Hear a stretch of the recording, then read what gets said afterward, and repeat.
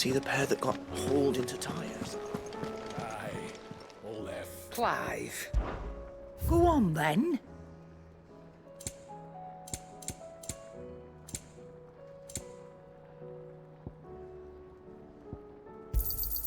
It'd better all be here. You'll not find a better price than that.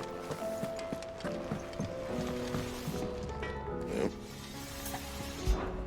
So, what'll it be?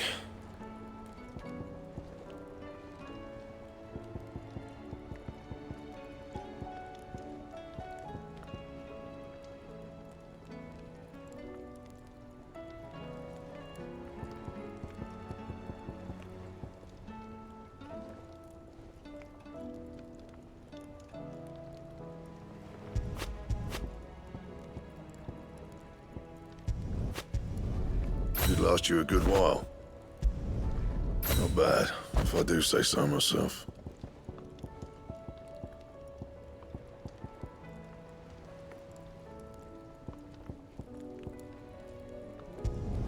Could last you a good while.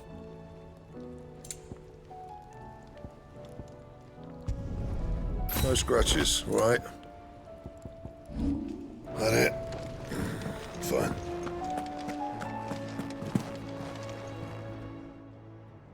Aye, it's a dangerous world out there.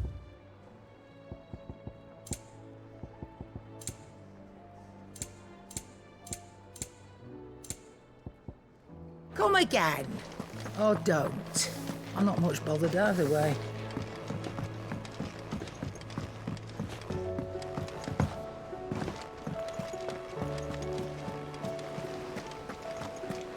Did you see that? Tell me you saw that. What are you making them skies then? Oh, Clive! Welcome to the Patron's Whisper. The Patron's Whisper? Does that mean someone else is taking care of our friend's donations? Oh no, that's still me. It's just Karen has her toll, Blackthorn has his hammer. I thought a new name might liven things up. I still catalogue every item that arrives, in addition to setting aside those tokens of appreciation the sender has specified are to be presented to you personally. Would you like to see if we have any?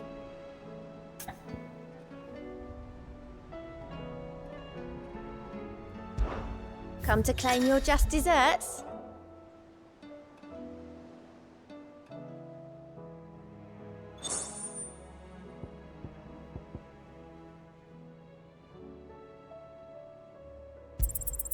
Here you are.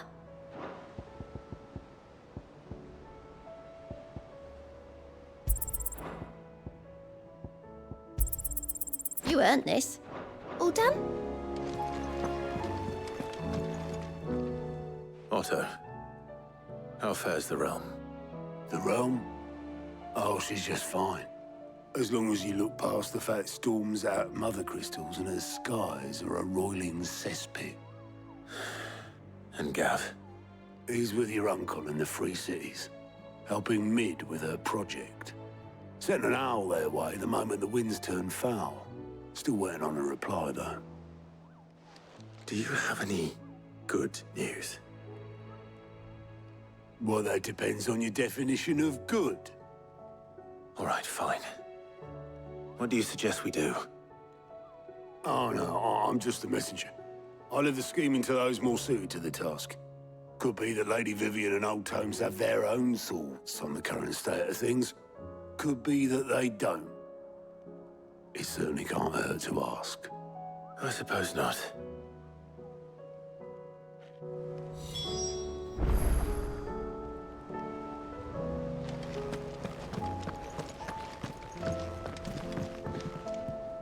How is it that every one of your little excursions presages some inexplicable catastrophe? Not that you are to blame for the Dominion's fate. No one could have predicted the actions of the Crown Prince. I'm sorry I couldn't save your home. My countrymen are stronger than you think. A few toppled clock towers won't break their spirits. They'll be back on their feet in no time. I hope so. look at us. Bluer than a pair of bog crabs. Tempting though it may be, sulking will not help us find a solution to this mess. You believe there's one to be found? I don't know. But I am certain we're more likely to find it if we first examine the facts.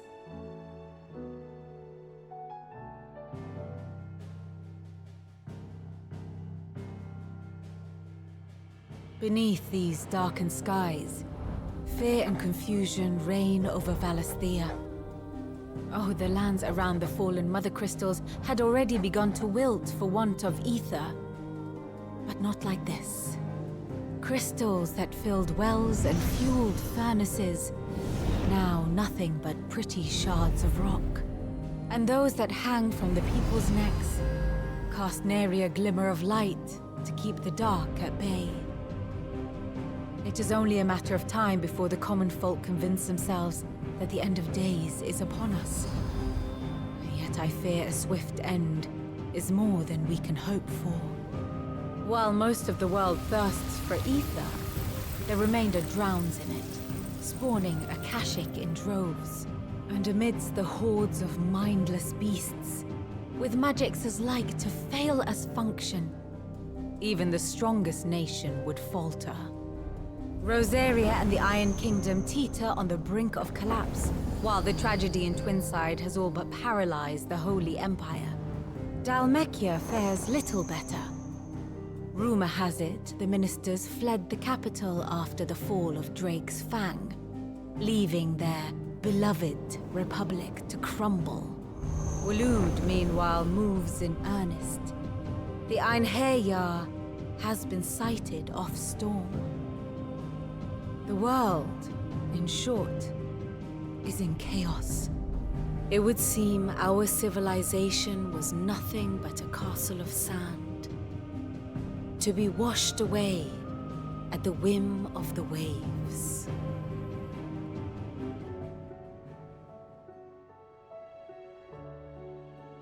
A castle of sand. Not my best flourish, but it seemed fitting. The reports I've received are considerably more blunt in their appraisal. Without the protection of their nations, it will fall to the people to defend themselves against those who would take what is theirs. Which is only ever going to end one way. Defending a farmhouse against a band of chocobo thieves is one thing, but pitchforks and palisades will do little to stall an army's advance. Should the King of Waloed deign to invade, there would be none to stop him. None but us.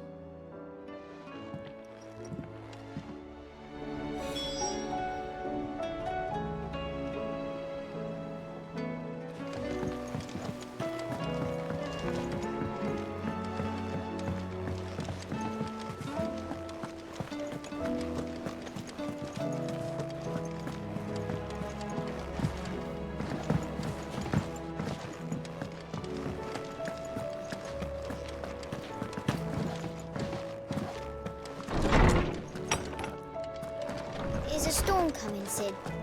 Will there be thunder? Let me guess. You're here about the skies. Is there anything you don't know, Lawsman? It doesn't take a court astrologer to augur the obvious. As for what has disturbed the heavens, that, I believe, is a question the Fallen might be better placed to answer than I. And on the 6th day, did the gods tear the sun from the firmament, visiting darkness upon their prideful sons and daughters. But I dare say you remember your childhood lessons on the sins of Zemeckis only too well. You think they're connected? That Ultima was one of the gods responsible?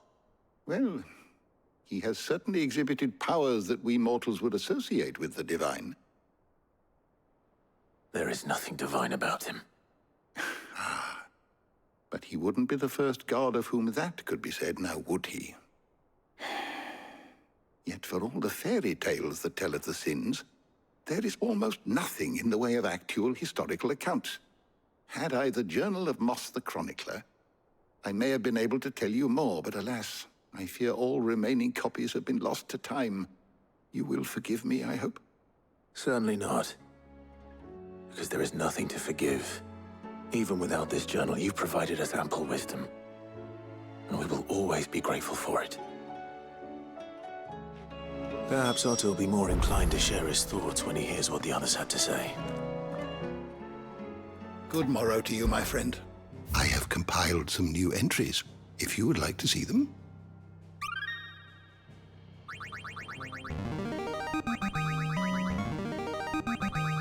Now this, I believe you will find most interesting.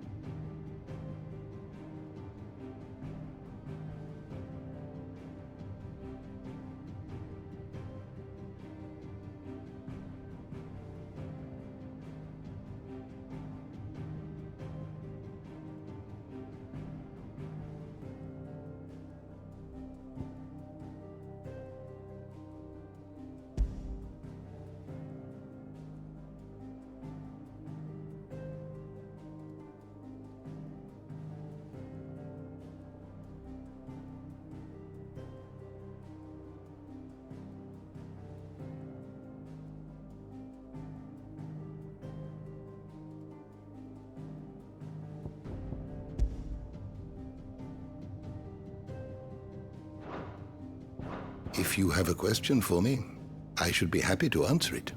Did you learn everything you needed? Is a storm coming, Sid? There be thunder? It seems the hideaway's lost its appetite.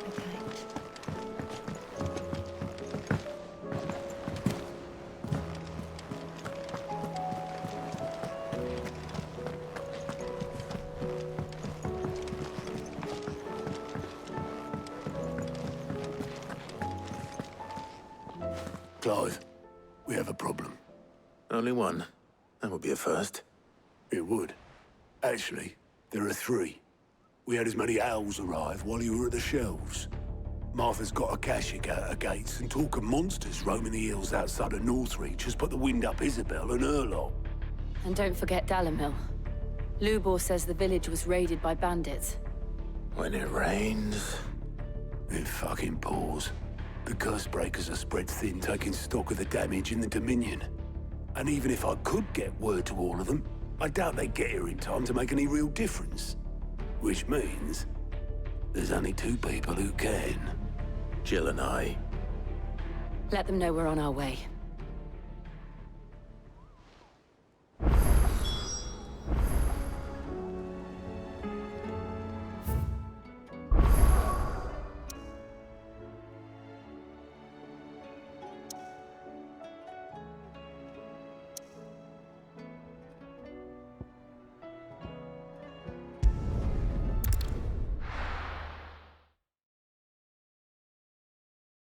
First we find Isabel.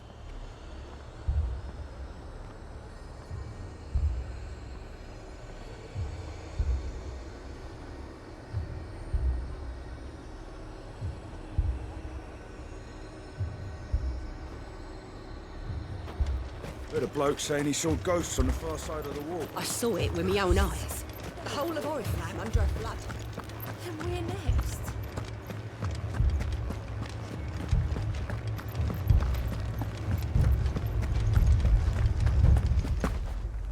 I can't do it. I can't. But you can.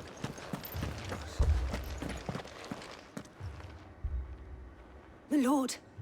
My lady. We received the dame's message. There have been sightings of strange creatures, I understand. With the blue eyes. Yes. Like a Kashik, but different. They've taken so many. I've lost count. Akashic, but different. Ultimus thralls. And what of your mistress? Is she here? Oh, no. She went to the garrison to ask what they were planning on doing about all this. Then we'll look for her there.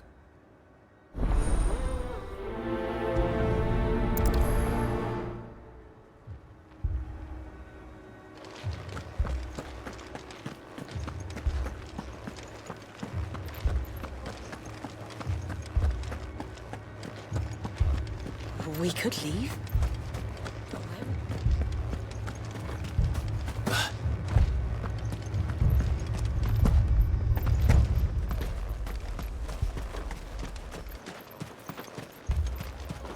Madame, please!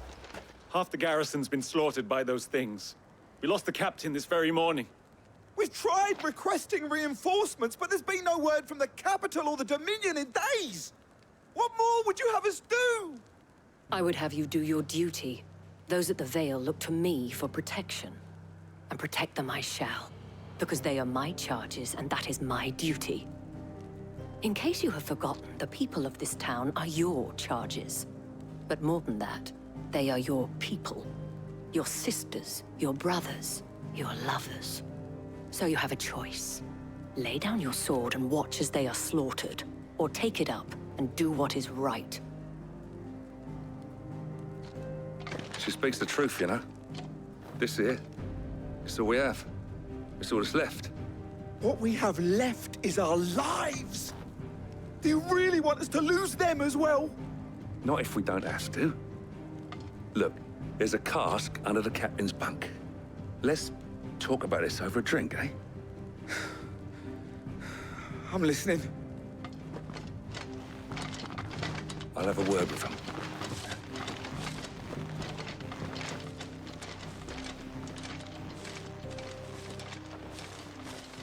Ah, Clive. I didn't expect help to arrive so quickly. And sought to take matters into my own hands. It was a noble effort. But I thought you might still need some support. How like you to consider my needs. What we need to consider is where the creatures came from. The way the survivors speak of them, one would think they appeared out of thin air. And perhaps they did. It's hard to know what to believe these days. We'll talk to the survivors.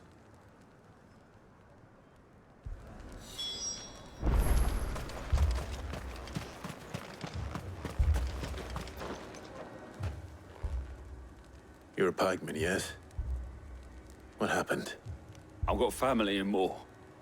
I heard the flood was spreading, so I went to see if they were all right. And a pack of them glowing things found me in the meadow. I ran for my life. I never did get to the village. Leave that to us. Don't leave me, Pa. That thing? Did you see the creatures that attacked you? Creatures? Yeah, they came out of nowhere. They went for Joseph first, then me, and then they were just gone. Do you remember where you were? On the road from Oriflamme. We just passed Moor when... Where's my Joseph? It's all right. Just rest now. At least we have an idea of where the thralls might be now. We should head for more.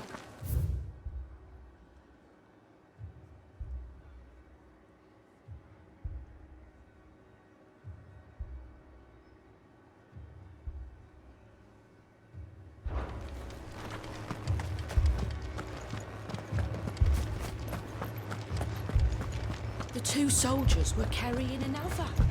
He didn't have any legs. It was all they could do to escape. They just left the bodies there in the flood.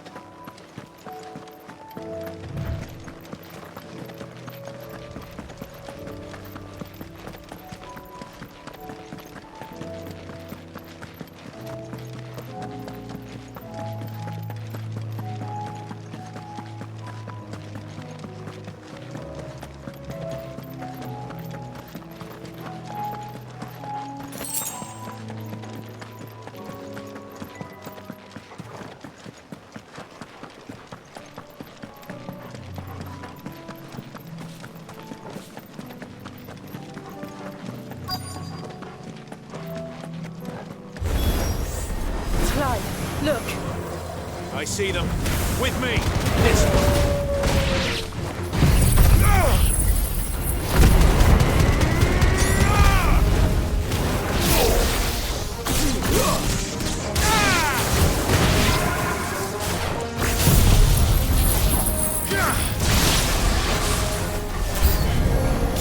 Should I try?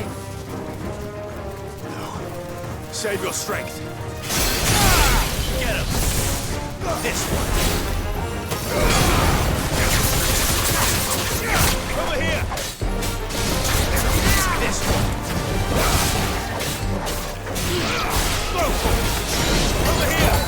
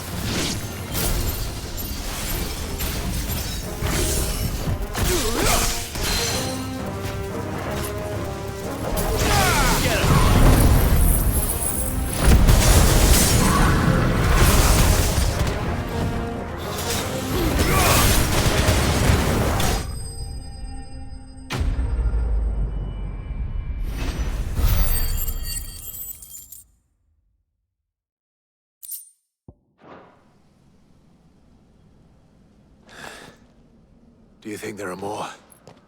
There are always more. But I'd say we've done what we can for the time being. Then we should let Isabel know.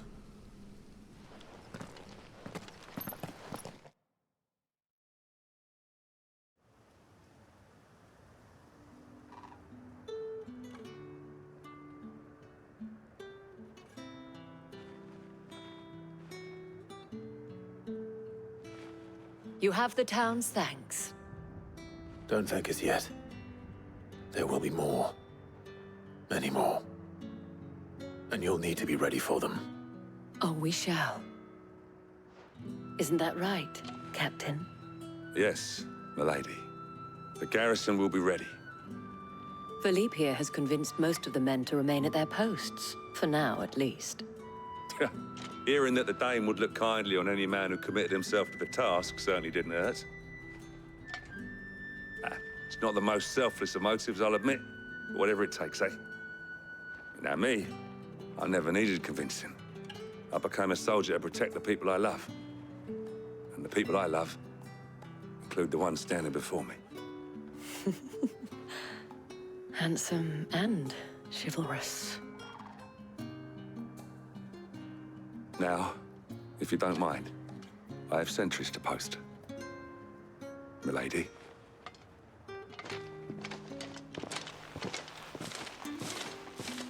Lest you wonder, I'm not foolish enough to believe that this has solved all of my problems. But it has solved one, and that's one fewer than I had this morning. Thank you again, Clive.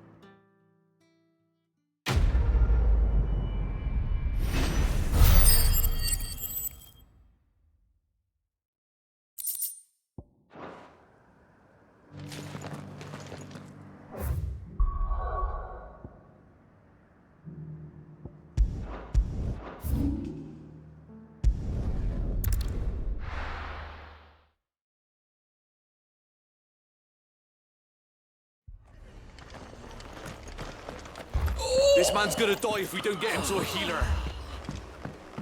But all our beds are taken. Martha.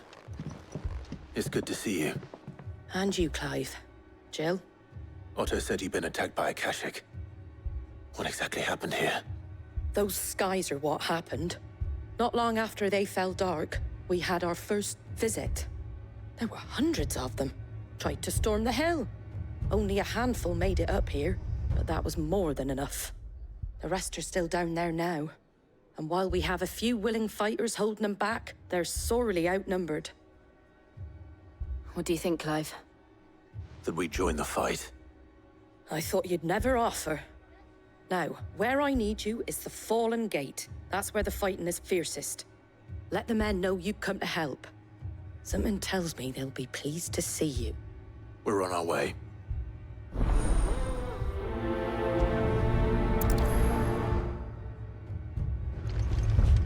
Do you think there are as many as Martha says? More.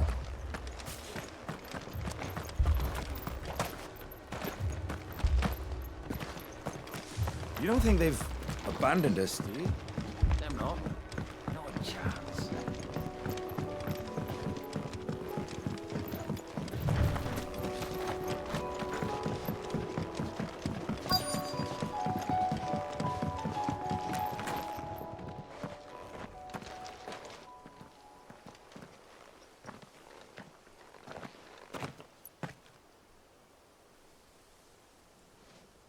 Clive, wounded.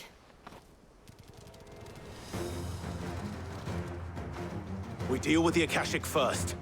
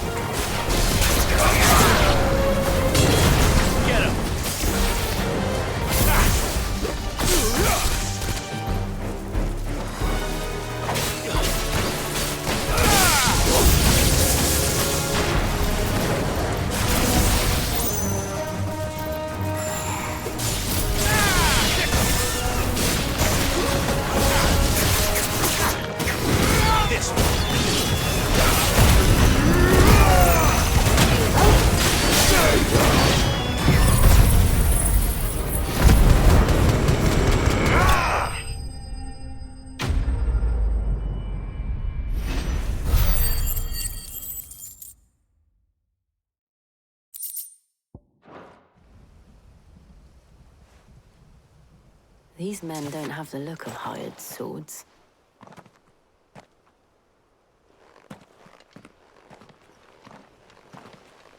If you've come to rob this place, You are mistaken, my Lord Rosfield. We're here by Madame Martha's leave. how do you know my name? Forgive me, my lord. There wasn't time for introductions. We're with the Guardians of the Flame. Wade's men? But how did you come to be here? Where is your commander? Sir Wade left earlier with a scouting party to find out where the Akashic were coming from. Did he? Take your wounded back to the inn. Martha will see you're looked after. We'll join you anon.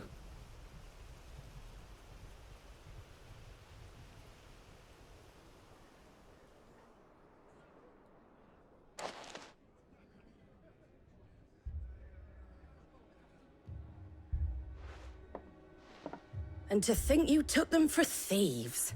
A fine reward for holding off the horde, that is. When did Wade and his men arrive? Not long after Rosalith fell. The Guardians asked me to shelter some of them that had lost their homes. They were making ready to leave just as the skies turned, and we agreed it was best we stuck together. Martha! Trouble! The scouting party's almost at the lift, but they got a pack of Akashic snapping at their heels! And they got wounded with them! They're not gonna make it! Damn it all. We'll worry about them, Martha. You look after everyone here. If any can still fight, send them to the lift. I will. You two be safe now.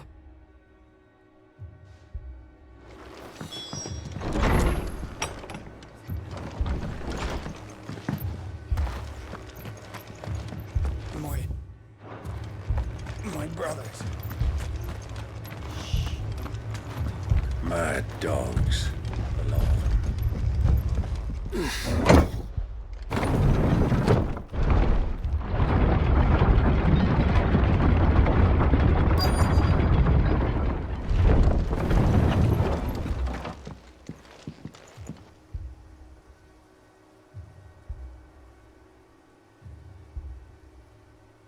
Squire, I need you to get those who can still walk up the lift to Martha's. But what about... I didn't ask, Oscar. Sir. Sir Wade. Lord Rosfield. If you aren't a sight for sore eyes. Martha seemed to think you might need some help. And by the looks of it... We thought we could sneak by them. But we didn't know there would be so many. How could we have? Behind you!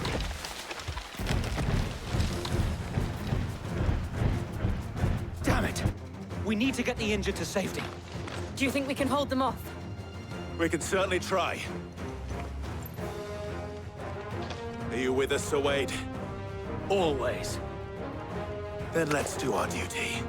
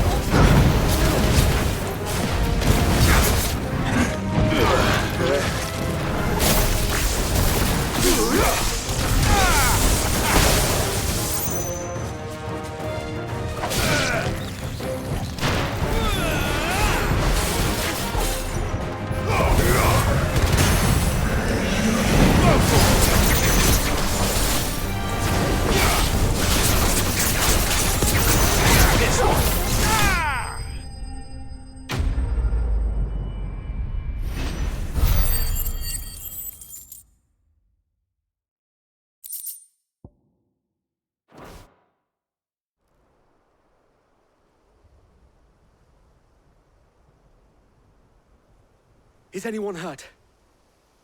I don't think so. And yet again, you've pulled me from the flames. It's just a pity I keep walking into them. You've never been one to shy away from danger, Sir Wade. Like any shield worthy of the name. I see you're all in one piece. Martha! Is something wrong? The lookout saw smoke coming from down Eastpool way. Too thick to be a hearth.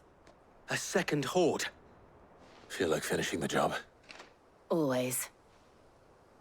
Jill and I will make for Eastpool. You'll need to move the injured without us.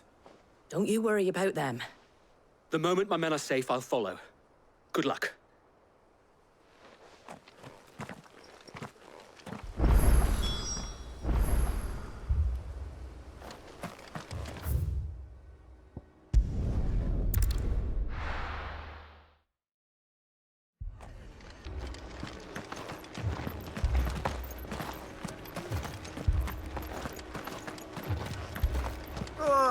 Just patch me up as quick as you can and get me back out there.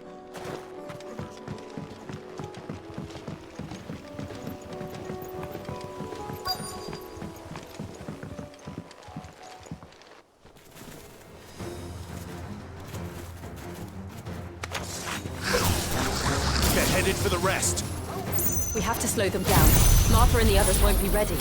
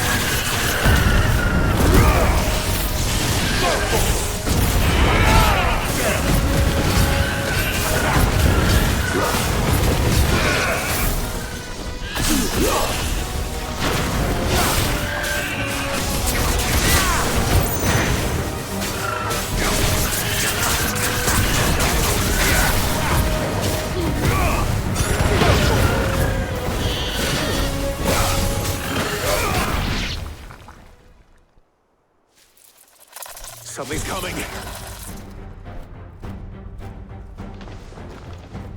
Apologies, my lord. Did I miss anything? Only the first round, Sir Wade. Shall we?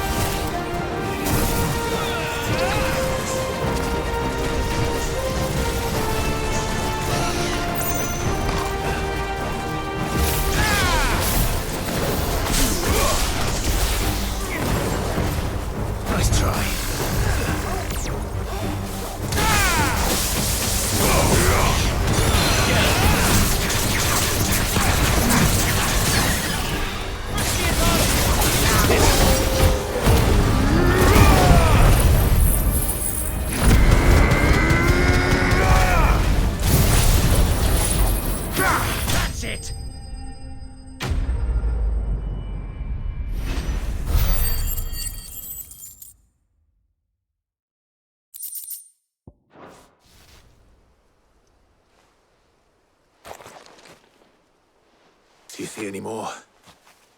No. I think that was the last of them. But it won't be long before the next lot arrive. Then we make for Martha's while we can.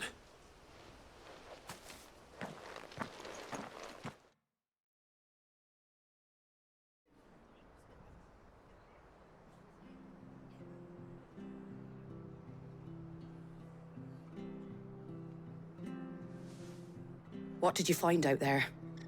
The same as Sir Wade. Scores of Akashic. Well, wherever they came from, they're gone now. Our lookouts say the lowlands are clear. Hopefully we'll have enough time to lick our wounds. How many of your men were injured? A damn sight less than if you hadn't turned up. Thank you. It was a hard-fought victory. But as long as the skies remain dark, I fear the Akashic's numbers are only going to rise. It's not a matter of if the Horde will be back, but when. And whether that's sooner or later, we'll need to be ready. The inn here affords a good view of the land, and is easily defendable. I'd like to make this one of our outposts. What do you say, Martha? You'd have more men to guard the rest. Well, when you put it like that, of course they can stay.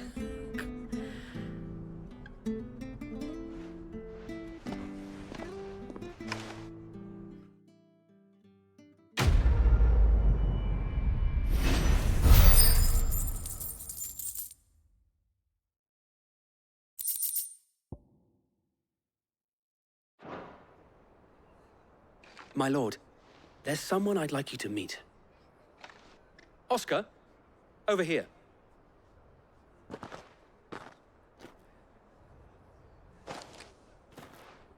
It is an honor to make your acquaintance, Lord Rosfield. I am Oscar. Oscar of House Murdoch. Murdoch? I wasn't aware the Lord Commander had children. Oh, he didn't. But his brother, my father, did. I am Sir Rodney's nephew. Well, go on, then. It's not for me to ask him. Yes, Sir Wade.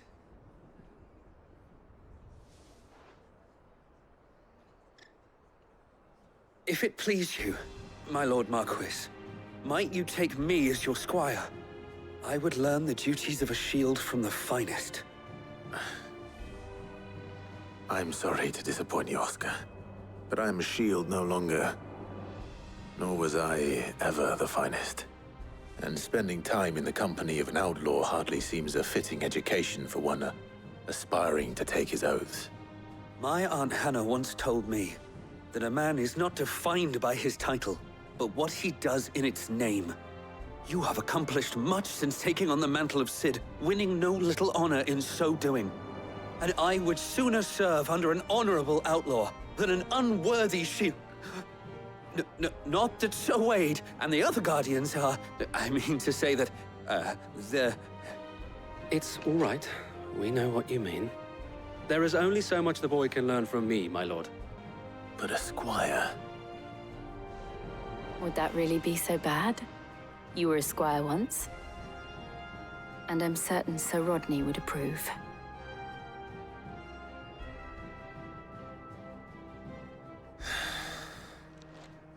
Know that I'll show you as much leniency as your uncle showed me.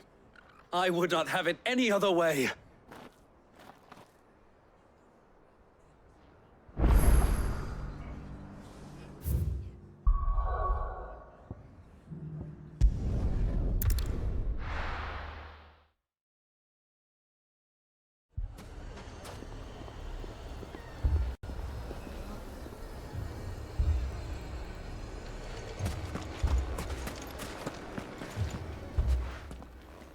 Cid!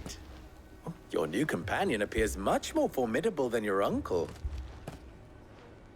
Should I be worried? Ah. You haven't been introduced. Jill. Clive has told me much about you. All lies, I'm sure. Your Stolas said that Dalamil has a bandit problem. Indeed. Although, you're a little late. They left with our food and guild days ago. Any idea where they went? The desert's a big place. Your guess is as good as mine. But the fact is, I have more immediate concerns.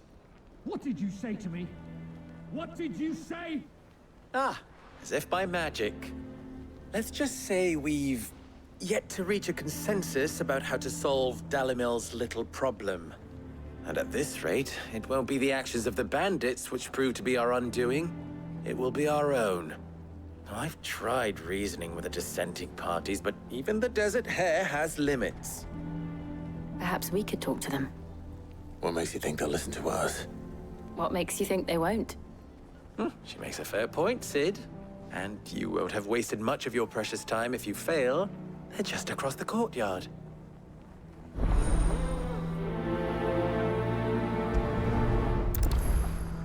Suppose we just follow the shouting.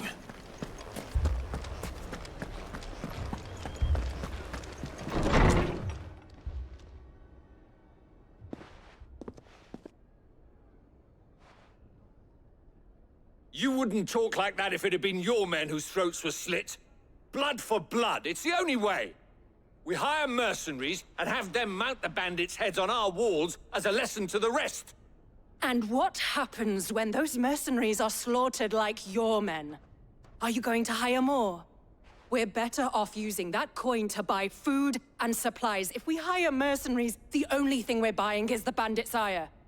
And you cannot fill empty bellies with that. Do you hear me? But what happens when they come back? Maybe it'll be your throat that's slit. That's enough. Both of you. Any more of this and I'll throw you out myself. Come back when you're ready to talk like adults.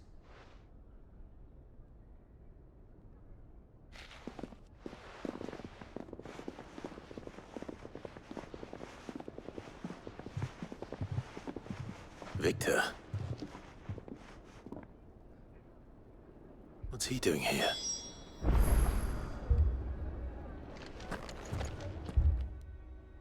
Sid.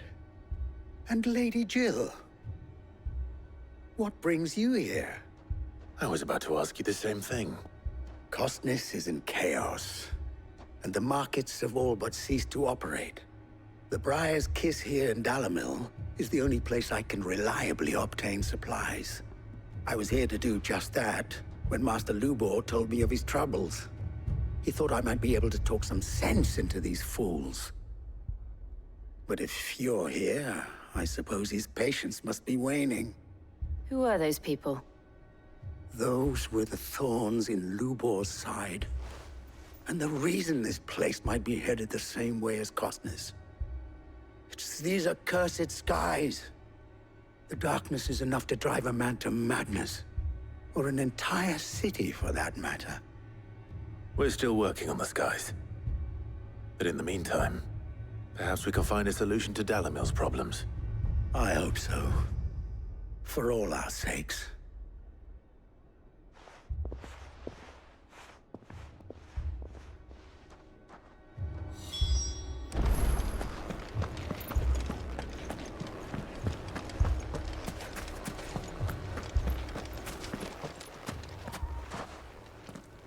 So, you see my predicament?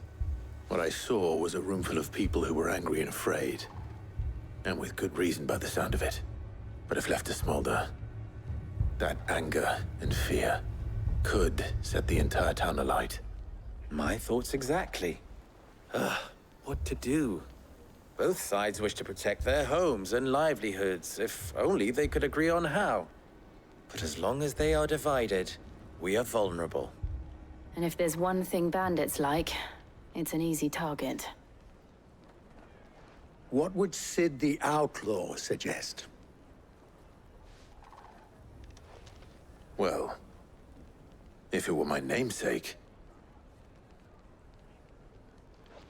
he'd let them choose for themselves, and be on hand to pick up the pieces when it all went wrong. That sounds like a recipe for disaster. A recipe for disaster is precisely what it is. But perhaps that realization would be enough to make them question the ingredients. While it's plain neither Conrad nor Natalie will countenance the other's proposal, it may still be possible to make them doubt their own.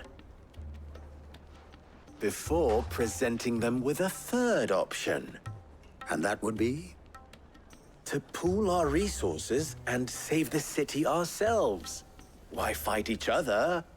When all that fear and anger can be directed at the bandits. It appears we have a plan of action. Victor, pay Conrad a visit. See if you can't convince him of his folly. I'll speak with Natalie. As you wish. Your faces are not well known in this town. That may prove useful. Don't worry, Victor and I will do most of the talking. You need only play along. Play along? What he means to say is yes.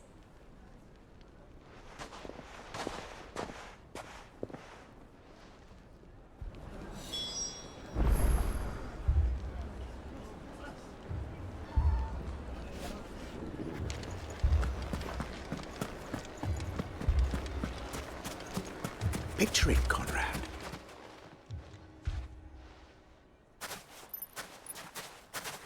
Ah, here she is.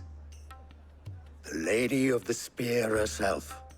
Conrad, may I introduce you to Jane, commander of the Red Wings, the oldest mercenary guild in the Free Cities. A pleasure, my lady. The pleasure is all mine.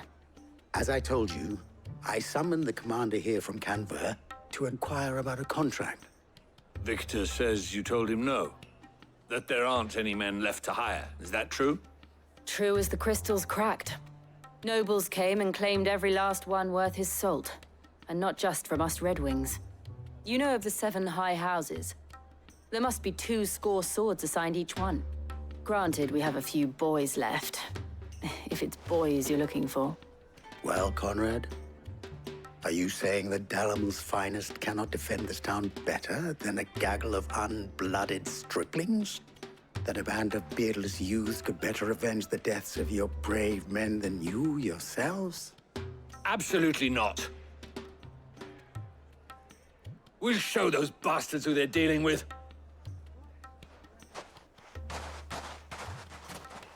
I can't believe that actually worked.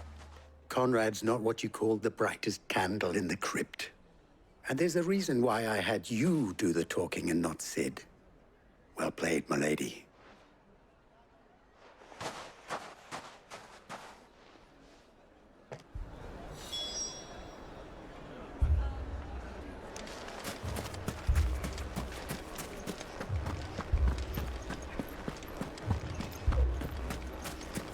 My shop. If I had my pickaxe, I would... I mean, it may still be possible to buy something. Ah, here he is now. Natalie, allow me to introduce Lord Underhill of Randalar's prestigious League of Merchants. Lord Underhill. At your service. Underhill? I was just telling the good lady of our conversation, my lord, and how you were lamenting the state of the capital's stores. Lubor says that not only are the granaries almost empty, but that war and the Blight mean this season's harvest won't be enough to fill them for winter. Indeed, certainly that is the case.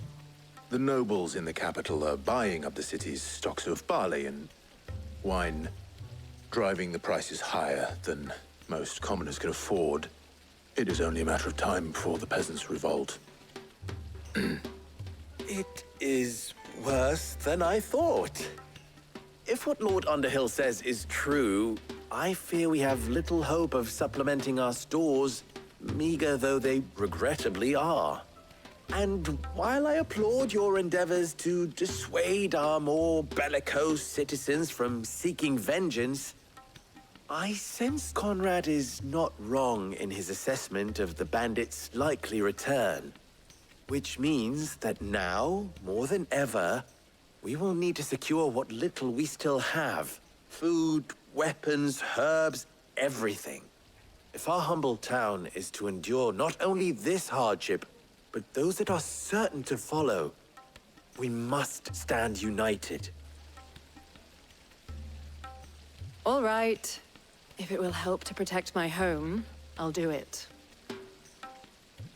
But you needn't have gone through this charade.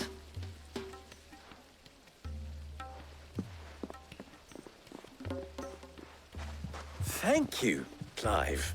Your performance was nothing if not workmanlike. She saw right through it. I didn't say it was good, merely that it produced the desired effect. Now, my scouts should be returning shortly. Meet me back at the Briar's Kiss, and we shall see what we face.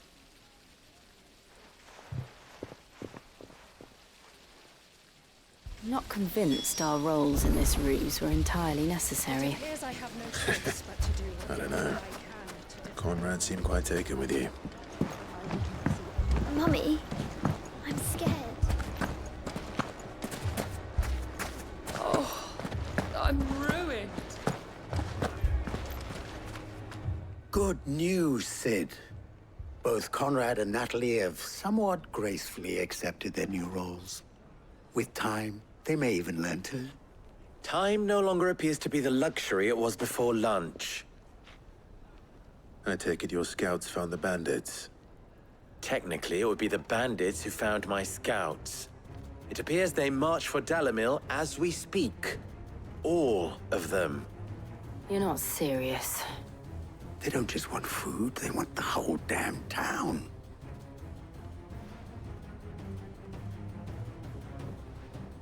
I have a favor to ask.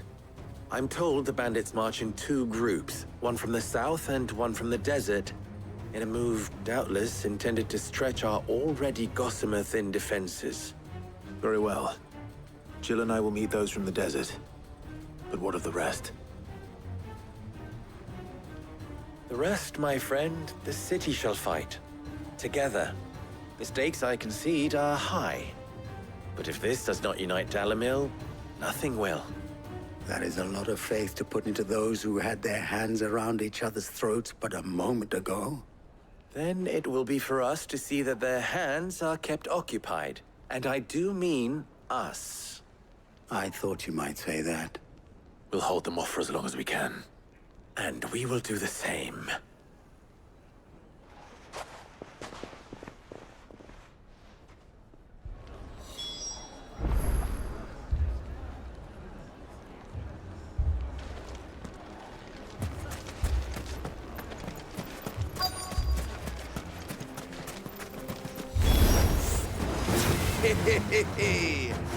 The women folk have come to welcome us.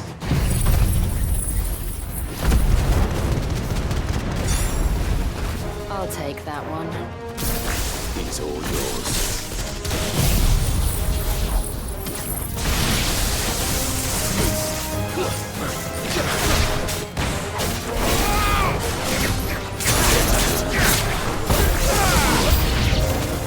They mean to overwhelm us.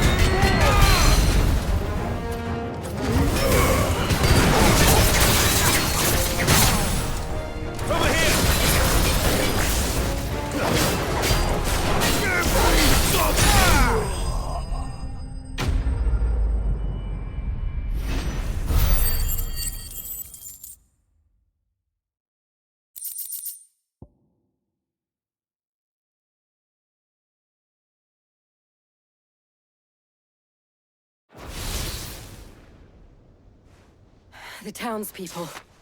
Could they have held out? I don't hear any fighting. What do you think? That we should hurry.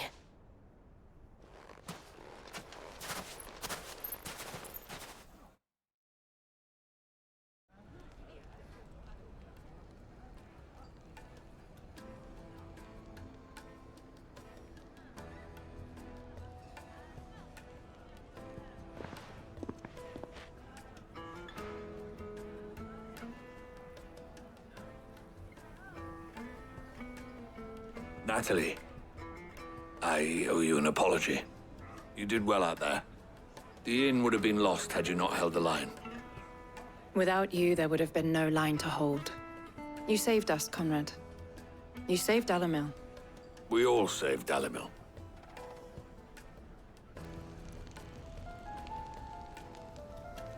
Conrad seems to have had a change of heart. I'd say they both have. I take it from your presence that our visitors from the desert won't be joining us either. Pity. The plan worked, Sid. Granted, it only took an army of bloodthirsty bandits at our gate. Calm now, Victor. Why quibble over the details? We are united, and that is all that matters. As for you, Sid, you fight considerably better than you act. I'll take that as a compliment.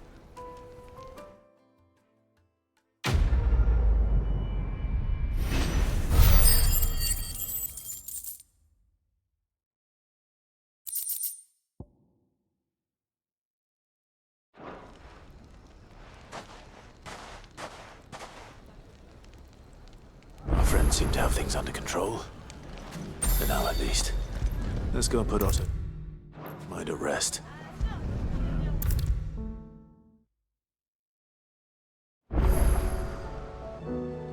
Was wondering when you turn up. Hellos from all our friends thanking you for your timely intervention.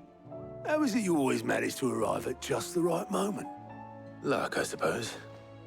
Any word on the rest of the realm? Let's see. Storm's still crying out for mother crystals. The nations are still in chaos. And the skies are still the color of a kick in the kidneys 2 days on. So... Right.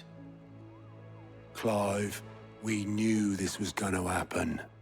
Well, not the bleeding skies part, but you take my point. Now's not the time to second-guess yourself. Now's the time to visit the infirmary. Tyre says your brother's awake. Thank you, Otto.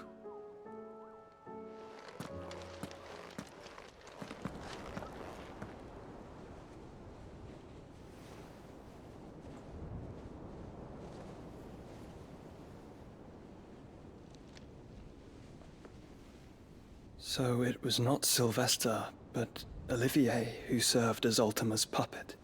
And when Dion learned of this, he sought to slay the fiend.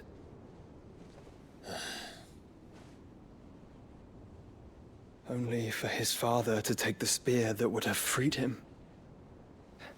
Enough to drive a man to madness. Small wonder he hasn't stirred. I would be afraid to wake. Had I but reached out to him sooner, warned him of the threat Ultima posed. But now, both an empire and her prince lie broken. Joshua, what do you know of Ultima?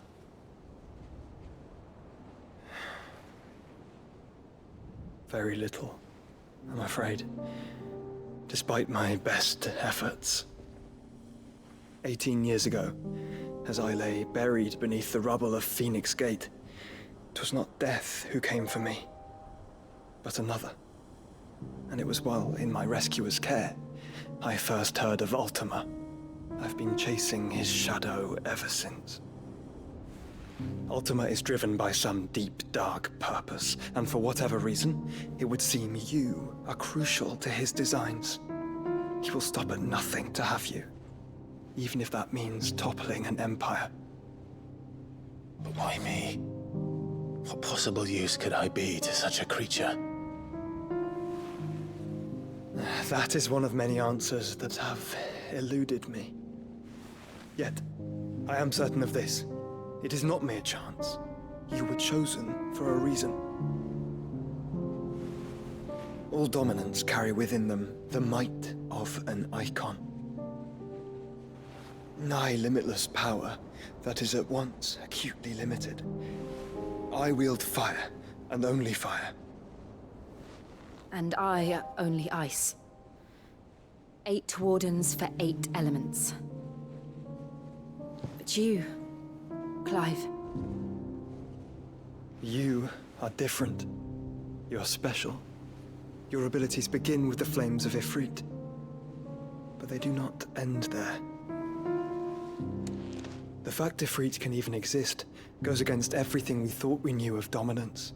Perhaps Ultima has been waiting for one such as you, whose potential is truly limitless. I've encountered that thing several times now. If it or he, as you say, needs me, why hasn't he claimed me as he did the boy? Were I to hazard a guess, I'd say the two of you are somehow incompatible. His mind not properly attuned to your body. His mind? Mind, awareness, spirit, call it what you wish. But I believe Ultima to be an embodiment of the concept. It is why I struggle and fail to contain him here inside me. I'm sorry. Inside you? With every setting sun, I feel my strength wane. And though the Phoenix's flames mend the prison I have made for Ultima, they do so at a cost. We must find a means to bring an end to him before I meet my own. What were you thinking? It was that or let him take Clive. And I've always had a soft spot for my brother. But that doesn't mean you should sacrifice yourself to save me.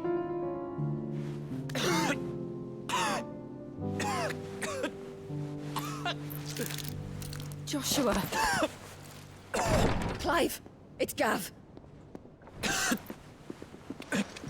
There's an army of Akashic at the gates of Canver.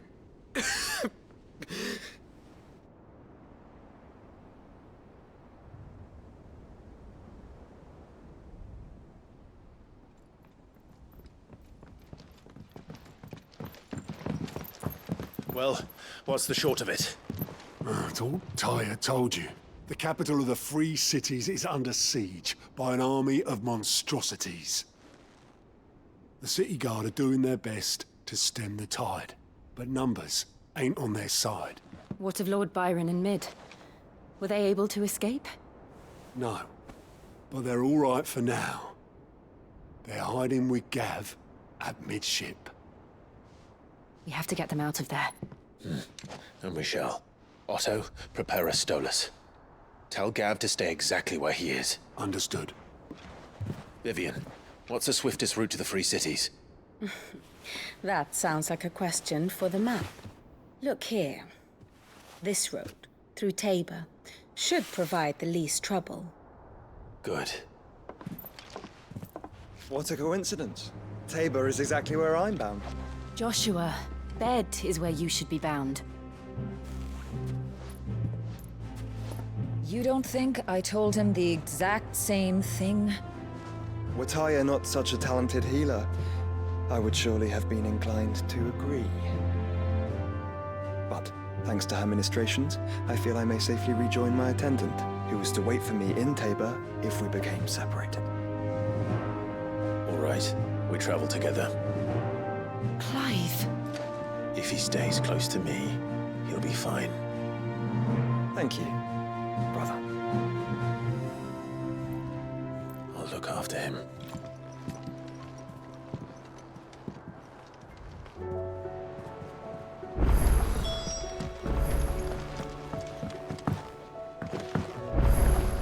Did you see that? Tell me you saw that.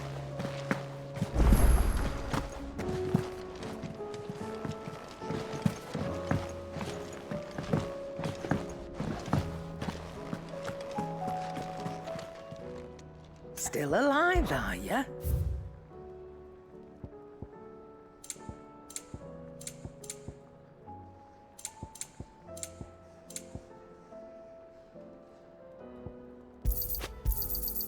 You're rubbing me blind, you know. Seems the hideaway is lost its... Here, you put me in this situation, Clive. You can bloody well get me out of it. I need a hand with a recipe. Are you sure it's me you're looking for? I'm not much of a cook. I'm all the cook will be needing, thank you very much.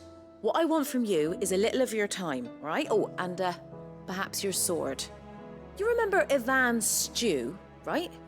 Well, despite the look of the thing, and that awful stench, people wolf it down. So I thought I'd try making one of these supposed masterpieces myself. Had a peek at the book and gave it a go, but, well... It wasn't as straightforward as you'd hoped. Ivan had the same problem. Yeah, but this is my blimmin' kitchen, and I will not be outdone. So if you don't want to be seen as playing favourites, I suggest you lend me a hand. I've never been one to play favourites, Molly. And I would be only too happy to lend you a hand. So, what's on the menu this time? A fried mortress of skyworm. That's one heck of a name, innit? Recipe seemed easy enough to an old hand like myself. Thought I'd followed it to a T. Only, turns out skyworm livers and drake's mint are not what I thought they were. At least I hope they're not, given the rancid mess they made. Ivan said the recipes in the culinary pilgrimage date back centuries. Who's to say the ingredients even exist anymore? Wow. That's a question for a scholar, wouldn't you say? Perhaps you know of one? Kindly old fella who haunts the shelves, maybe? Fine. I'll go and speak to Harpocrates. Perhaps he'll know something. And if he does, I'll see if I can find your ingredients for you. You do that. Lest we forget, you've got a reputation to uphold.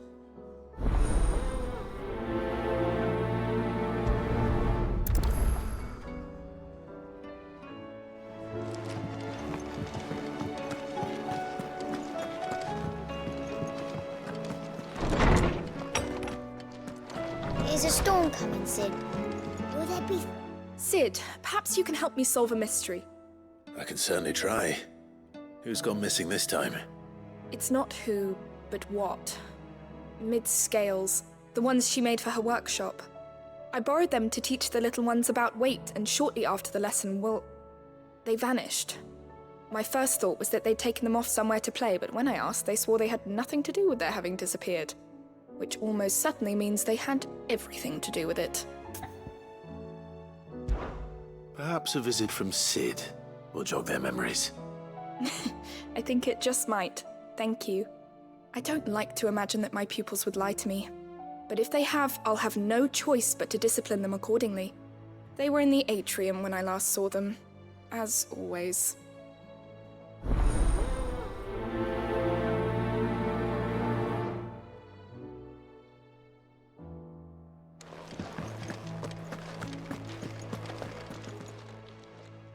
Lawsman Harpocrates. I've come to pick your brain if you don't mind. It's about the book you lent Ivan. Ah, Valisthea, A Culinary Pilgrimage, a classic. One of my favorites, in fact. The young man did a wonderful job with the Chance's stew. I do hope we shall be able to sample more such marvels in due course. That's actually why I'm here. I don't suppose you know where I might find skyworm livers and drake's mint. Ah, so the fabled Sandbrequois delicacy is next on the menu. Delightful. The descriptions of fried mortress never fail to make my mouth water. Now, skyworm is a somewhat antiquated name for the wyvern, their ground livers being the paste from which the mortress is made. Dragon livers. How very Sandbrequois. One would have thought the disciples of Bahamut would have a touch more reverence for their Eikons brethren, but apparently not. I believe the specific dragon the recipe demands is the blueback wyvern, said to be the very color of the sea beside which it resides. So we know where to look for our liver. But what about the drake's mint? Saint's bonnet in contemporary parlance, a herb which grows along the North Reach coast. I gather that one can locate the cheerful yellow flowers by their heady scent alone, so I'm sure you'll have no trouble finding them. I may add that people once believed game was best served with the flora that sustained it in life. in which regard fried mortress of skyworm is undoubtedly a typical dish of the time. Meaning that if I find one, I find the other. To Northreach, then. Best of luck, Clive. And do save me a bite once the dish is complete.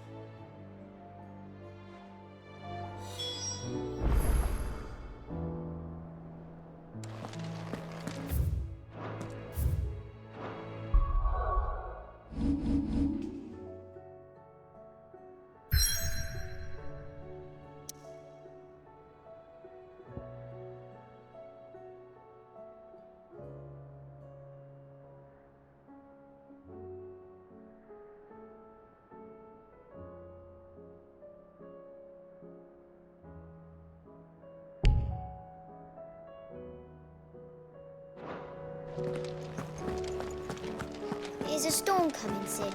There'll be thunder. It seems the hideaway's lost its appetite.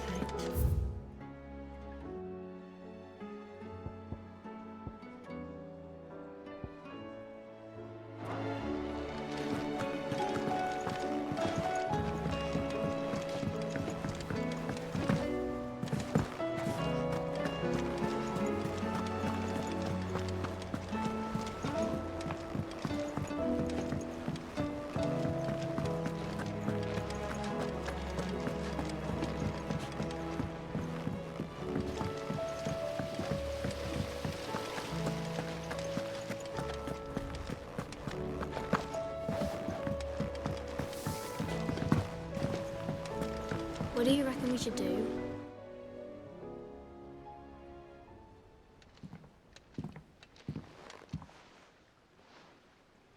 Sid! Hard at your studies, I see. And what is that? It's not a set of scales, is it? No. Of course it isn't. Well, not anymore, it's not. Oh! And just how long hasn't it been one? We're sorry. But we didn't break them. We dismembered them. Just like Miss Mididol showed us. Miss Mididol?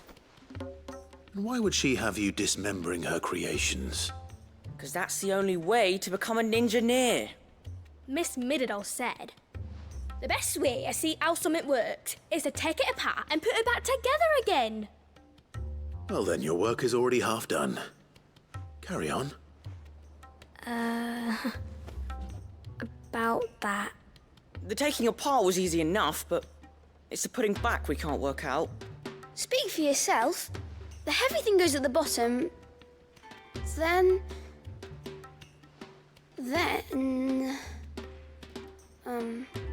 You three need to learn to take responsibility for your actions.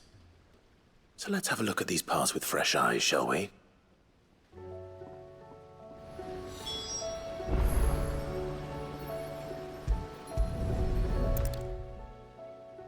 All right. Everything here was once part of Miss Mididol's scales. Every piece has its own role to play, and each is just as important as the others.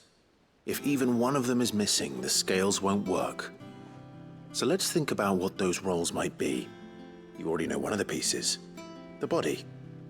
Its role is to support everything else. But what of the others?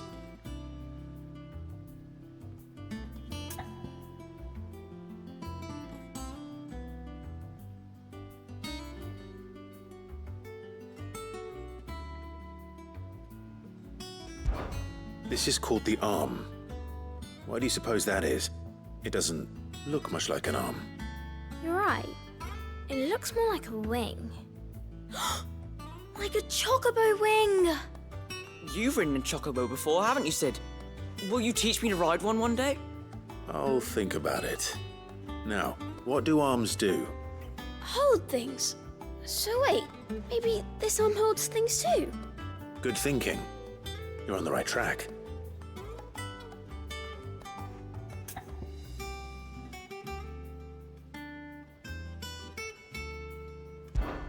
These round parts are called the pans. You all know what a pan is, don't you? I do. Molly uses them in the kitchens to fry bangers. But these aren't for frying bangers, you idiot. They're for weighing stuff. But what if I wanted to weigh Goots? I don't think he'd fit on that little thing. Probably not. What are the chains for? Holding the pans up? Well spotted. Which means something must hold the chains up in turn.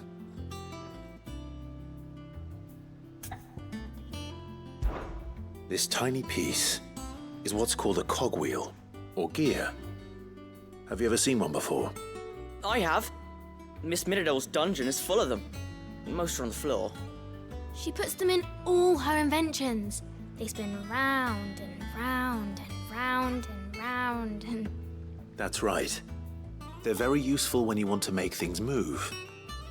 Do you remember if there was anything on the scales that moved? I remember the arm moved when I tried weighing an apple. And then somebody ate it. It's not my fault. You shouldn't have tried weighing it before lunch. We know what part's supposed to move and how it's supposed to move. So, let's put the pieces together first, see what doesn't move, and then stick the cogwheel to that. Not a bad idea. You see? It's not so difficult. So, now that we've taken stock of the parts and learned what they do, what do you think? I think we've got it. Then here's what we'll do. You tell me what goes where, and I'll put the scales together. Well, obviously you need to start with the body. All the other pieces fit onto it, don't they? And the arms go on the body, just like real arms. Or wings, if you're a chocobo. And then the arms hold the pans by the chains. Very good. Let's see if that works. All finished.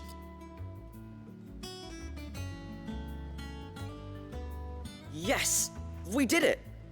Well, with Sid's help. Oh, I just put the pieces together.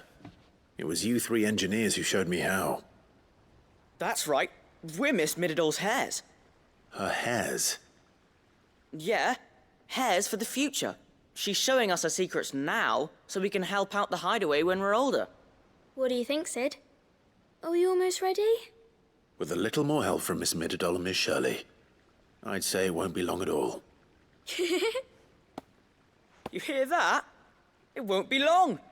Until then, though, do try to be honest with Miss Shirley.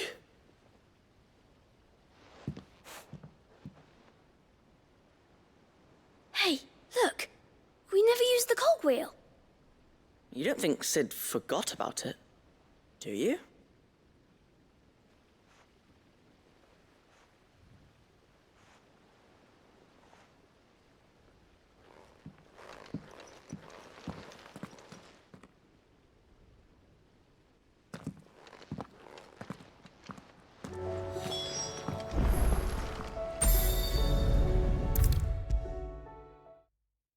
Is a storm coming, Sid?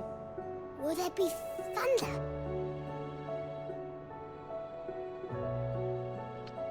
Well, did you solve the mystery? It was as you thought. The children had the scales, or the parts of them at least. They dismantled them to see how they worked. Oh, no, Mid will have my head. Thankfully she won't. This might even have been her idea. Although I was the one who ended up teaching the lesson. I'm so sorry, Sid. I know how busy you are. I shall see that the children are properly punished. Please, there's no need. Mid seems to have taken the three of them under her wing. She's even calling them her heirs. She'd have them follow in her footsteps. And her father's. I see. Sid, do you know why Mid has been spending so much time at the hideaway of late? She told me it was because her studies have been interrupted by events in Canva. Is that not true? No, it isn't. The university offered her a commission. In exchange for full tuition, room and board, they asked her to oversee the design of several new war engines. To anyone else it would be an opportunity, but to Mid, who lost both her parents to war, it was a bitter pill. One she was none too keen to swallow. But that should come as no surprise. She's only ever cared about bringing people hope. The very last thing war can be said to do. Which explains her heirs. She's working to give them a better life. And so should I. What's the odd engineering lesson? Oh, you've given them far more than that. And I'm sure they're very grateful.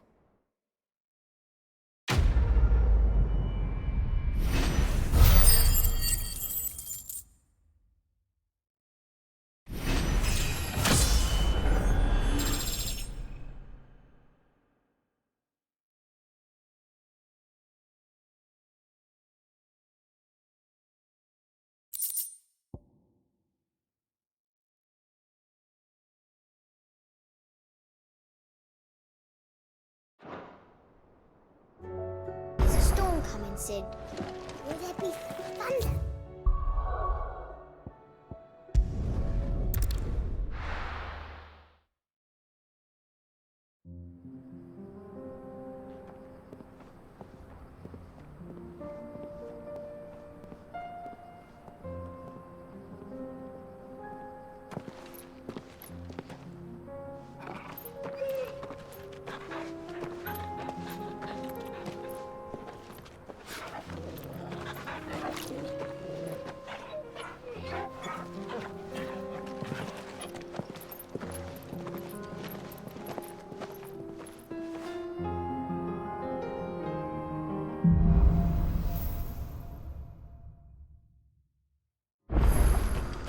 It's like a dream.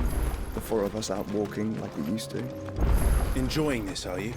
Gav and the others could be in danger as we speak. You're right. I'm sorry. Yo.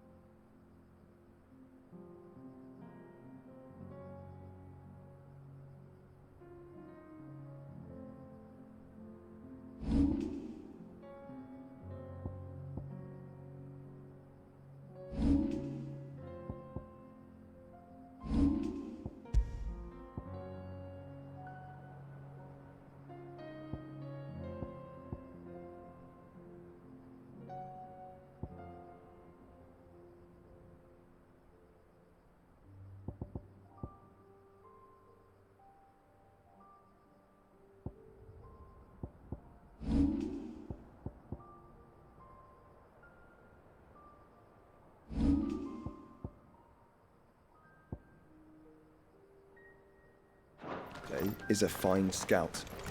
If Candle was attacked, she will already have begun gathering information. Tabor isn't far. We should pick up the pace.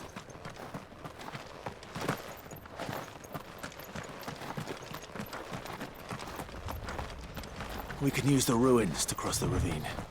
Assuming they would allow it, the Echoes have a will of their own.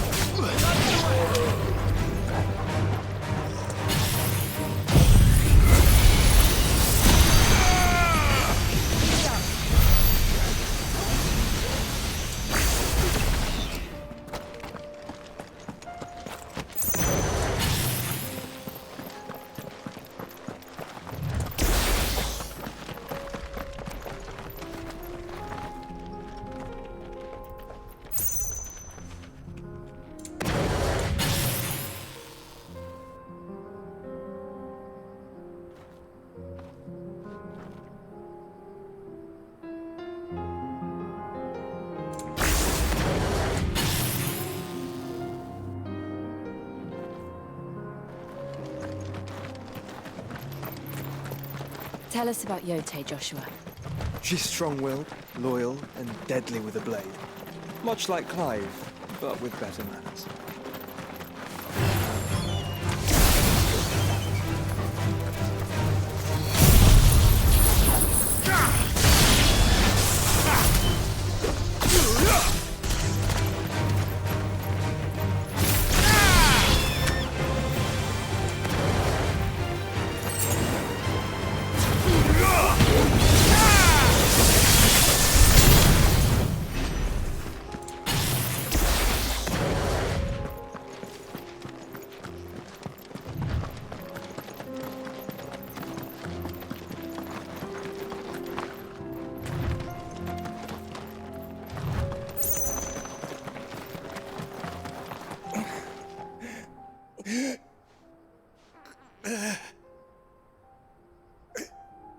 You're injured.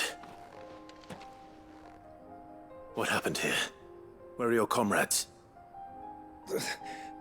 Ether flood. Up ahead. It swallowed our camp while we slept. My own men did this. Turned every last one of them. There's a village not far from here. Tabor. The people were kind to us. It's only a matter of time before they won't stand a chance. We can't let those monsters reach the...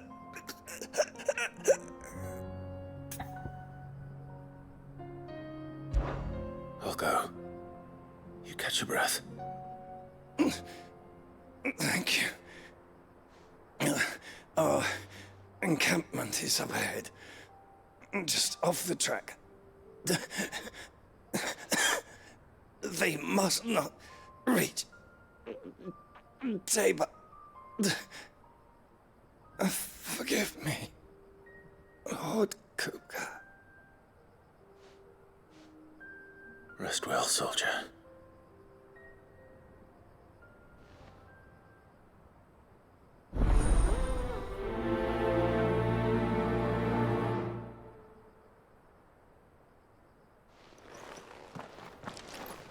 You said the encampment was close. Let's hope the Akashic are still there.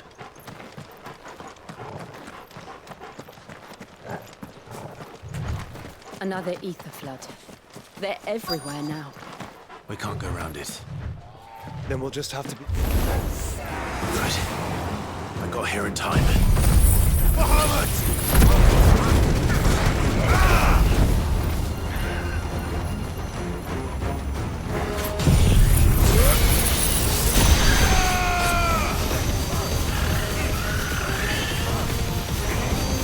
All yours,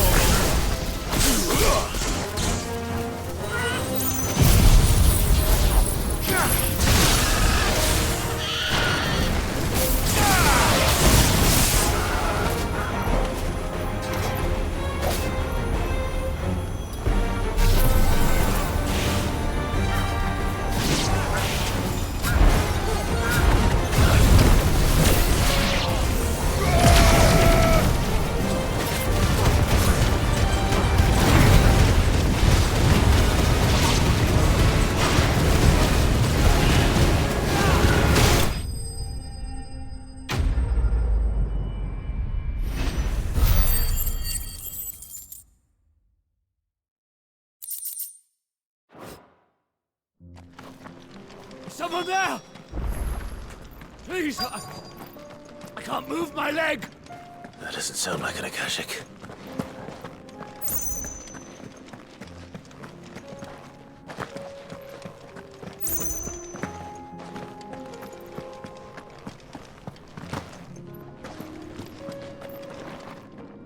You're with the battalion? I am. I heard the fighting. Are the others? Taken care of. One of your brothers in arms told me what happened and asked for help. Another survivor? Where is he? Tell me. His wounds were too deep.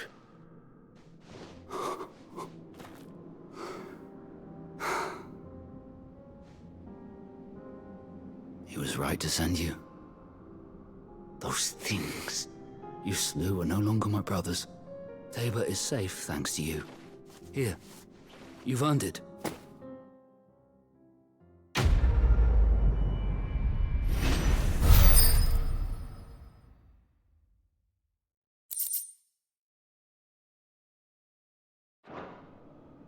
You seem familiar.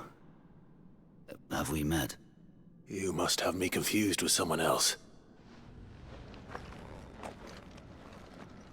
Wait. That scar. Son of a whore. You're Sid. I was there, in Cosnis, when you killed my brothers. I was there in Rosalith, when you killed my commander! My war with Hugo Kupka is over. I bear no ill will toward those who followed him. And what of my ill will? Coward! Draw your steel. Lord Kupka shall be avenged!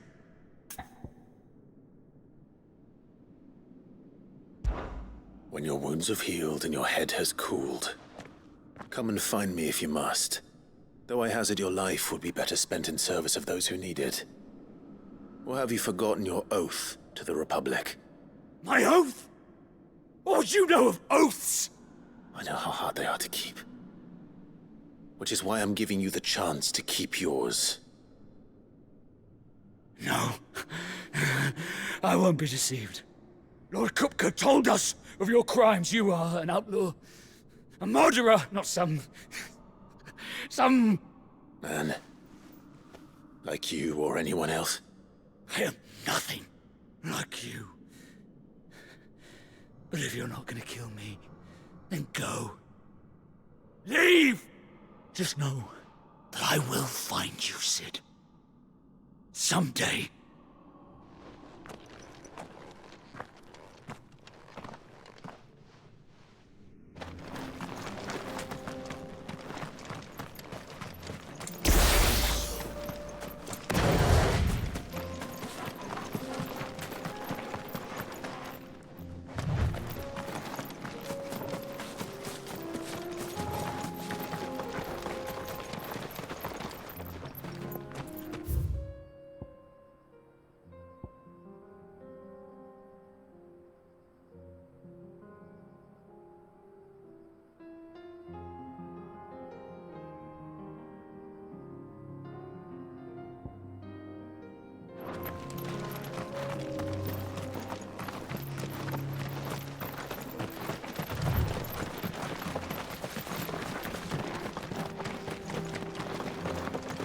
Have care.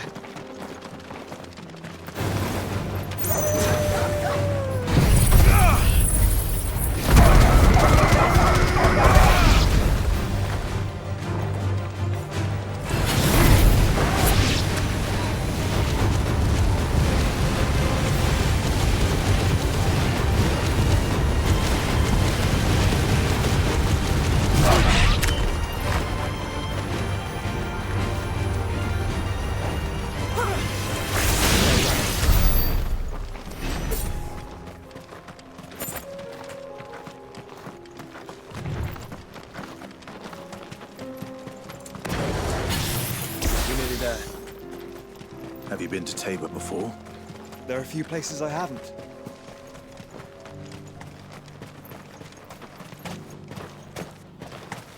Where now, Joshua? There is a residence just inside the city gates. She awaits us within.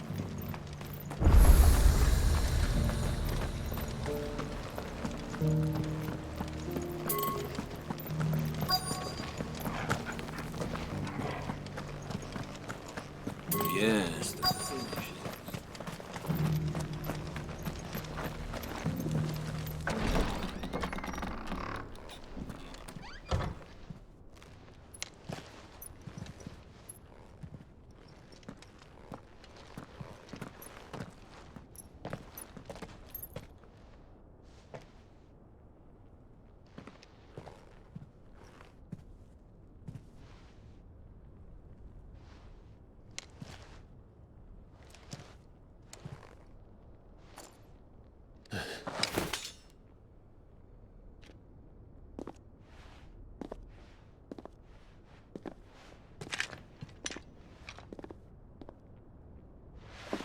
My Lord Marquis, it is an honor. I am Yote, Knight of the Undying, charged with the protection of His Grace Joshua Rosfield, Keeper of the Flame of the Phoenix. Of course. It all makes sense now. Would you care to elaborate? The Undying are loyal servants to the ducal throne. Or more specifically, to its heir. They have served our family for generations, albeit from the shadows. Since their inception, they have been tasked with the preservation and enactment of the rites of ancestral communion. After the events at Phoenix Gate, it was the Undying who delivered me to safety. And since the day I left Rosaria, Yote has been my constant companion and protector. Without her sword, I would not have survived my journey across the realm. Rise, Lady Yote.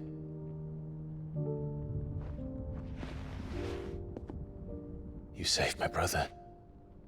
I owe you a debt I can never repay. I but did my duty. Come now. Tell us what you've discovered. Your Grace. It is as you feared. The vessel we spied off the coast of the Crystalline Dominion on the night of her fall. It was the Einherjar. Beyond any doubt.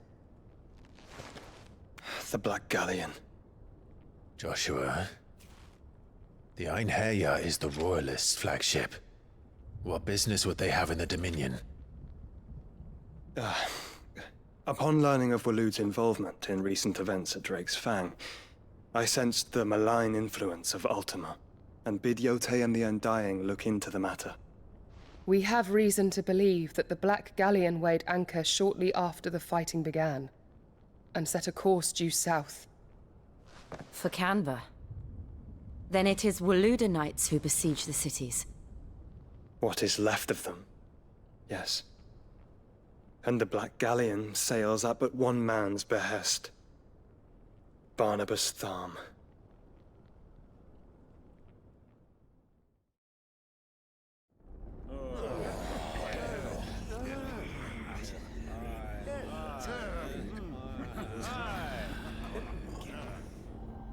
But are we truly safe here in the Agora? The city guard have been paid, if that's what you're implying. All the more reason for them to run. Well, you are free to leave, Lord Minister. Markets abandoned, warehouses aflame, blackened hulls choking every port in the capital. Canva is ruined. The realm teeters on the brink of chaos, and all you can think about is commerce! Forgive us. We were not aware Dhalmekia now subsisted on charity. How dare you!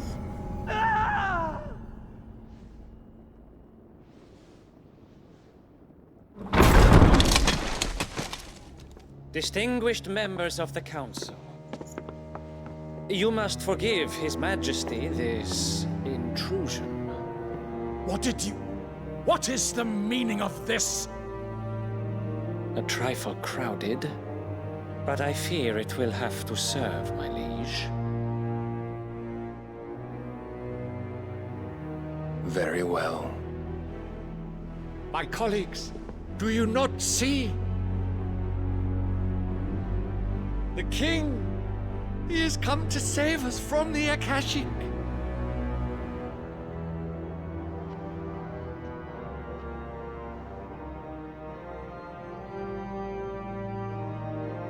He is a gift from the heavens, divine intervention, our very salvation. And of course, if it is compensation he requires, we would be most willing to negotiate a fair price for services rendered. Fools! Your ignorance unbecomes you. Your Majesty, correct me if I'm wrong, but I would swear that the fiends washing the cobbles of Canva with the blood of her citizens wear the colors of Waloed. Ha! So you do not deny it. Guards, fetter them, and see our guests to the dungeons!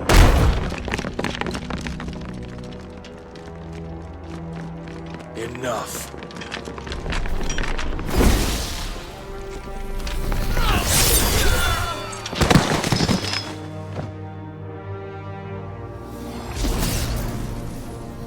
Pathetic creatures.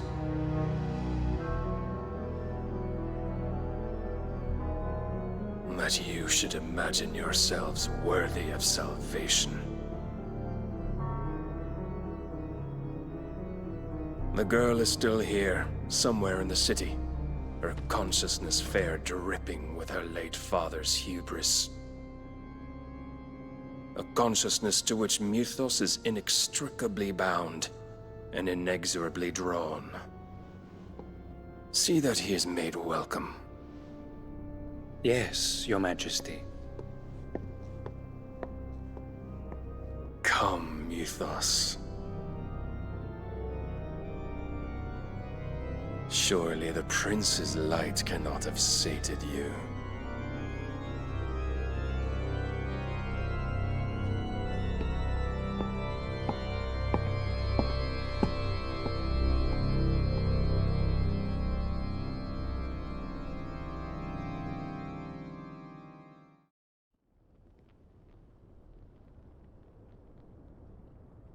So then, how long has Waloed been under Ultima's control? How long indeed? Based on what we know of Barnabas's actions, I would guess some few years, mayhap more. But to what end?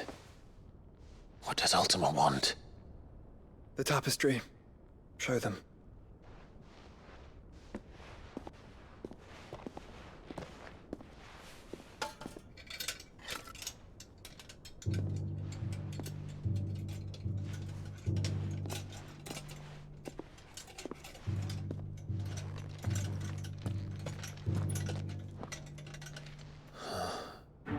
By the flames. Phoenix Gate, Drake's Breath, and now here. But what is it? It is old, ancient, even. Naught remains of the faith it represents, save what can be gleaned from the image itself. None could tell me what the one in the apothecary meant, even the Undying. But I believe it may be the key to discerning Ultima's purpose. That figure in the center, the one beneath whom the Eikons congregate, that I believe to be Ultima. He is a god, or at least godlike. His very existence beyond our ken. The Eikons, and by extension their dominants, are meant to be his subjects, and while some, like Barnabas, have accepted this role, others have rejected it, like you, Clive, which is rather inconvenient, as it appears he needs you most of all. And gods don't like to be disobeyed. No, I don't suppose they do. Clive, may I tell Yote of the lake? By all means. Yote, I will be accompanying my brother to the Free Cities. Whilst we are afield, I would have you watch over those Clive has made his wards. Umielos delan tuisag ilith. Though well concealed, the hideaway lacks trained fighters to defend its occupants should they be discovered. But it is my duty to... As it has ever been my brother's duty, remember. If that is your wish, Your Grace. But please be safe. If aught were to befall you, You have my word.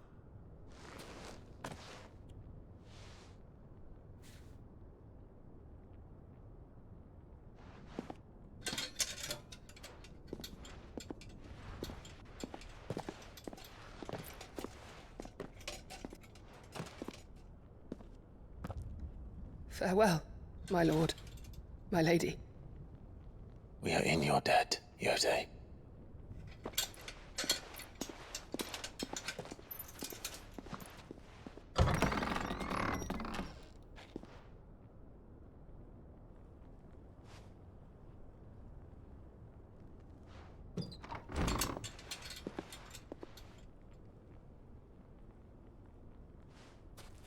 Let's find our friends.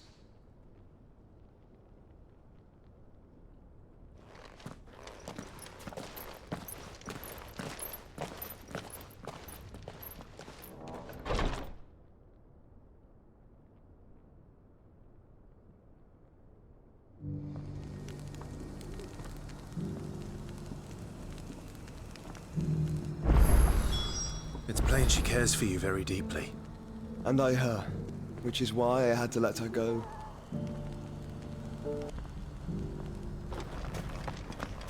Opportunity beckons. Who among you is bold enough to heed her call?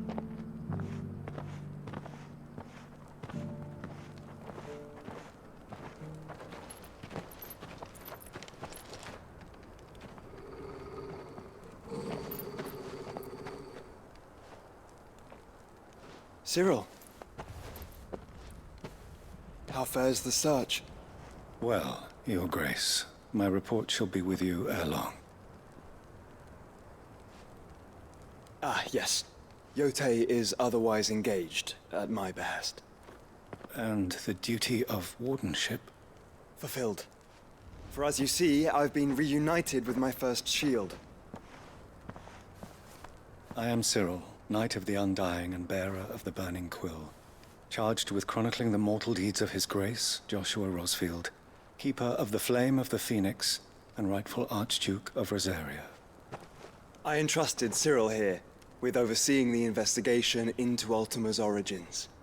Findings from his brothers and sisters afield are delivered here to be collated and catalogued. Just how many Undying are there? Not nearly enough, milady. Yet we are glad to give our all in service to the Phoenix. Such is, and has ever been, our creed. I see. You have your associates, I have mine. But you may now think of them as ours. That won't be a problem, will it? The Phoenix is our sun, and we but the shadows that quicken in his radiance. It is from the darkness that we serve, both him and now you.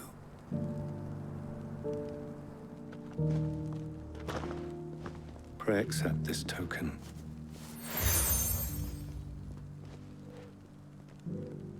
For as long as you bear it, members of our order will reveal themselves unto you. If there is nothing further. No. You are dismissed. Your Grace.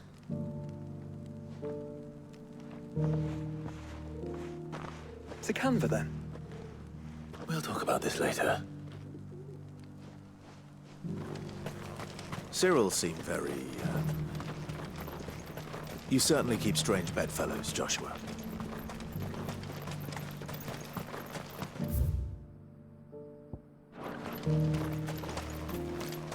The free cities under sea?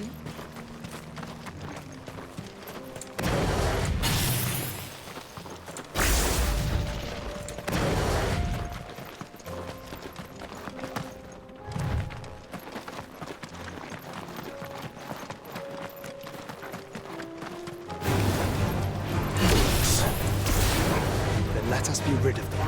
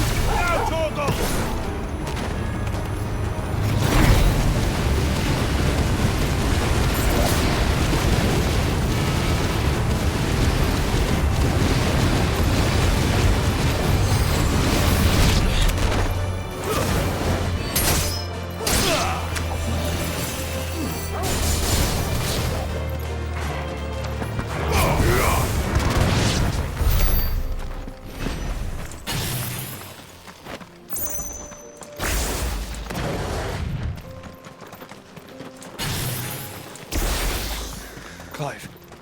Smoke. Has the city fallen?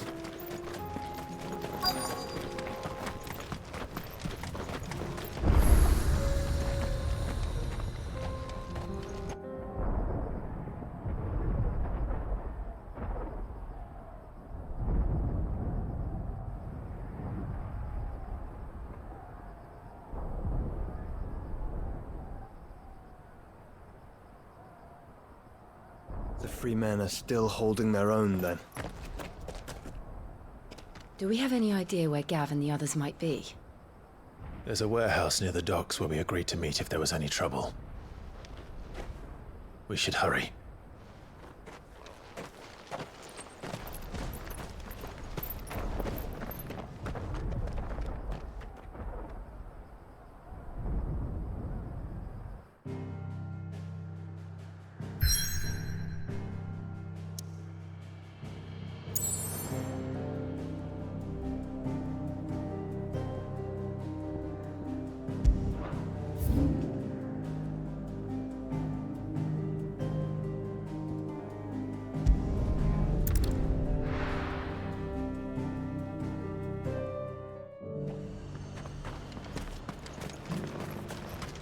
I got peppers to numb your tongue and put fire in your belly. There were ghosts at the gates, not days. You needn't fret. The creatures are...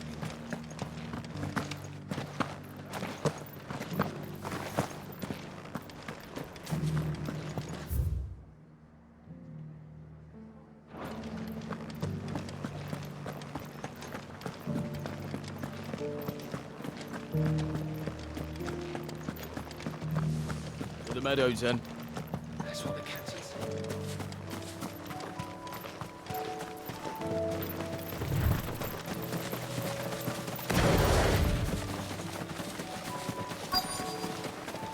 Caution, brother.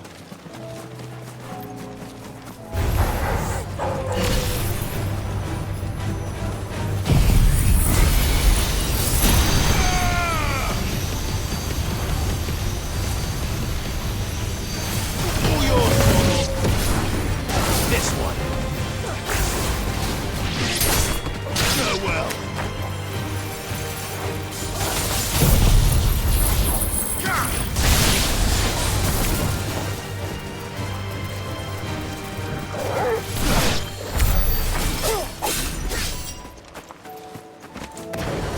Hippocrates said I should be able to find what I'm looking for somewhere nearby. Bright blue dragons and bright yellow flowers. Should be easy enough to spot.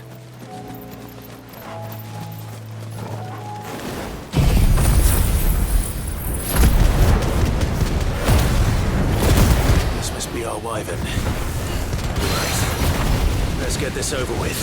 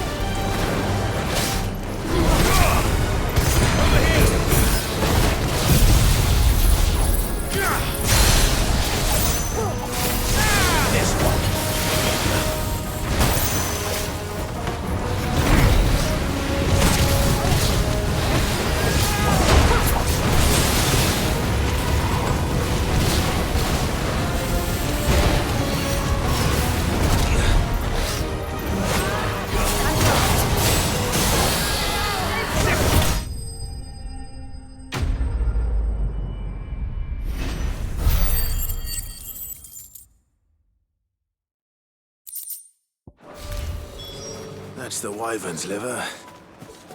Now I just need to find the herbs. Bright yellow with a heady scent.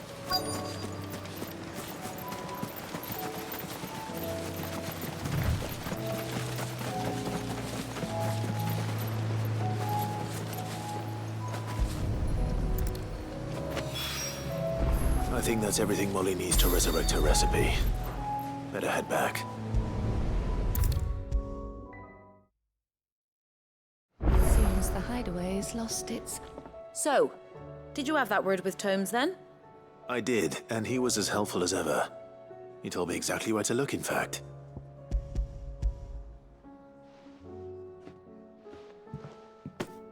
And what precisely will I be cooking up? Or is it better not to know? Blueback wyvern liver. And, a herb known as Saint's Bonnet. Ah, wyvern livers, was it? Well, at least it weren't actual worms, I suppose. Now then, you stay right where you are. I've got some cooking to do. Let's hope these grand old chefs of yore knew what they were on about.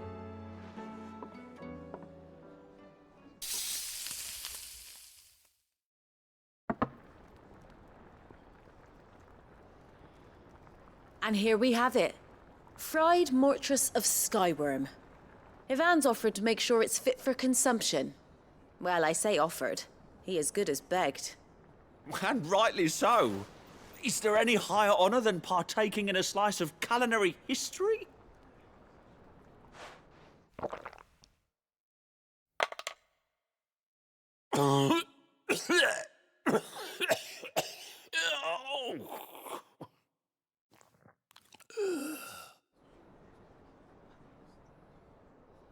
So, not fit for consumption then? What witchery is this? The crackle of the crust gives way to an almost violent richness. Yet, it is the piquant kiss of the saint's bonnet that tames this savage dish. It is a tour de force. A force of nature, even. A maelstrom of flavor and sensation. A graceful beast emerging from centuries of slumber. I think he likes it. Well, I can't quite tell with all that nonsense he's talking. But I reckon you might be right. It was decent then, I take it. Decent? It's remarkable. And I defy any man to say a word to the contrary. Sid, might I suggest that you command a party of your finest men and women to procure a dozen blueback wyverns forthwith? I'll give it some thought.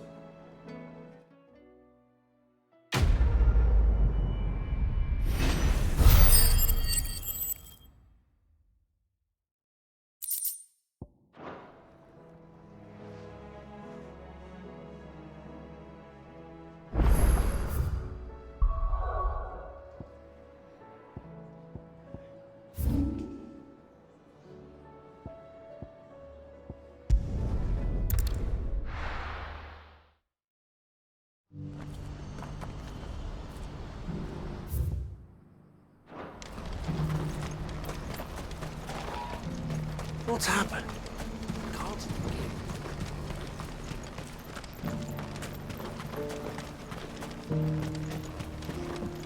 Do you have any fresh water?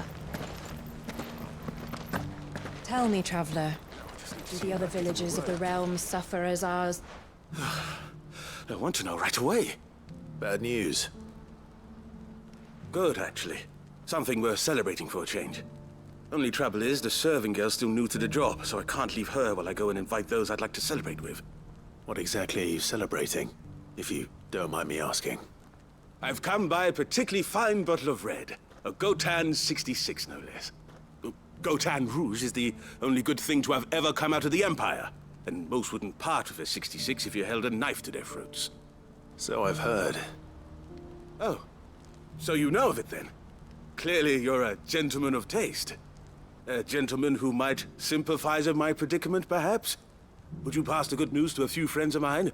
I'll give you a little something for your time, of course. Sounds simple enough. So you'll do it? Marvelous. Thank you. You won't need to go far. All three of them should be right here in the market. There's Aldrich the porter, Milan the butcher, and Bolek, a guard over at the north gate. Three of the finest fellows in Boklad, if you ask me. Tell them to come to the tavern when they finish for the day.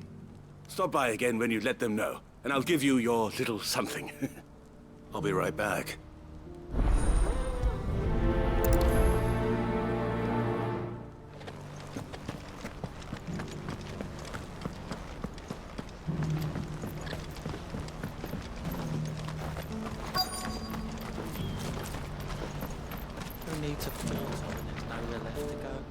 been asked to find Aldrich, the porter. I don't suppose that's you, is it? That's me right enough. You need something delivered? The innkeeper sent me. He said there's a cup of Gotan 66 with your name on it when you're done for the day. A 66? Look at me. If he's just got hold of it now, it must have been in the crates he had me carry down from Sanbrek. From the Empire to Boklad. You must be a braver man than most. That's a treacherous route at the best of times. Such is the porter's lot. There's not a patch of storm these feet haven't traipsed across. It's Oriflamme one day, then off to Canva the next. The farther you're willing to go, the fatter the purse. Which is why there's no shortage of competition for some of the longer routes. I'd say I've done enough for today to earn myself a cup of something tasty. Thanks for letting me know.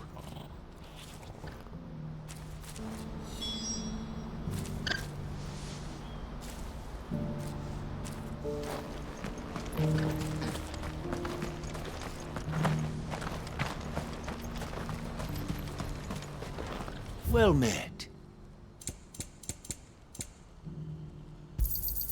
You've a discerning eye. Please, a piece of fruit.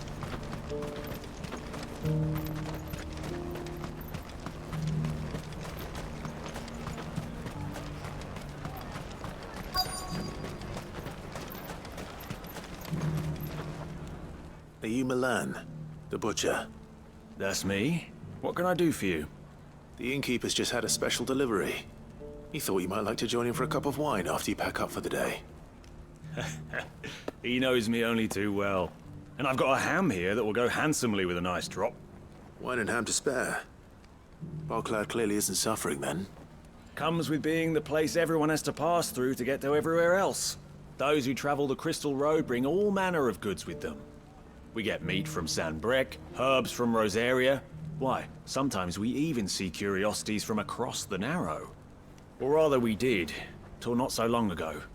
These are lean times, and even Boklad isn't the bustling trading post it once was. Still, there's no point dwelling on it. Better to live life while you can, eh? And on that note, it sounds like there's a cup of wine needing my attention. You'll buy something, won't you? Please. You've raised the price.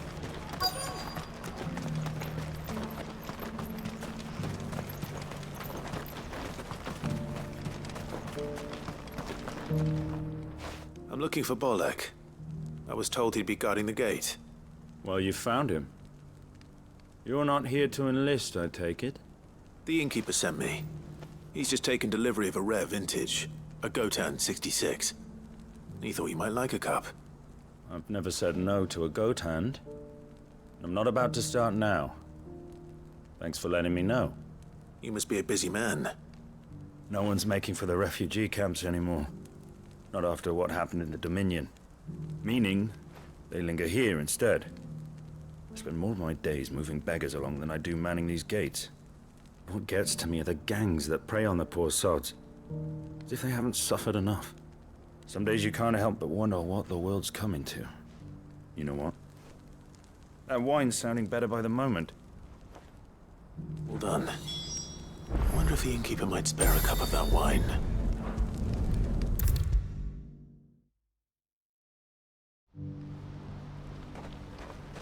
I spoke to your friends. They'll be along soon. That's fantastic news. Thank you kindly. It's been a while since we all sat down together. And the way I see it, that wine is as much theirs as it is my own. How so? Well, I wouldn't be serving anything but slops without Aldrich to go and fetch the good stuff for me. And then there's Milan, who always sends customers my way. And Bolek, an even-handed keeper of the peace, if ever there was one. Those three are the backbone of Boklad. Lose any one of them, and the market would soon fall apart. And without the market, I wouldn't have a single customer. I'd say that's worth a bottle of 66, wouldn't you? And more besides. Everyone needs a shoulder to lean on. Be they world-weary innkeepers or brooding swordsmen. Right. I'd better prepare for my guest's arrival. I hear you had me carrying a bottle of Gotan 66. If I'd have known, I would have sold the thing and lived like a lord. I'll settle for a cup, though, if you're in a sharing mood. A goat and 60 bloody 6.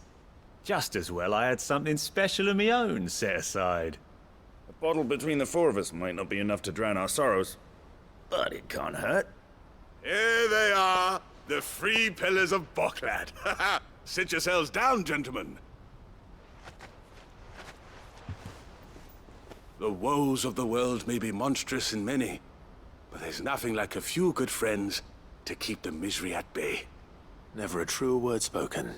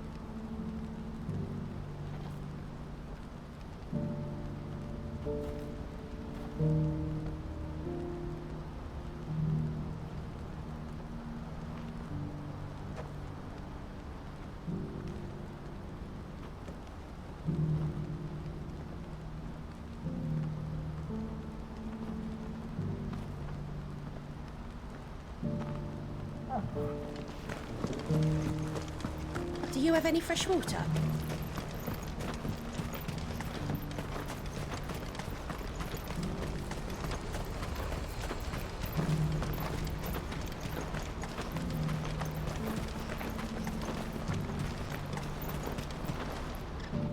I see you've been of some assistance to Eloise. Perhaps you can extend me the same kindness? Perhaps. What would I be doing? Finding someone. You see, I've been having trouble with thieves, and despite the many pains I've taken, I can't stop them from rummaging through my packs. I was griping about my lot to a friend of mine a few days back, and he offered to track the culprits down. Now, Joseph's a sellsword, and a good one at that. But he's been gone days, and I'm beginning to fear the worst. Any idea where his search for the thieves might have taken him? The old Zemeckis Road, perhaps? He doubted they would be fool enough to linger here in Boklad. Joseph's lived a hard life. Made him grey long before his time. I just pray he hasn't been killed over a few sacks of grain. I can't imagine there are too many grey-haired sellswords around. Hopefully someone will have seen him.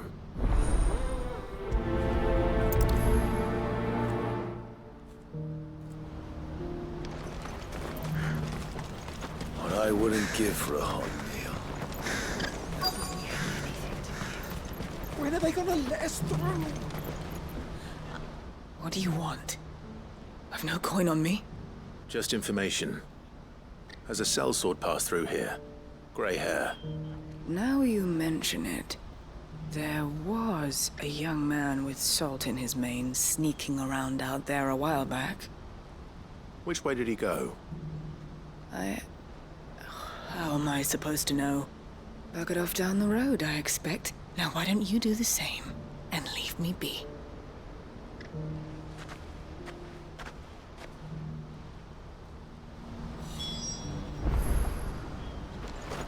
Did you see it too? Lights in the sky over the Dominion. I did. Is it war, do you think?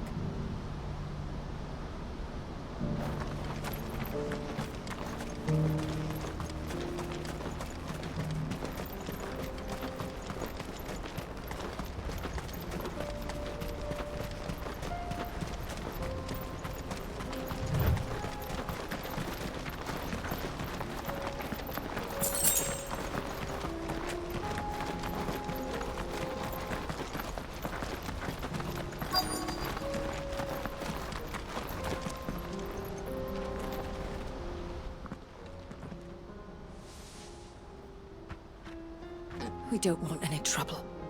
Neither do I. I'm looking for someone. A grey-haired mercenary. Well, we haven't seen him. Yes, we have. We saw him climbing up the rocks. And those ones, over there. Maybe he found his thieves. Mum won't let me near them. She said there's goblins up there, and that they eat little boys for dinner. Shush now. You've said quite enough already. I only told him what you said. I'd listen to your mother if I were you.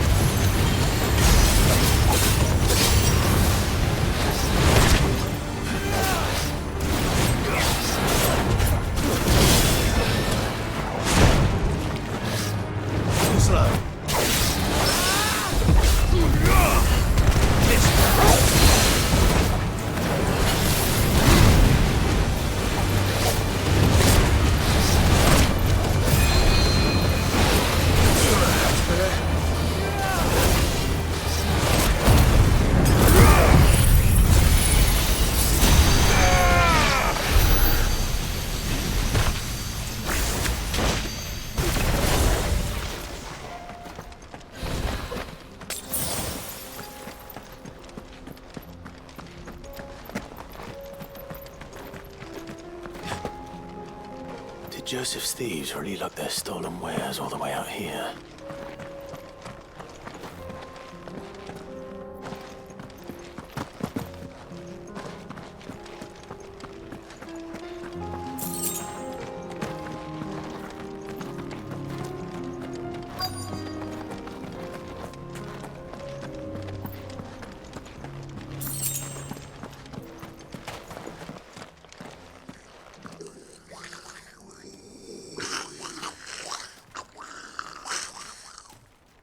I think we've found our thieves.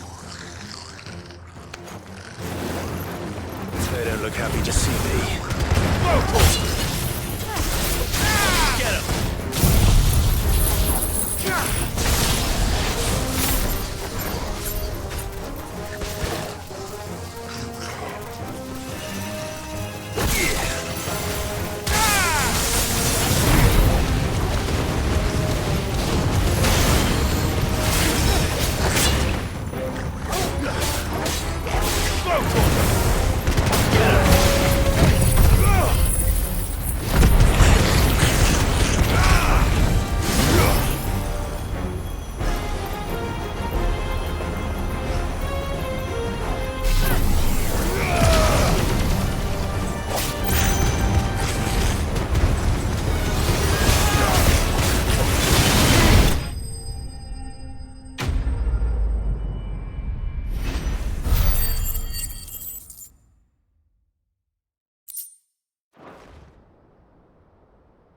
Let's get this over with. Stop! Don't kill him, he's just protecting his home. Joseph? So the boy was right. Know you. Your porter friend sent me to find you. She was worried you might have got yourself killed. Have I been gone that long? Wasn't hard finding the thieves. The problem was knowing what to do with them when I did. I take it things are more complicated than they appear.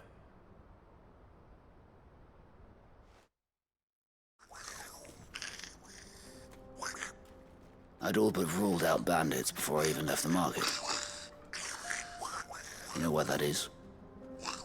Because our thieves had no interest in gold or gems or Anything they couldn't eat, for that matter. Add to that the rumors of goblins in the area, and the mystery practically solved itself. I soon found their cozy little homestead and all the missing food. I launched myself at them, full of righteous fury, but their leader was the only one who moved to meet me. The others, they huddled around that food, ready to die protecting it. They stole because it was that or starvation. I've been there myself, back when times were hard. So you spared them, and earned their trust into the bargain by the look of it. These goblins aren't native to the area. They don't know how to survive such barren lands, so I've been teaching them. And once they've learned to hunt and forage, they won't be fool enough to risk their necks in Boglad. I'm impressed. I didn't know goblins could be reasoned with. Do me a favor. Let the porter know I'm safe. I'll head back to the market once my work here is done. Oh, and don't mention the goblins. I don't want people coming here brandishing pitchforks. Not now this lot have sworn off thieving. Your secret's safe with me. I appreciate it. Thank you.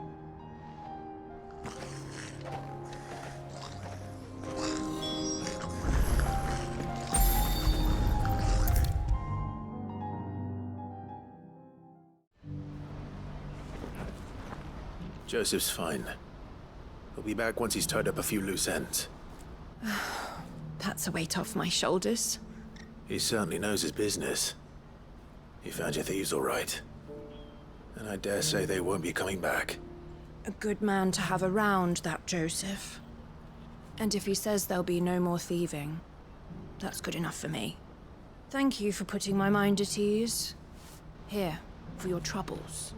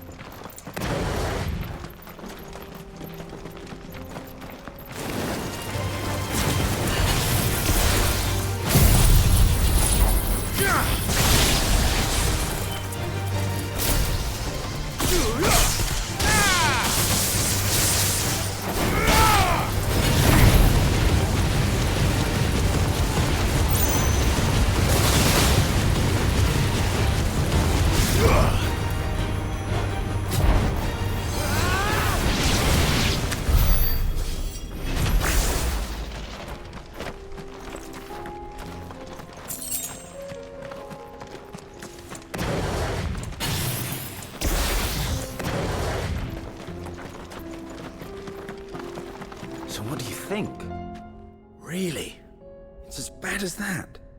Oh, aye. There's trouble up ahead. And too much of it for us to handle. I take it there's danger on the road. Oh, what about this fearsome-looking fellow? You think he'd be equal to the task? Oh, no doubt. Assuming he's willing to hear us out. Well met, friend. My brother and I have been tasked with finding a merchant's missing cart. You seen it by any chance? How does a merchant misplace his cart? Oh, the man's a coward. When he thought goblins might come a-snarling, he ran, leaving his livelihood abandoned in the pass. He sent the two of us to fetch it, but it's gone. Now, I'm not much of a thinker, but I know the work of thieves when I see it. My brother's right on all accounts. And by my estimation, the bastards are lying in wait just down the road. We may have seen our share of action, true, but we've not got the skill in arms to boldly brave an ambush. You, however, have the look of a man who needn't fear a band of backwater ruffians. What do you say? Will you help us out? Chances are they'll come for you either way. But if you promise to lend us a hand, at least you'll pocket a reward for your troubles. Well, if I'm going to have to deal with them anyway. You've clearly got a fine head on those broad shoulders. We're lucky you came along. Now, hoping to make a heavy purse in Boklad, our merchant friend loaded his cart with as much as it would carry. Reckon he won't be forking over the rest of our fee if we don't find those goods. So, while you're seeing to those bandits, you keep your eyes open. All right. Just don't expect me to drag the cart out of there myself. No. You can leave the cart to us. You just put an end to those bandits and point us in the right direction. You do that, we'll take care of the rest.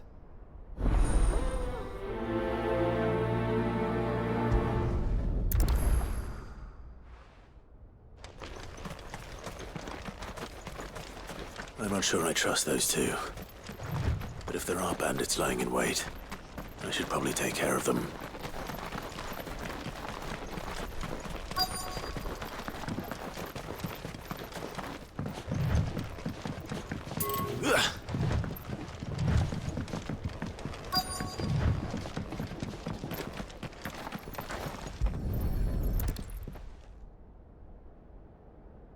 Getting all of this out of here will be a nightmare. Seems we've found ourselves the right man for the job, wouldn't you say? Found the cart and didn't leave a single bastard breathing. Our merchant friend will be delighted. And how exactly will he be getting his goods out of here? You leave that to us. After all, it'd be wrong to make such a fine warrior haul cabbages to market. You've done your part. And that's all you need to worry about. Here.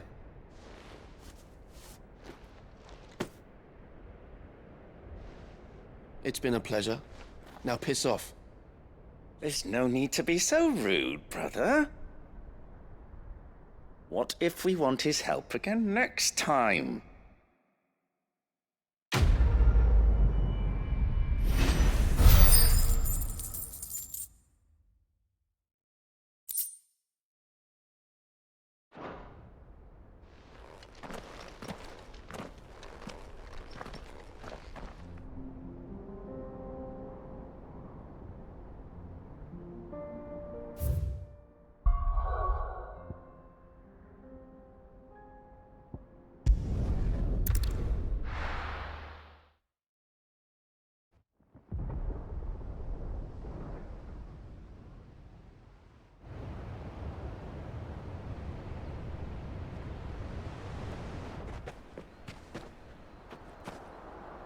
Sounds like thunder.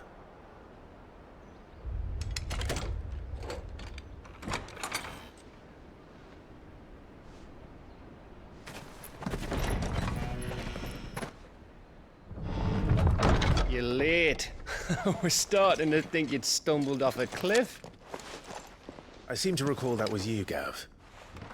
Good to see you. Any trouble on the road? Nothing we couldn't handle. I knew you'd come. Is that who I think it is? Yes.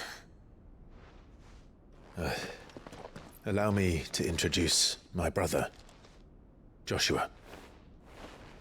Clive's told me all about you. Or even listening most of the time. Name's Mididol, but everyone calls me Mid. My lady. Hey?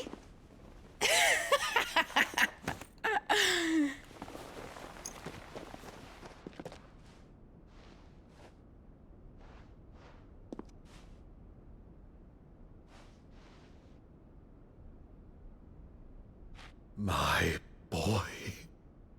Uncle Byron. It's really you. I never thought I'd see the day.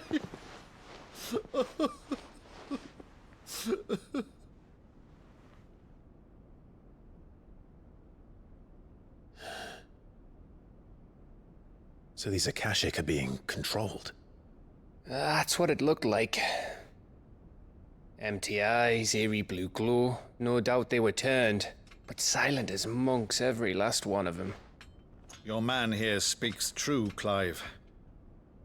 We saw more than a few in this city. They moved in ranks with a purpose, and not of their own. Ultima's doing. Perhaps. What of the city? The people? Dead, mostly. Mostly, but not all. A handful managed to lock themselves in their villas before the Horde arrived. Some in the Merchants' District to the west, and a few others on the far bank.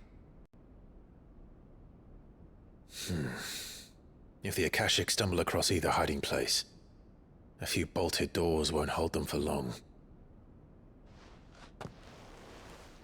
We need to find them. And quickly. What do you propose? We split into two parties. I will make for the Merchants' District, while you look to those across the river. Mind keeping an eye on my brother? Not at all. We find the villa and try the servants' entrance. Understood. And what of us? Mid, is she fit to sail? The ship, the Mithril engine could probably do with a few more tweaks. Then you better work fast. Even if we do reach the survivors in time, they'll never make it to the hideaway on foot. You leave that to me. See that Mid doesn't get herself into trouble, would you? Think I can manage that? I'll keep him safe. Looks like you stuck with me, Byron. That's Lord Rosfield, you little gutter snipe!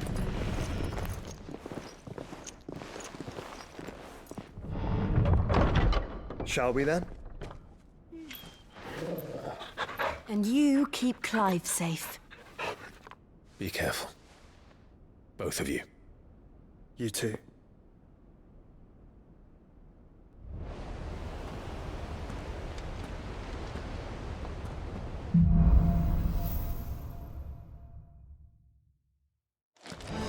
All right, Torgal. Let's find those survivors.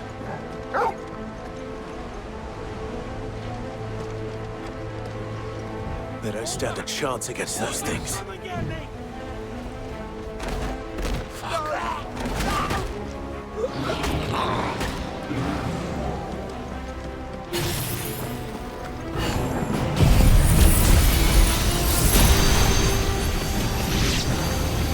They've been routed.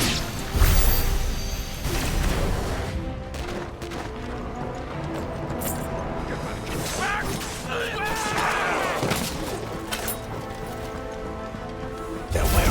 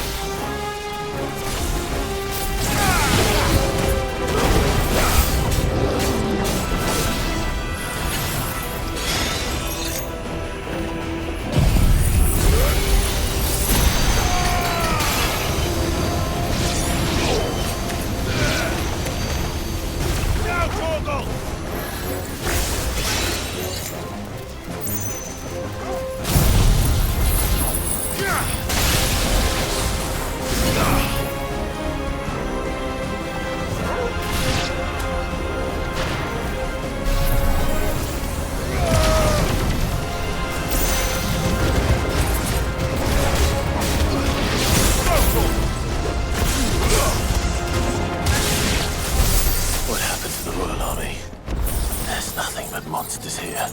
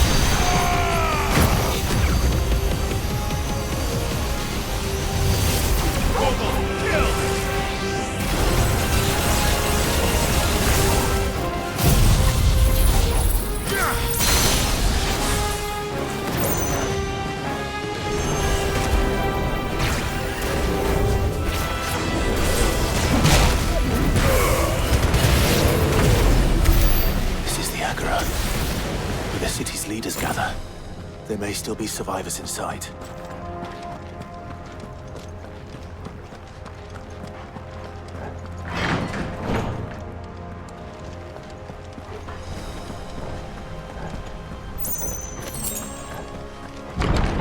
Where are they?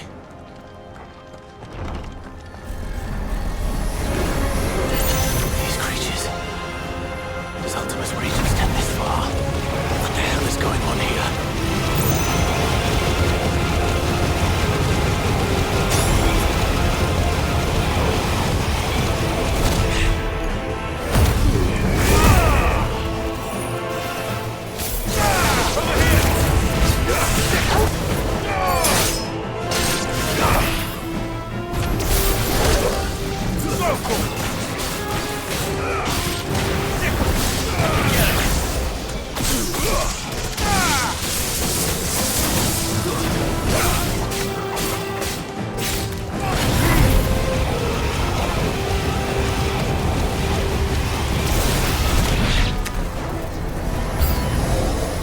Where is your master?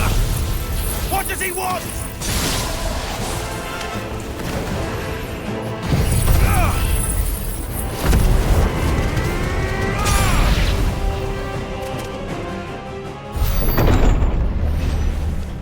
You've caused quite the commotion.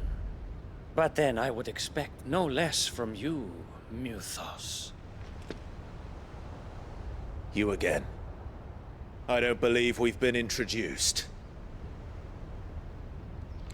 You were in my family's crypt, and now you're here, with an army of Akashic thralls. Manners, Lord Rosfield? They are men, like you and me. Albeit ones unburdened by the wills that drive our kind to madness. They are pure. They are divine. What? And they are all that remains in this once raucous city. You'll pay for what you've done. As you wish. I confess I have been very much looking forward to this. Pardon me this indulgence, Your Majesty. The vessel shall not be spoiled.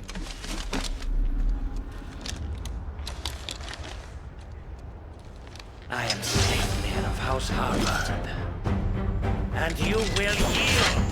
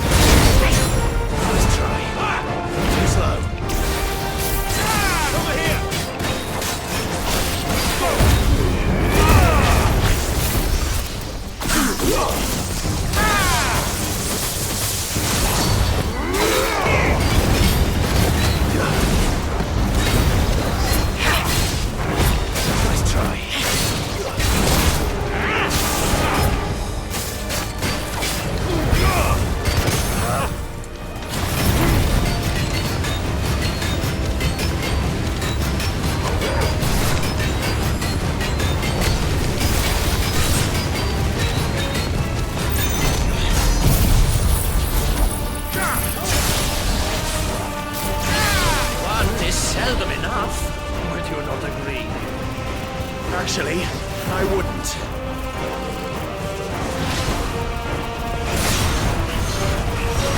Too slow.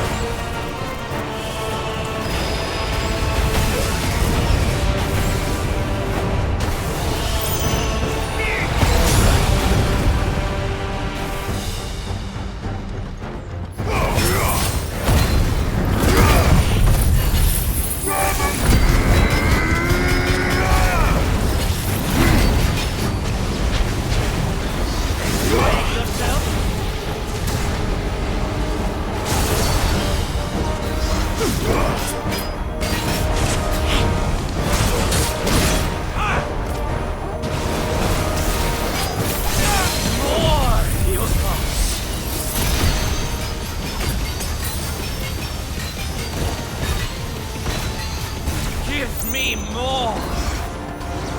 More! More!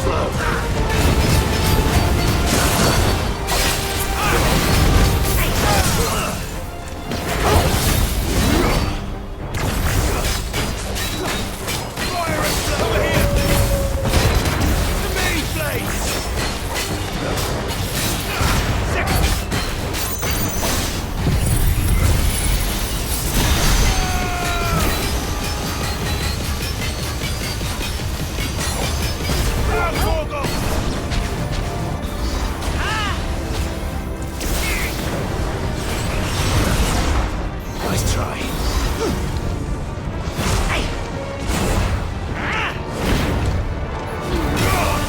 It's over.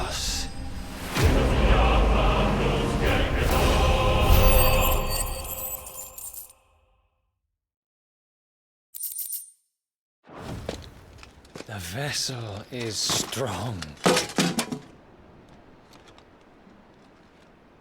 My liege.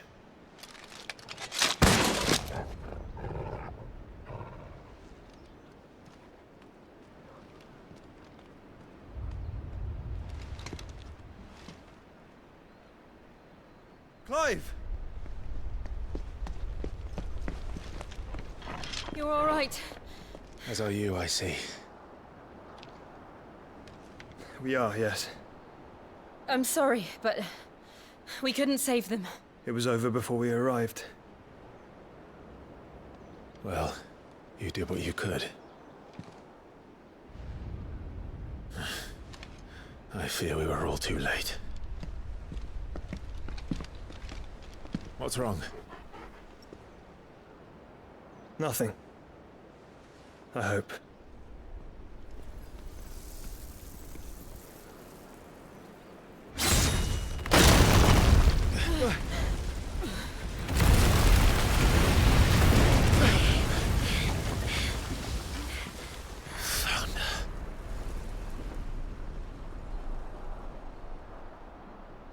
Leaving so soon, Mythos?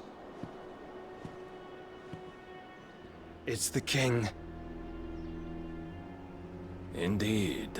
You may kneel before Barnabas Tharm, Warden of Ash and King of Walud. Get back.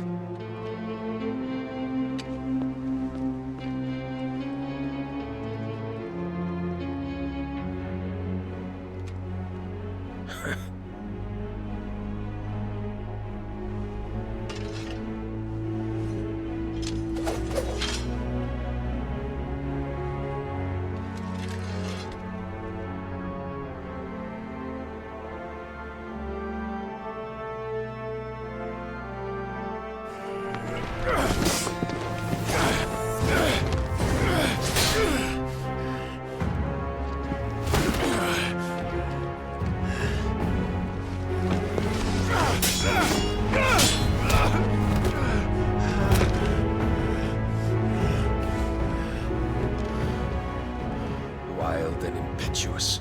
I expected more of the boy who bested my Lord Commander. Yet I see why my master covets you so. The power within you, Mythos. The potential.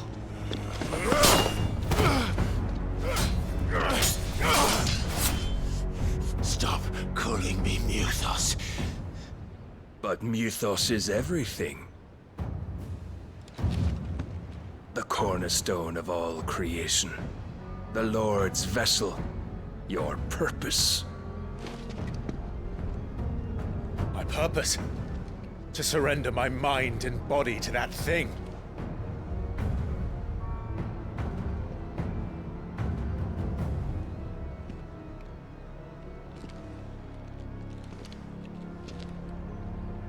No, Your Majesty. My purpose is my own. I made a promise to my friends, to my people. And nothing is going to stand in my way. You would allow this delusion of free will to bar your path to greatness? Truly, your volition is a cancer. One that must be excised.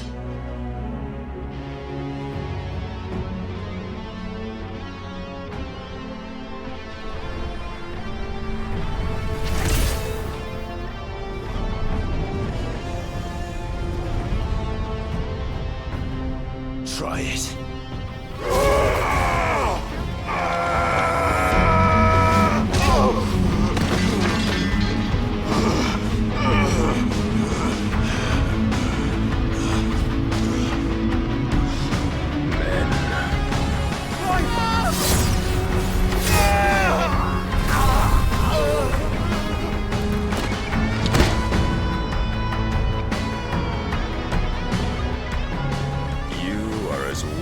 All the rest.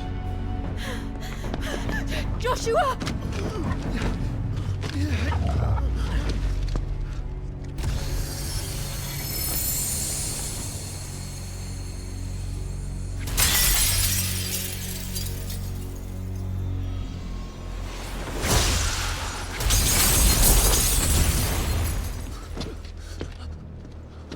Oi! Oi! This way! Hurry!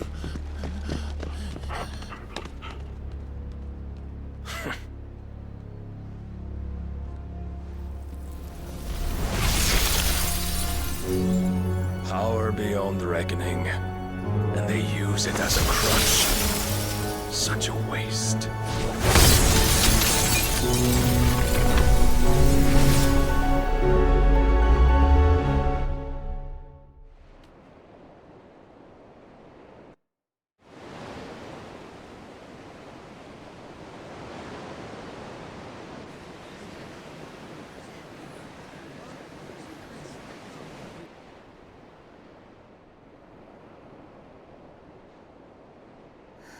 Will he be all right? The phoenix can mend flesh, but the spirit must recover on its own. I'm afraid the rest is up to him. This place is remarkable. Outfitting it must have been no small feat. But why go to such trouble? That beauty's belly's filled with wonders the world ain't ready for. If the guilds caught wind of what we were up to, they'd all want a piece. All right? And how is he? Do not blame yourself. He was barely breathing when you brought him here. We would have lost him if it were not for you. No. Barnabas may have severed nigh every sinew in my brother's body. But he made certain the wounds were not fatal. Nigh every sinew? Allow me, your lordship. Don't know what I was thinking, putting you to the trouble like that. 'Tis no trouble carrying comestibles to my ailing nephew. I know, but you've already done so much for us. pouring your gale into the hideaway and now the ship. I don't want to take the piss. You risked your life. And for what? Some girl you hardly know. Why'd you do it? You not mad or something? I wouldn't go that far. Clive! You're awake, my boy. Oh. All I want to do is help. And the world won't save itself. It was Sid. Your father, who taught me that. Sounds like him. Don't you dare do that again. What of the Royalists? Fucked off, the lot of them, along with the galleon. With the king on board, no doubt. The Iron Hair wouldn't sail without him. Clive. Jill didn't come back. What do you mean? She kept the king busy while the others dragged you out. It's all right, Mid. Jill is fine. The ether of her icon endures. And as long as it does, we can be certain she is alive.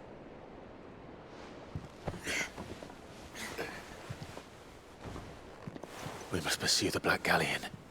Jill will be with the king, I'm sure of it. Well, good luck catching him, because my ship's going nowhere. It's the Mithril engine. She's got a kick like a wild chocobo and a mind to tear the hull in half. But do you have an idea? Well, of course I do. My dad'll have seen this coming a league off. If I had his old writings... If you had his old writings, you'd be sitting under a fuckload of rubble. The ones Otto didn't save anyway. I suppose he might still have a few pages in his stores. We'll have to hope it's enough. Do what you can to ready the ship. I'll speak with Otto. In your condition, you really are mad. Perhaps. But the world really won't save itself.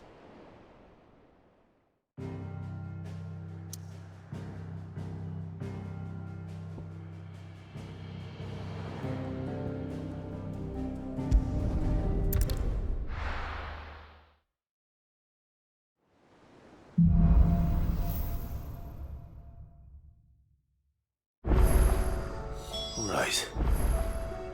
Gav said that Otto might know something.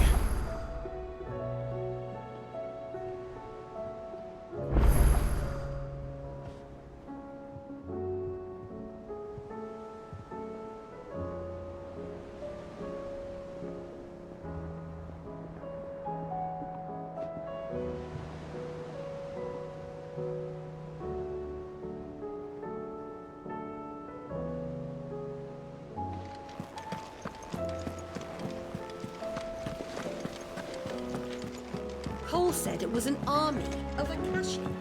What will happen to me? How are we supposed to do our duty when the hills... Clive? But if you're here, where the hell is everyone else? Don't tell me. They're all right. But it's a long story.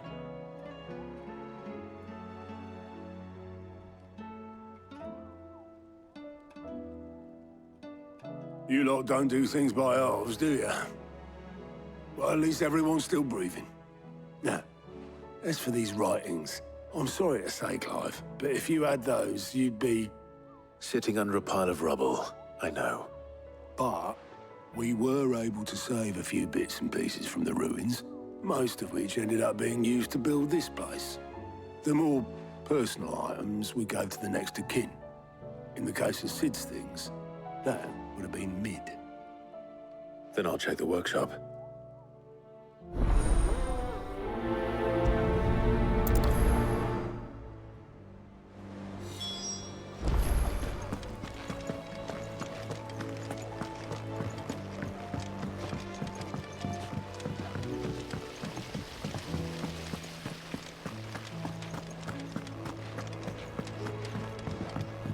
if Amber and the Lazarus are gone. Do you think Mid's ship will ever sail?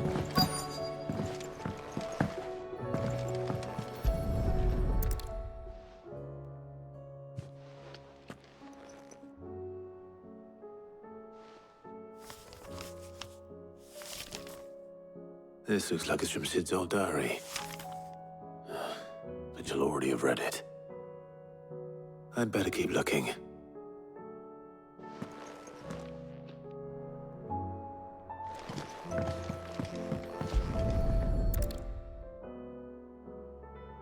What do we have here?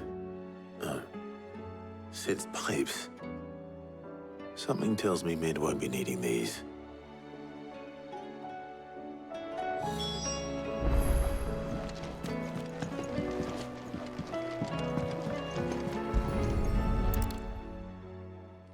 I remember seeing this doll in Sid's cellar. I wonder if it was Mid's.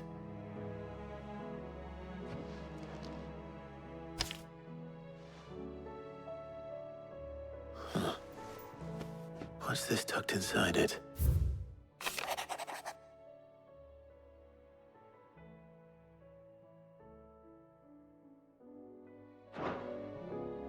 Sid's best invention.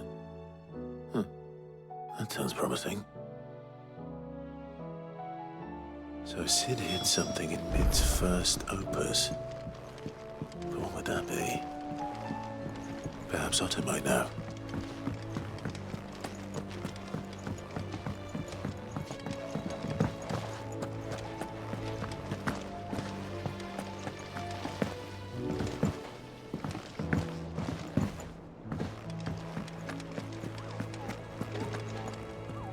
Well, did you find anything?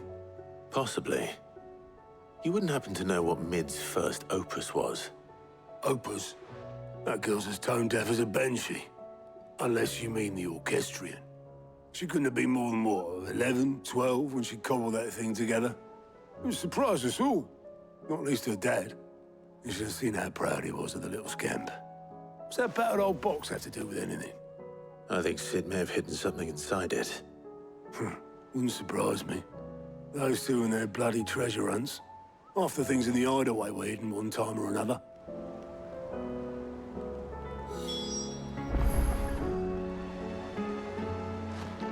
How are we supposed to do our duty when the hills are crawling with a Akashic and the valleys are full of...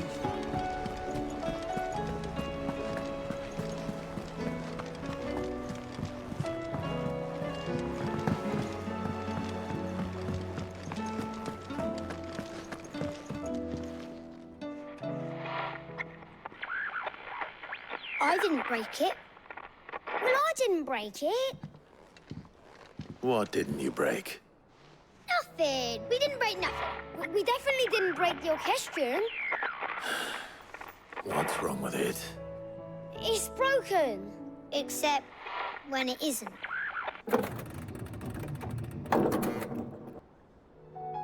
See? And you had nothing to do with this? Nope.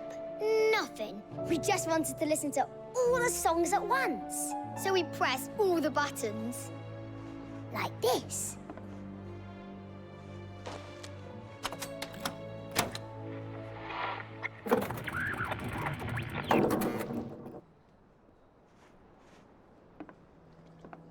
See? All too well. All right, out of the way.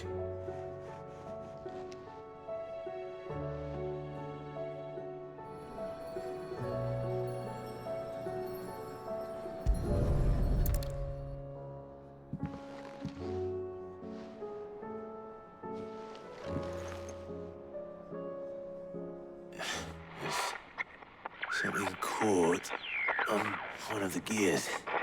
Did you break it? Can you fix it?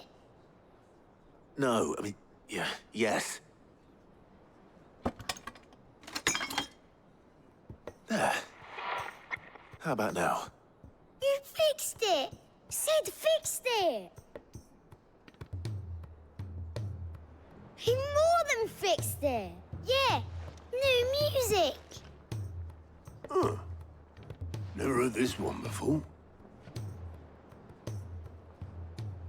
They started playing when I removed this.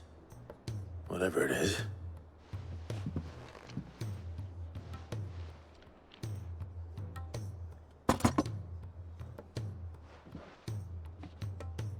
Well, don't look at me. I can tell you it's important, though. Sid showed it to me once and said as much. Said it was the stuff dreams were made of. Let's just hope it's the stuff ships are made of as well. Indeed. Let's see if we can make some dreams come true.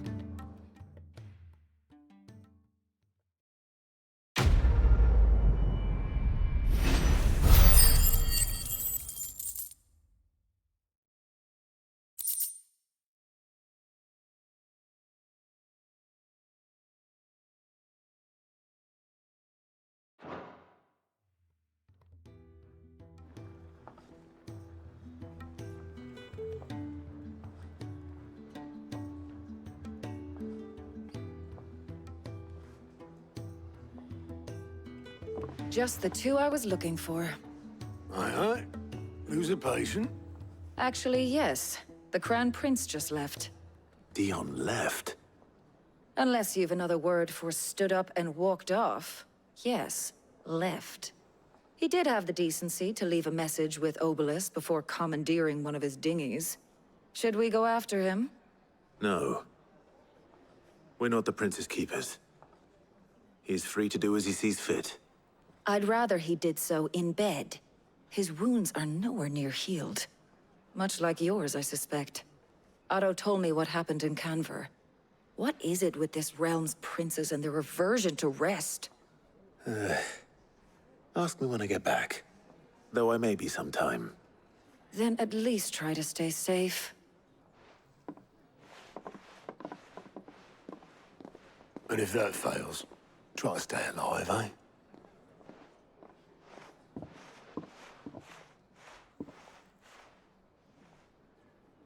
Every moment I waste here, the further the flagship sails. I have to get back.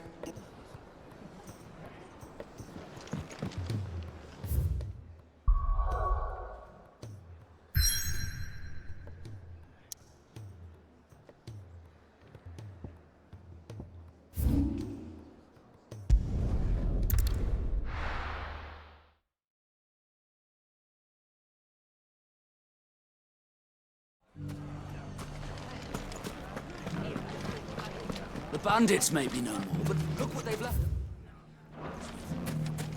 Have a hard time putting this. Mummy, are the bad men going to come back? The gentlemen of the town guard are strapping up.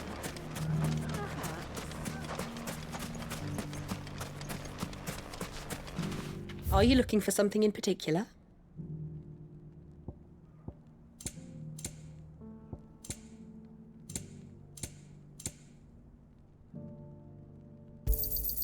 Here you are.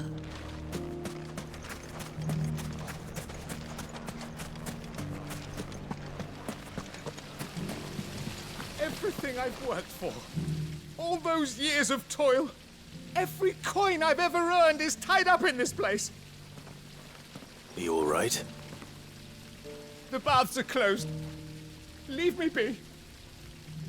On second thought, perhaps you are just what I need. Might your services be for hire? That depends on the job. I'd have you save my business, the baths.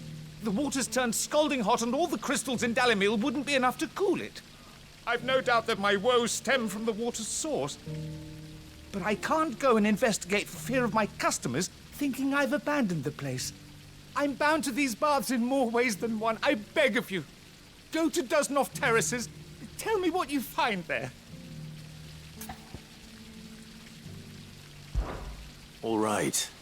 I'll go and take a look. Wonderful. It's not far. Leave the market by the south gate. The smell of sulfur will guide you the rest of the way. These baths are all that keep me from an ignoble end in a debtor's prison. My livelihood, my very life, is at stake.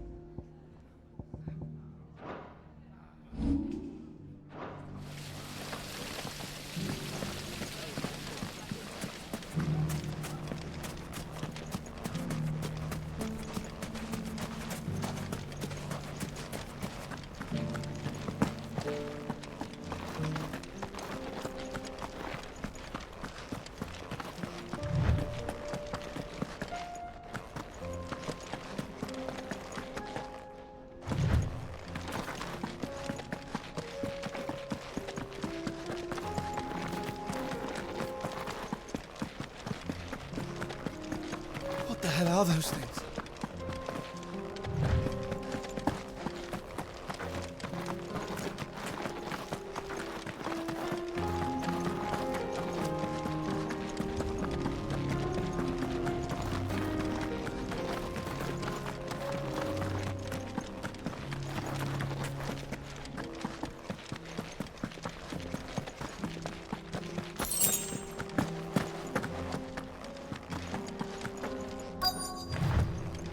By the flames.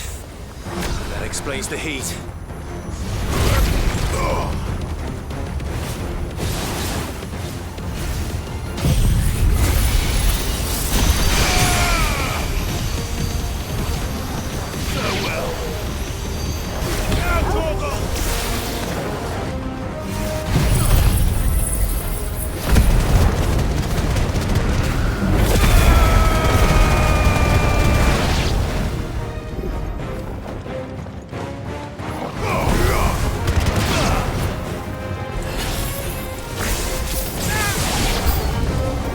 Frying pan.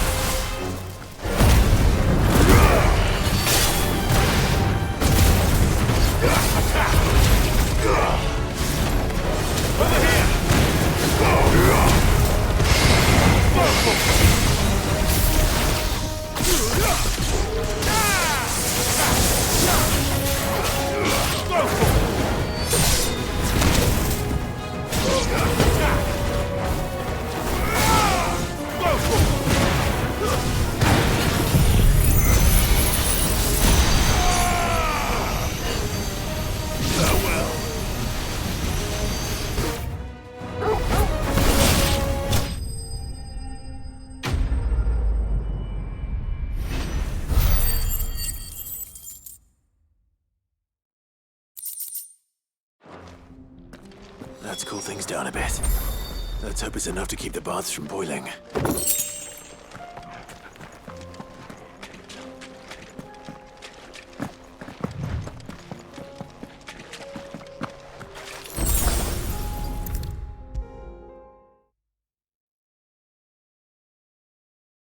There he is. The man who's... I was hoping we'd be seeing you again.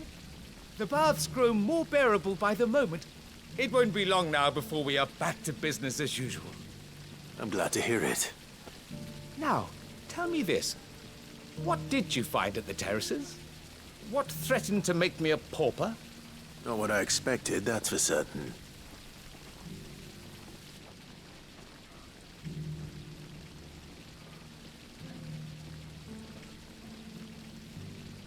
You tell a fine story.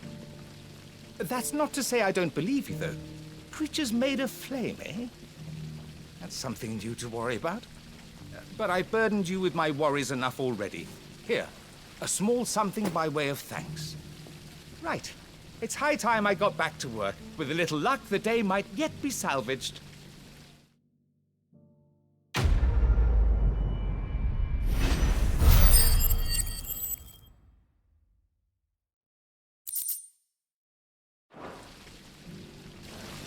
The gentleman of the town guard.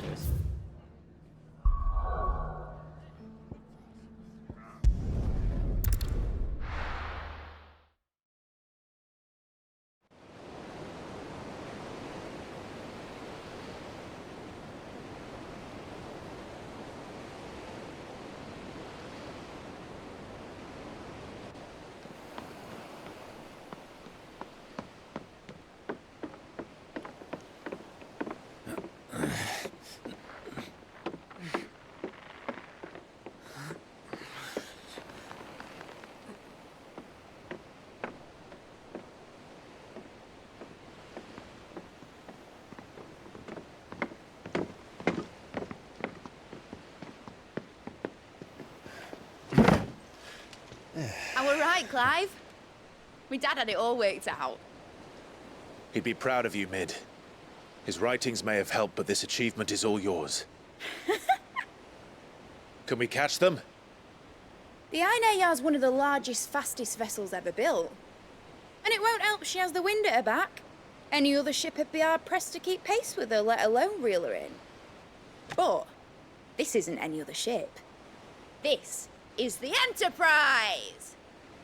And the world's never seen anything like my dad's engine. It certainly hasn't.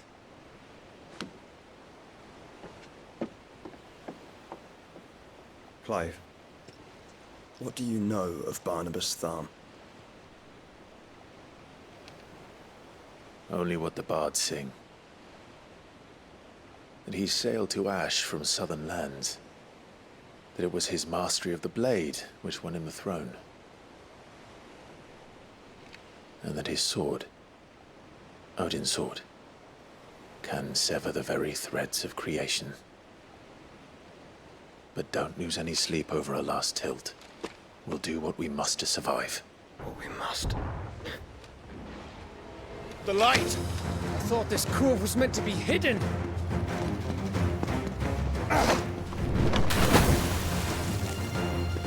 Mid! Company! Eh? We'll hold them off until the ship is ready. But hurry! Bollocks! All hands! Man your stations!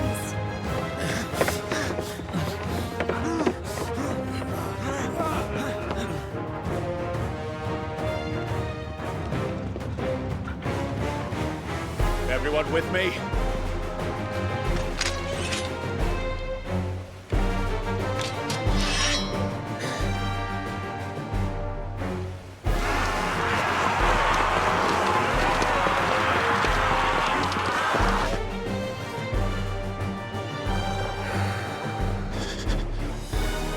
Here they come!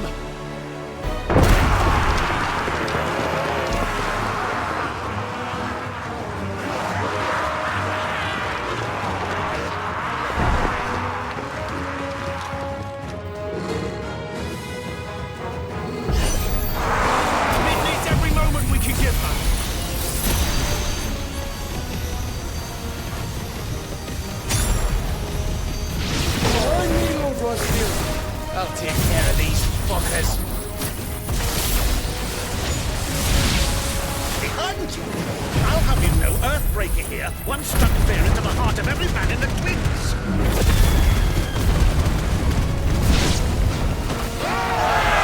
About that offer, Cav? How are we doing, Mid? I thought you said that ship was fast!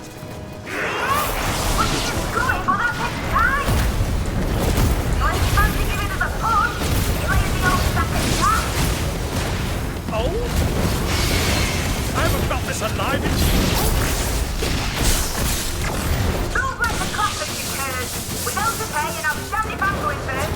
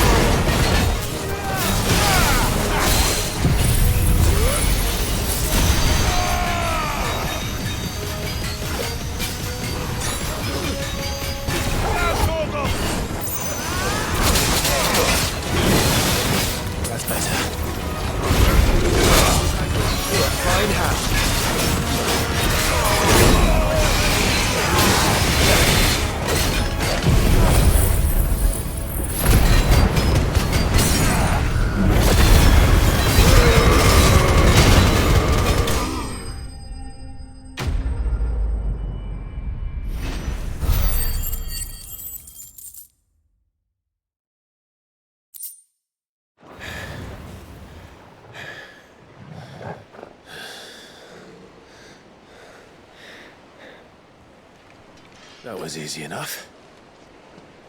All right, you lousy lot. Get your asses on board. She's ready to sail. You heard the captain.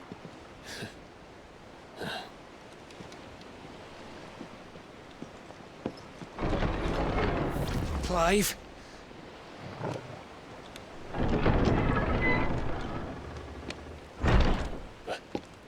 But I thought he was... Confound it. Then it is as I feared. Sleipnir is no man, but a creation of Odin.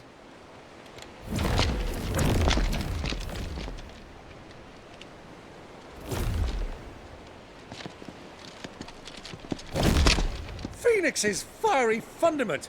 Have you no normal enemies?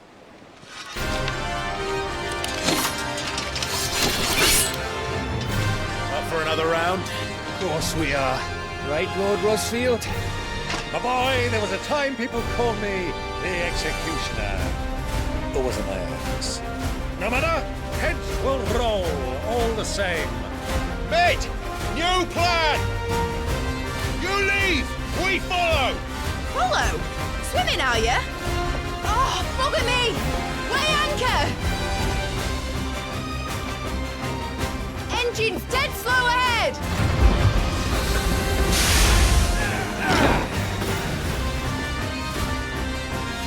Have care, my friends.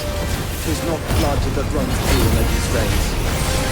These foes will not fall easily. They will. Like oaks before a woodland axe. Good thing I brought one! Go!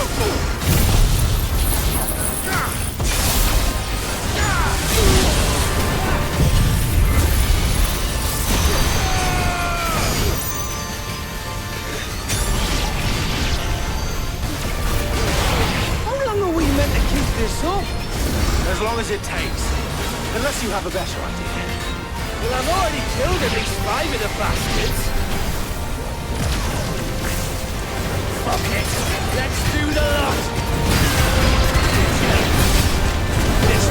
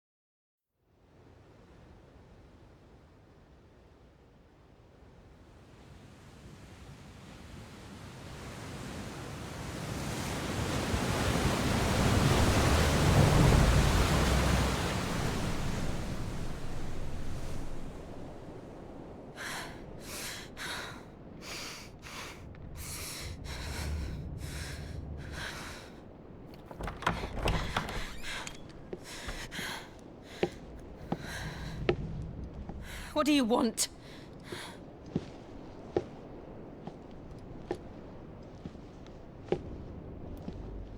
That's quite a mess you've made.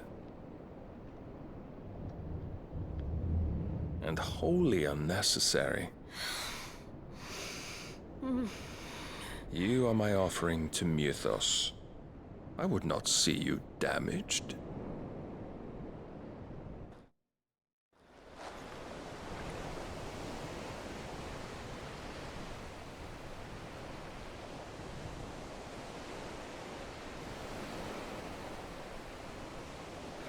Now back to your stations! Every bellsman treading water puts another league between us and the galleon.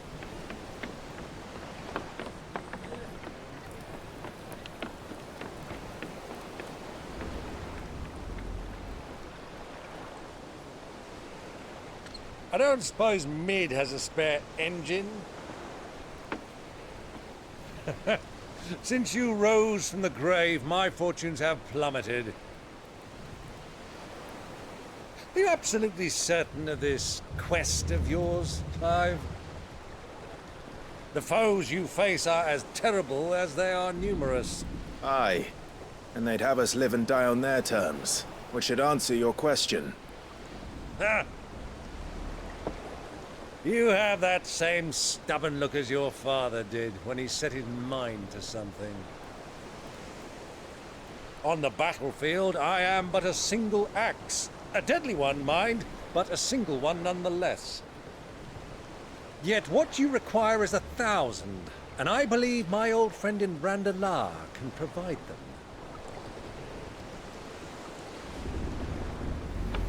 Take care, Clive. I have many more tales of your father's exploits to share. And I cannot very well do that if you're dead. Again. Good luck, Uncle. And may fair winds attend you. As for you, Joshua, take care. I shall do my best, Uncle. Farewell, my nephews. When next you see me, it shall be with an army at my back.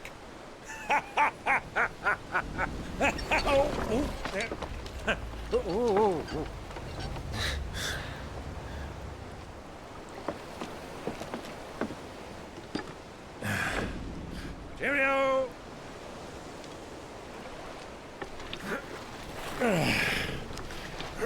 Oh, yeah.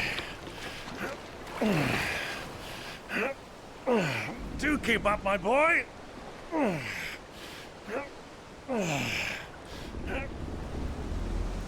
Well, we can't have him showing us up now, can we? We would never hear the end of it.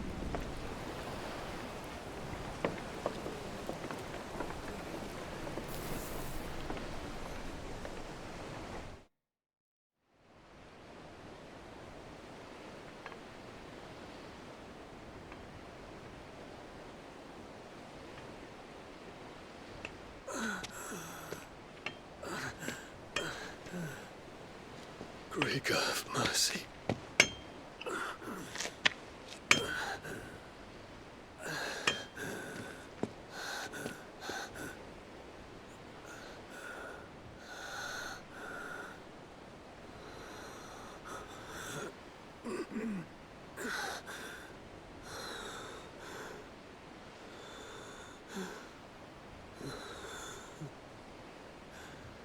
All this.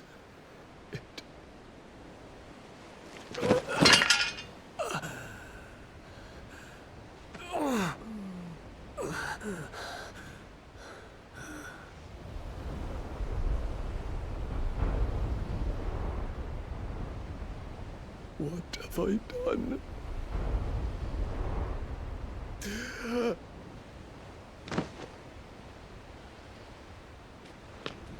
My lord.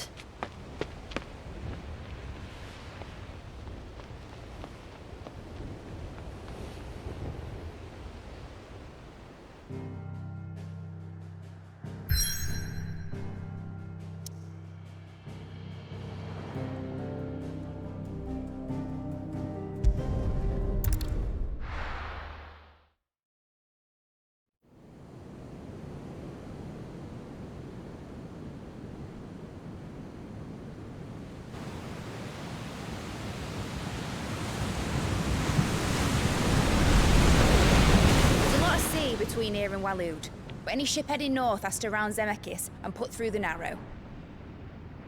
Maintain our current bearing north-northeast, and we'll catch the Black Galleon before she vanishes again. What's to prevent her from circling around Ash from the south? With these winds in those waters, it'd take 'em forever and a fortnight to reach Stonehenge. Mid knows what she's talking about, Clive. Better than any of us lot, anyway. I say we do as she tells. Sails on the horizon. She's ours.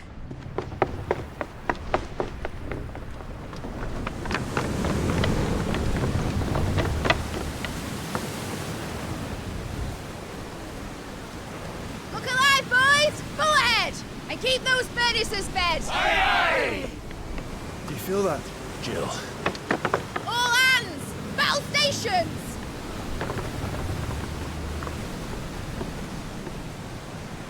Let's see what this girl can do.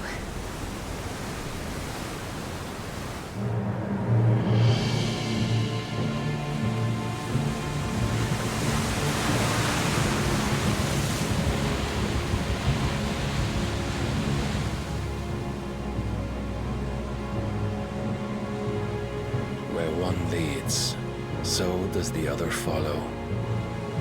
The bond of consciousness which joins them condemning both to the same fate. Yet my every attempt to strike it from their hearts serves only to tighten its hold.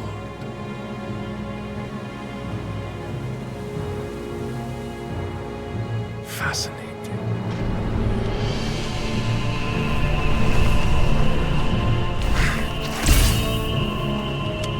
But then, there is naught my blade cannot sever.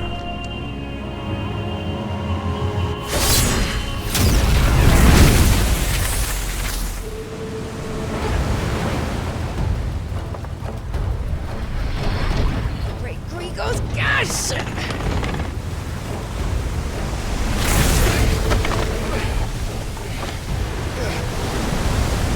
Barnabas. Hard port! Heads down, you brutes! And brace for impact!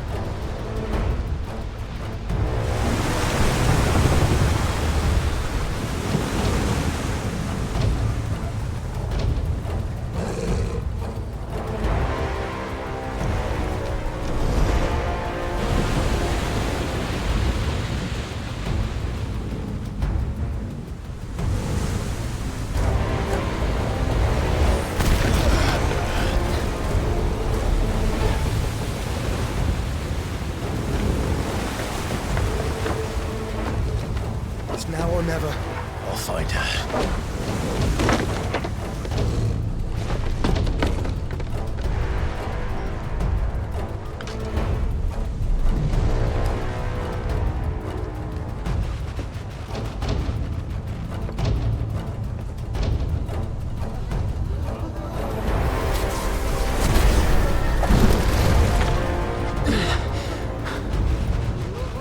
Bloody hell!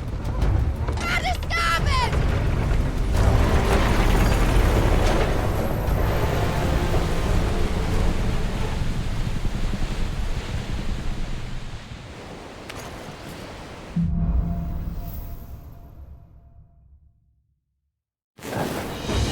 Where did you hide her, Barnabas?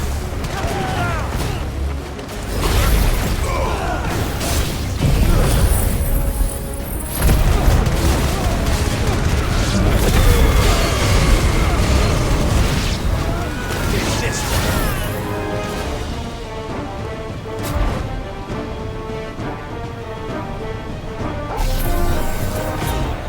This one.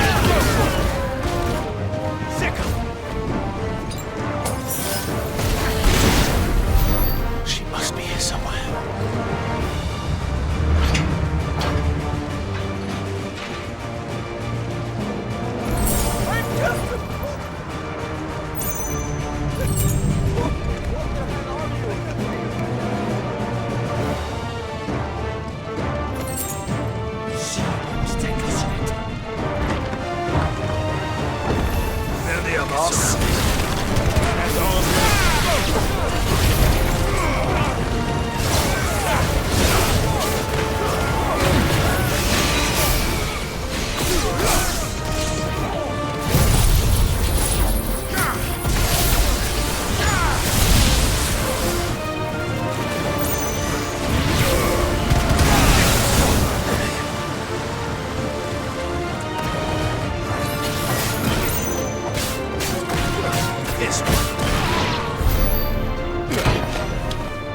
Jill! You came. Get back!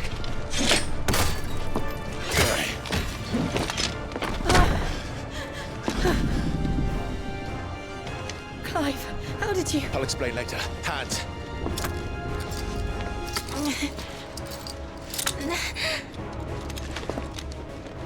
Can you walk? Out of here I can.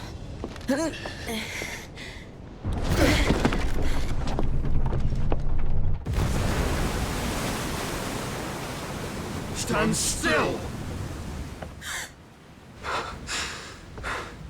Phoenix. Are you not the dominant of fire? I see naught before me but a guttering flame.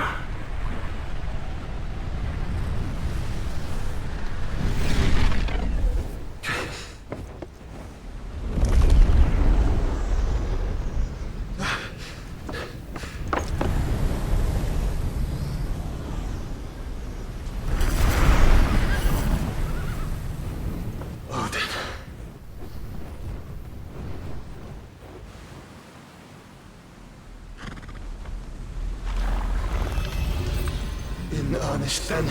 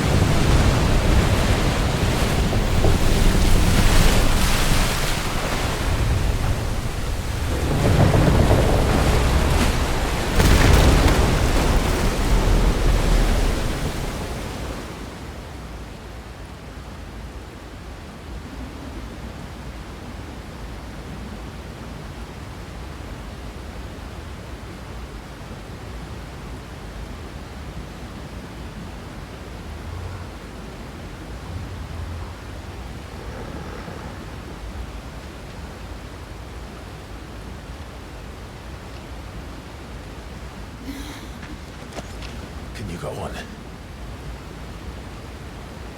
I think so.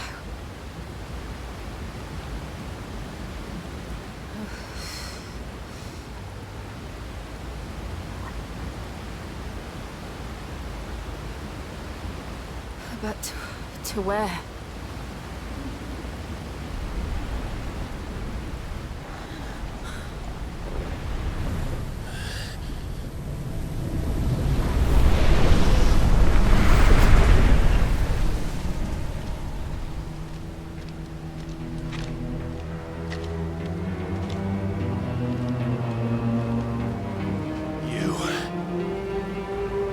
What did you do to Joshua? The Phoenix? Oh, I expect he will survive. This consciousness in which you coil your feeble souls is grown thick with desperation. And thus has my master turned to my blade.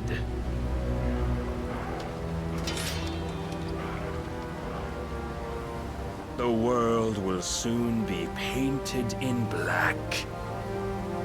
And all that live shall gather in death's autumn wake. Not if we remove the cause of this misery. Not if we destroy the last of the Mother Crystals and restore balance to the world. Come. Do you truly think it's so simple?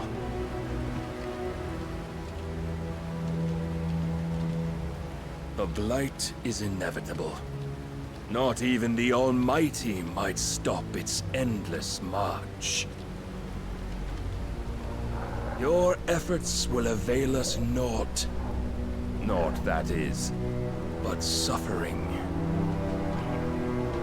You must embrace the truth, Mythos. Accept your place with the Lord. Keep it. As long as there's a chance, there's a choice. Ever led astray by your blind resolve.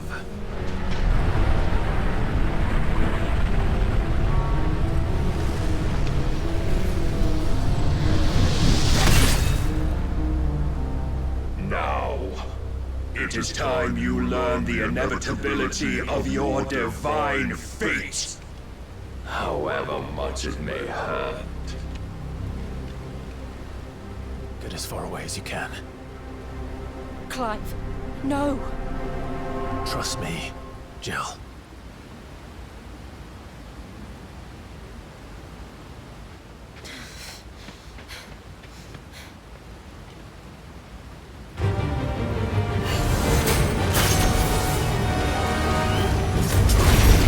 We don't have to do this. Oh, but we do. If only to remind you of your duty.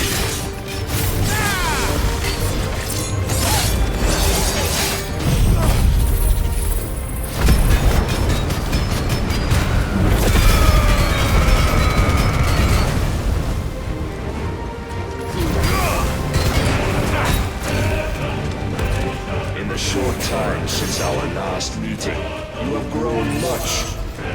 Yet as a vessel, I fear my lord will still find you lacking.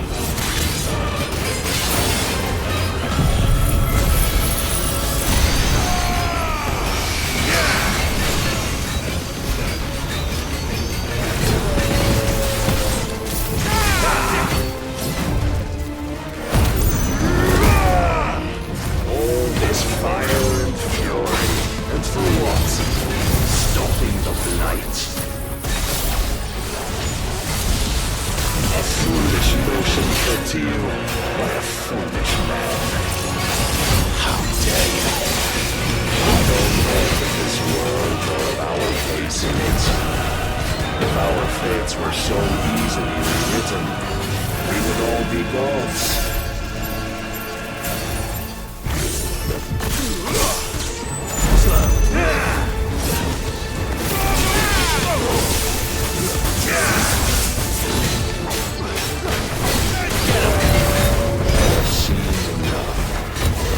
If reason cannot sway you, there are other means of persuasion that might.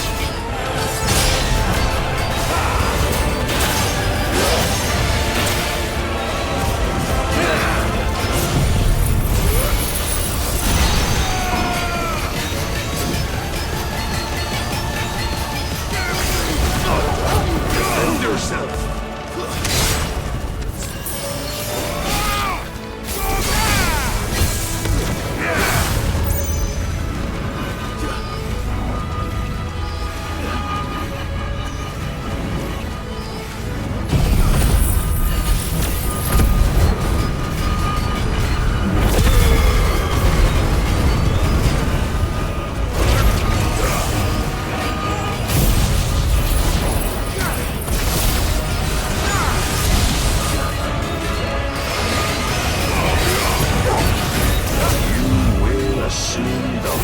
You've been given.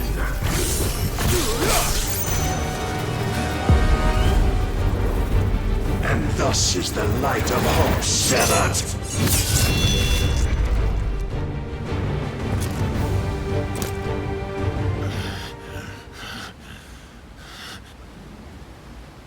You would yield so soon.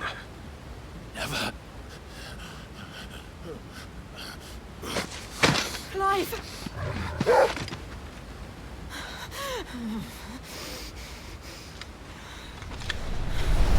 Do you not see? Your iron will weighs you down, dragging you ever further from your purpose. And what is my purpose? Mythos. Who are we? What are the dominants? The breath of the Creator still warm on our lips. We carry his light that we might guide the masses in his name. We are but mighty acts of God. We are more than that. You would be nothing without what he has granted you. The power we wield is his, and yet every time we draw upon it, it wears away at our very being. It breaks us. It unmakes us, that its immaculate aspect might reveal itself. The Eikon. It is too much for even his chosen few. Apart from you, Mythos. You wield the might of many, yet your body does not answer for its avarice. What are you saying? What I am saying is that we dominants are a means to an end. We were created for you, that you might drink deep of our strength and thereby fulfill your divine purpose. Which is? To feed. As you would know, could you only look beyond the walls of your prison of self-regard. As long as you choose to ignore this, you shall never penetrate my defenses. Still, you may take solace in the fact that you are not alone in your plight. The chains of volition shackle all of mankind, but there is yet cause to rejoice. For the Lord, in his mercy, has taken pity on his flawed creations, and shall see them restored to their proper forms. And what exactly would that be? Why, loyal servants to God. No. Manners, Lord Rosfield? They are men, like you and me. Albeit ones unburdened by the wills that drive our kind to madness. They are pure. They are divine. You mean to turn everyone Akashic? Not turn, Mythos. Turn back. For too long has mankind been led astray by their clamorous wills. It is time they return to a world of quiet equality, where they might once more know salvation. Salvation! And abandon everything we hold dear! We don't need your salvation. We'll save ourselves, and we'll do it on our own terms. Not yours, and not your gods! With every defiant expression of your will, the tighter the chains of consciousness become. But perhaps that fact may be put to use.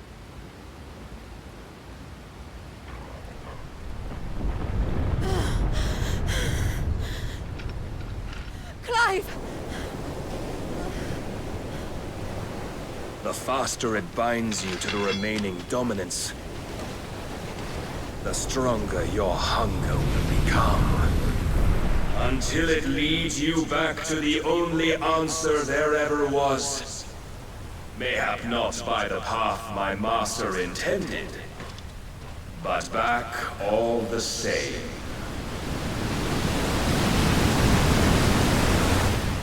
Ash is not far.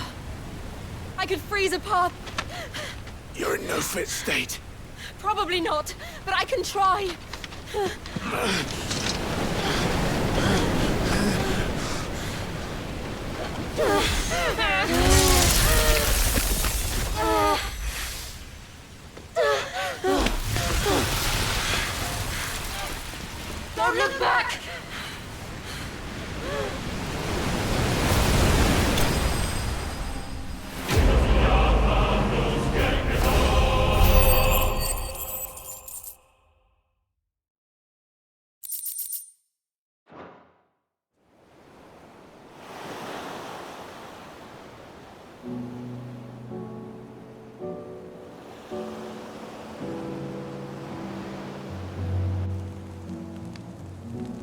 hope the others are safe.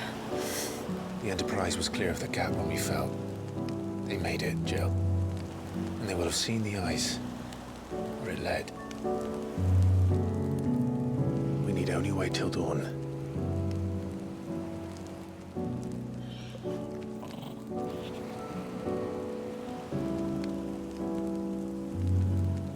This is the second time Barnabas has bested me.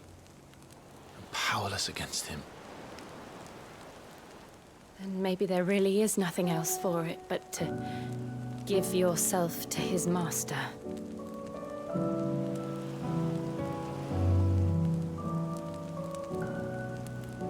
Only you won't do that. The Clive I know would never do that. So you believe? But do you really know me? If what Barnabas said was true, then I'm more monster than man. And each time I summon the flames from within, I burn away the things that make me who I am. Do you, though? Think of what you've used that power for, of all the people you've saved. It doesn't matter how or by whom it was granted, only how you choose to use it.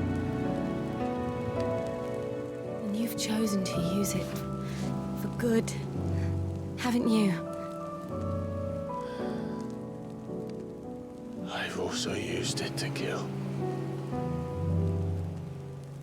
What if that's my purpose? What if it's all I'm good for?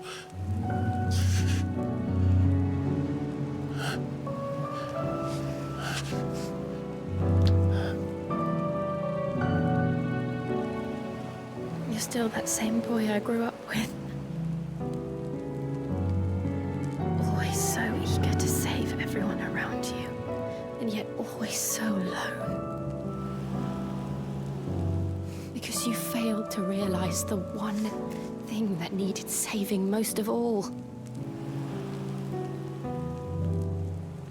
You, Clive. You. You never once took the time to save yourself.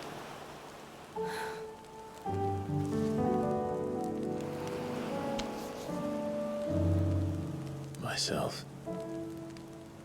I think I might be beyond saving.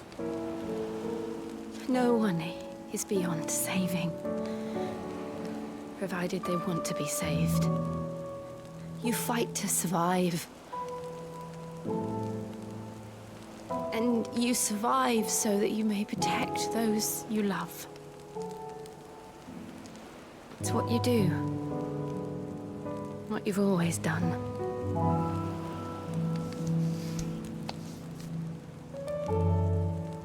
And I know you're not about to change. So I'm going to help you. To give you what you need to protect us all.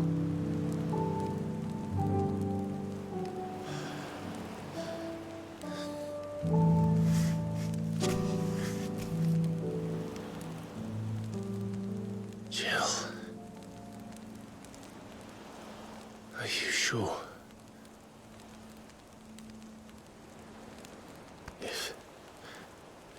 If this is what you want, then...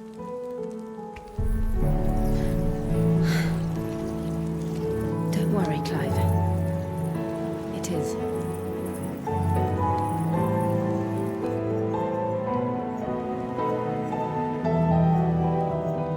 This burden, I'll give you the strength to bear it alone. But I'm not alone. These burdens I carry, my sins, my pain, my sorrow, I see now that they are all a part of me.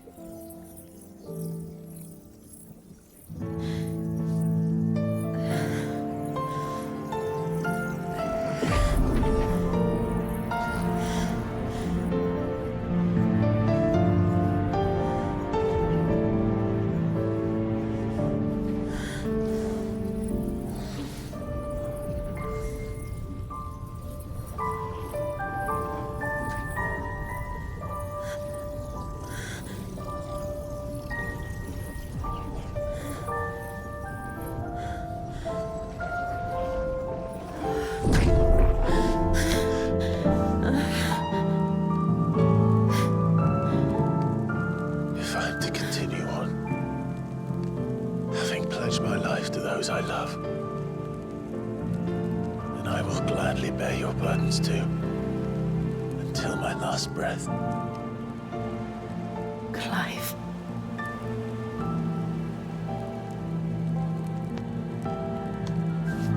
I promise you, Jill. We will find a way to escape this fate. Find a way to save each other.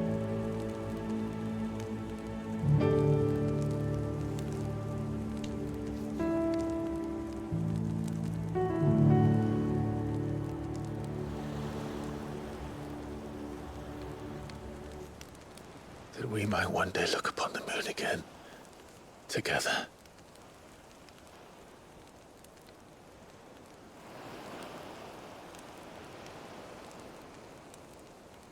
And I promise you, Clive, that I will be there, no matter what you must become. I know.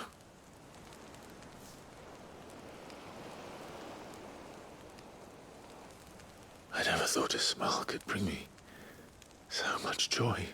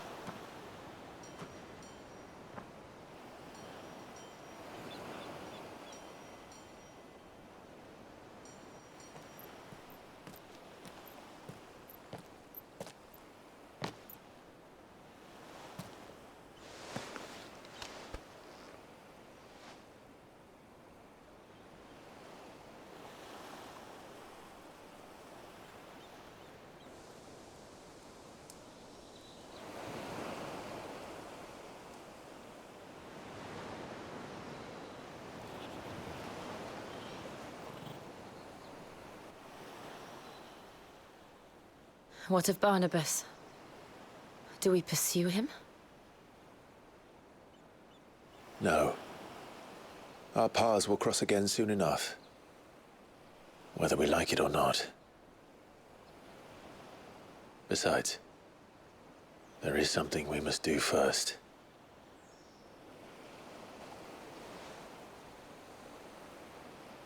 Of course. Drake's spine. The last Mother Crystal. The Einherjar is at the bottom of the sea. Waloed won't dare move on Storm without her. But they know we're coming now. We'll need a plan. And a damn good one at that. Then let's go home and find one. Ash will have to wait.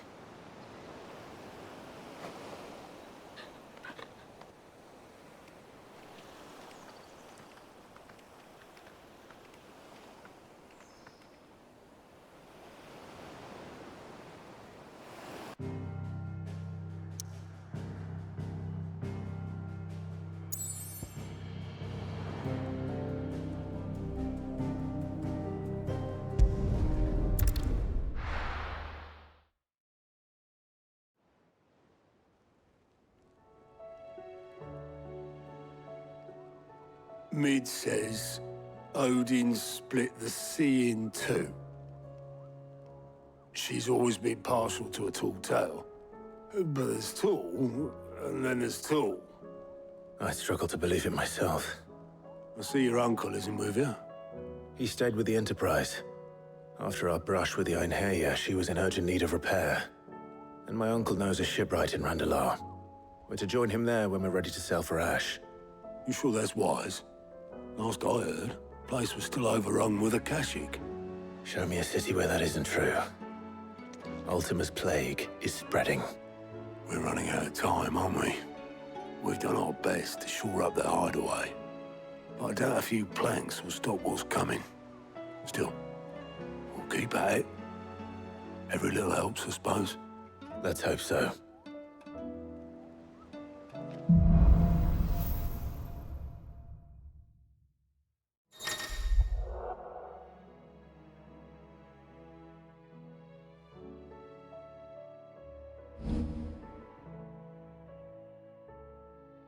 I should visit Joshua, assuming Talia will allow it.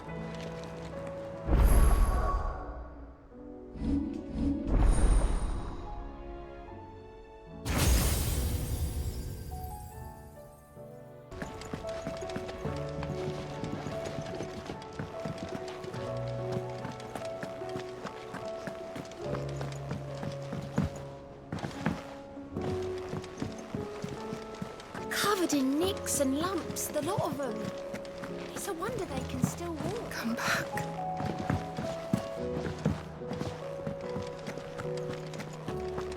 Oh, don't tell me we've run out of pep. Still alive, are ya?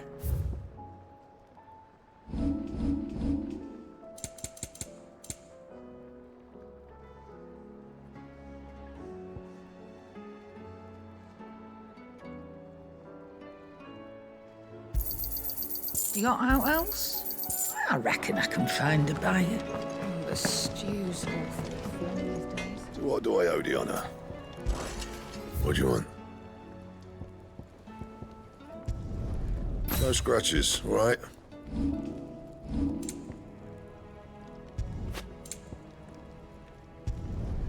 Not bad, if I do say so myself. Should last you a good while.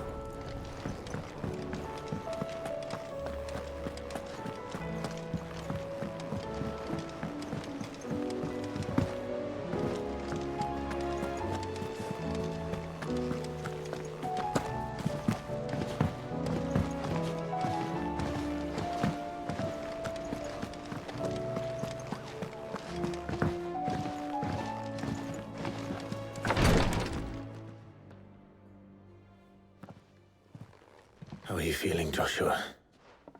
Better than I was. But not nearly as well as you should be. Your cuts and burns may have healed, but your body still bears the burden of every spell cast. And what would you have had me do? It was no ordinary foe we faced. It was the Warden of Darkness. Yet still, it was not enough. The king could have ended me at any moment, but instead chose to toy with me like a curl does a mouse. You underestimate yourself. Oh, it was crystal clear. Only one man established his dominance that day, and that man was Barnabas. I'm sorry, brother. That was ill-spoken. It's just, I have never felt so powerless. And when so many are looking to us for strength, perhaps the prince feels the same.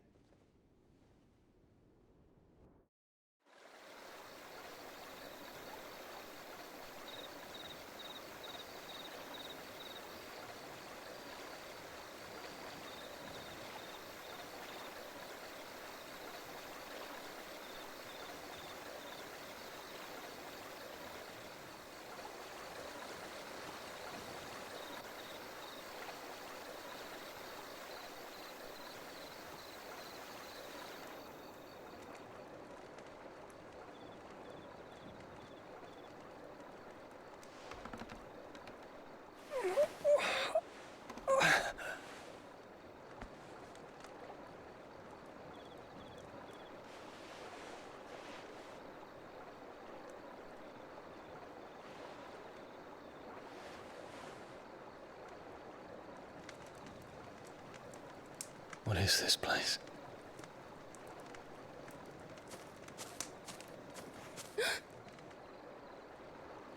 Don't move.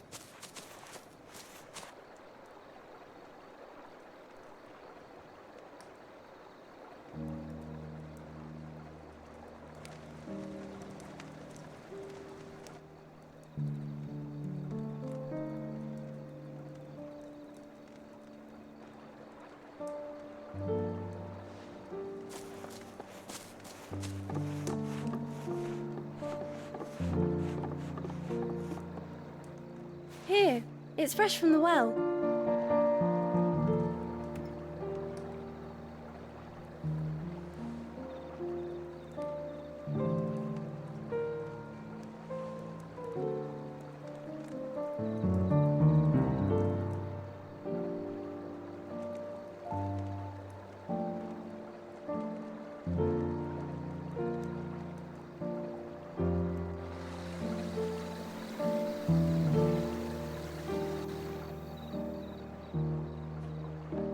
Grandmother told me spirits sometimes get lost, and that the lanterns guide them to their proper place. I set one on the river for her when she passed away.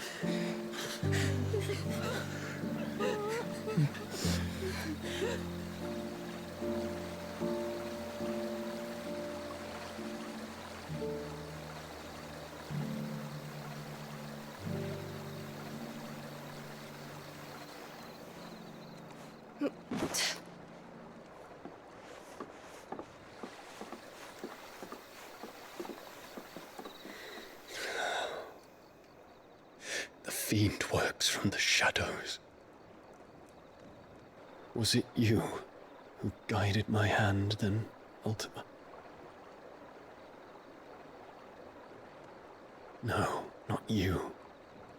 This is my doing, my fault, my sin to bear. And for it, I must atone. Your hurts are healing nicely. It was my poultices that saw you well. You make them? And sell them, or try to. Earns me enough for bread, most days. Forgive me. I have nothing to... I know, but I couldn't just leave you lying there.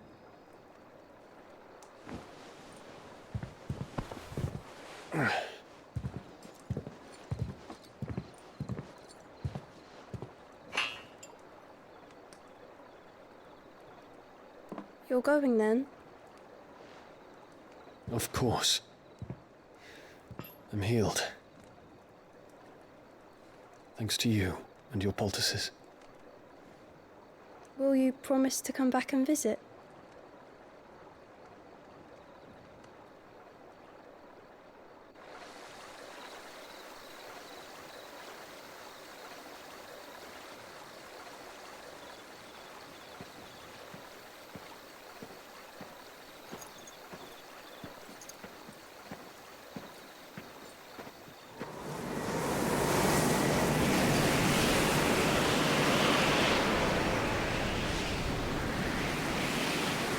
Well, Phoenix, it would seem that I owe you my wings.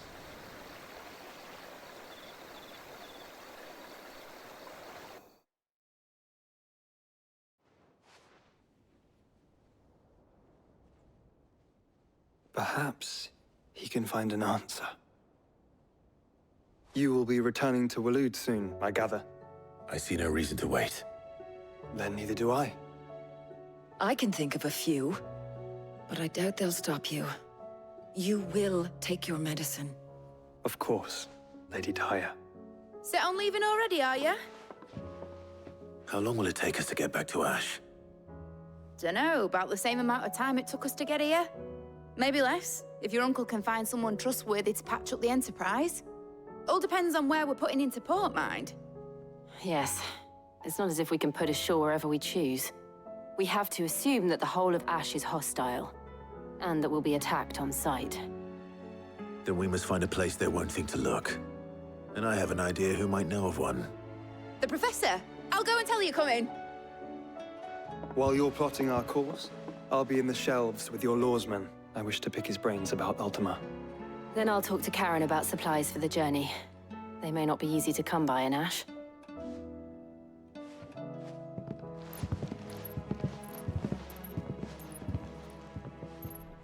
Your brother's body won't take much more of this recklessness. You know that, don't you? I do.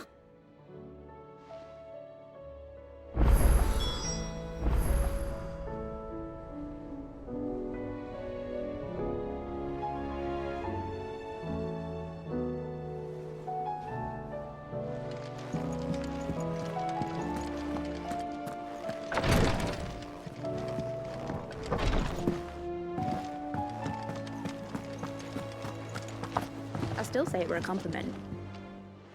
Ah, Clive. I was wondering when you'd arrive. Please tell me you've come to take our young prodigy here off my hands. I'm not here for Mid. I need information on Ash. Then why not ask Molly if you can look in one of her ovens? Go on. As soon as the Enterprise is ready, we'll be setting out for Drake's Spine. And we're going to need a safe place to land. Preferably one that won't see my ship blown to shit and splinters.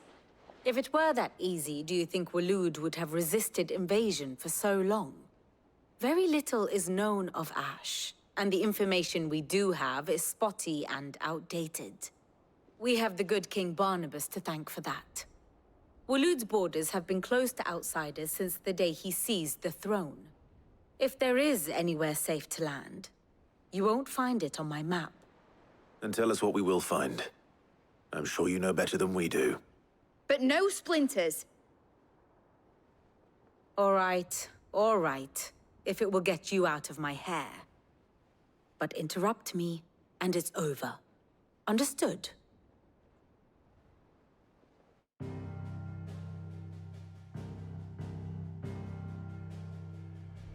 Barnabas Tharm, the one they call the Last King. Understand him, and you will understand the kingdom of Waloed. Barnabas was only a boy when he arrived from beyond the southern seas, and barely a man before he united the ragged tribes of Ash. And having unleashed them upon the formidable Veldamark, he set his throne upon the ancient kingdom's ruins. The victory sent shockwaves around Valisthea, tales of Odin's might spreading through every court, parlor, and drinking hole in the realm.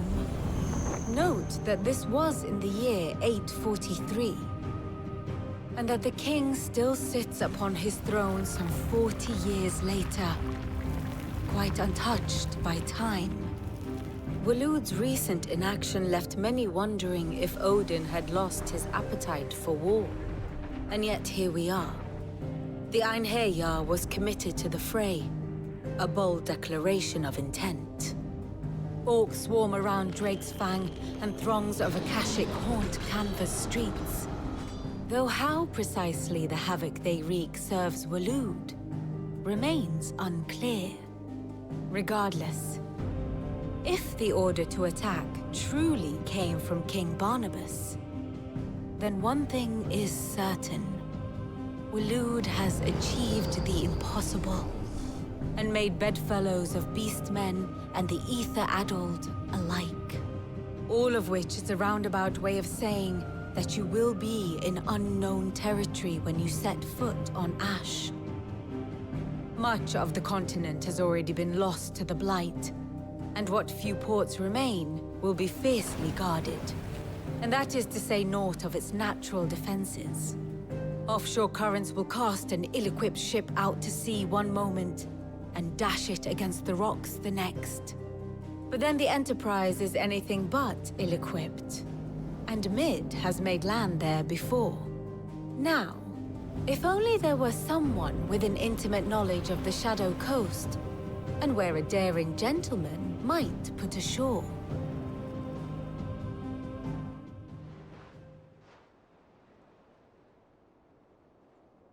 You see, Clive, you had the answer all along. Do you think you can get us back to that beach, Mid? Picked you up from it, didn't I? Not that it were easy. The currents were a right bastard. But then, if it wasn't hard, it wouldn't be worth doing, would it? Well said. Thank you, Lady Vivian. If a few morsels of common knowledge and a sprinkling of tavern talk are worthy of your thanks, I wonder what genuine intelligence might earn me. Probably more visits. Mid, I need everyone in the ale hall now. I'll fetch Joshua from the shelves. Aye, aye, Captain.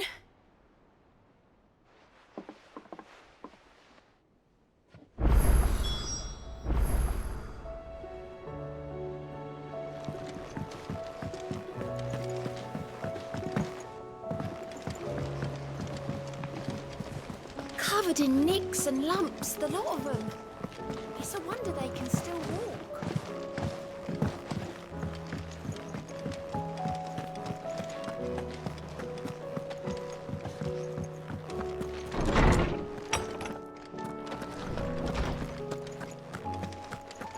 I have no reason to assume.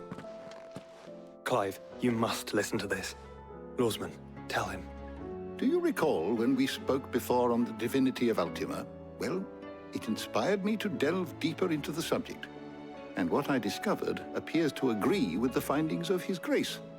You will recall that my quest to uncover Ultima's origins began with the mural at Phoenix Gate. But while I've always known it to be important, its secrets have heretofore eluded me. Now, however, I believe I know where to find the more complete example, one that will reveal all we seek. Master Clive, have you ever in your travels chanced to hear of the Circle of Malleus? I would think not, if you have. But there was once a time when the faith flourished, the oldest known religion in the Twins, and though its popularity eventually waned on Storm, hints of its dogma remain embedded in more modern faiths such as the Crystalline Orthodox. Wait, you said it waned on Storm. What of Ash?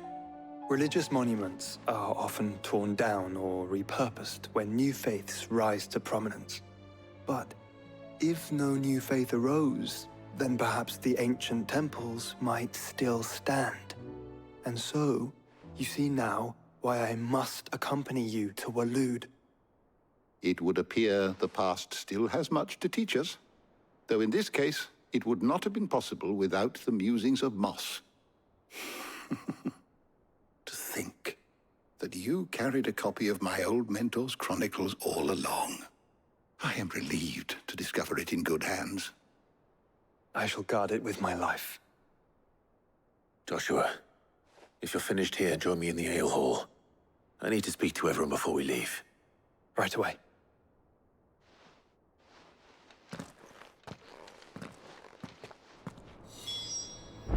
If it please your grace, might I one day... Mid said I can ride the Enterprise next. No, she didn't. She said I could.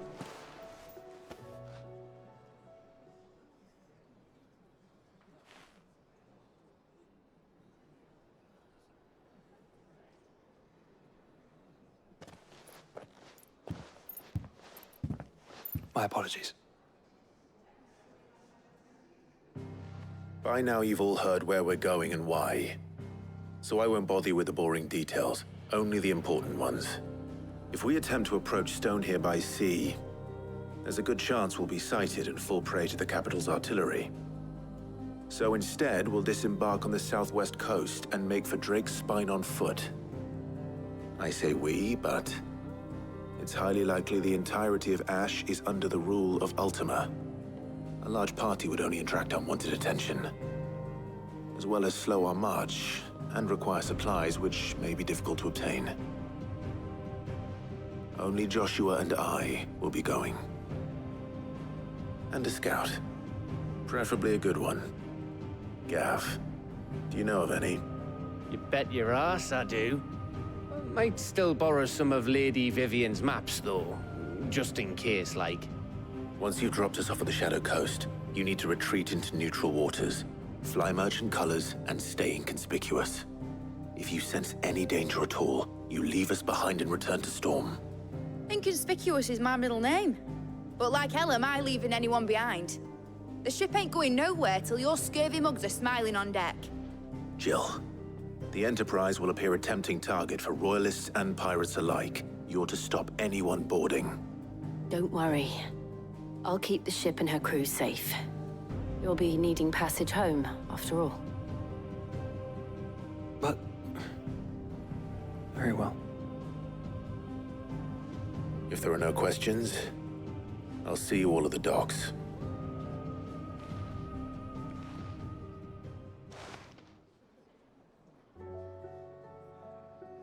Let me know when you're leaving. I want a word before you go. Of course.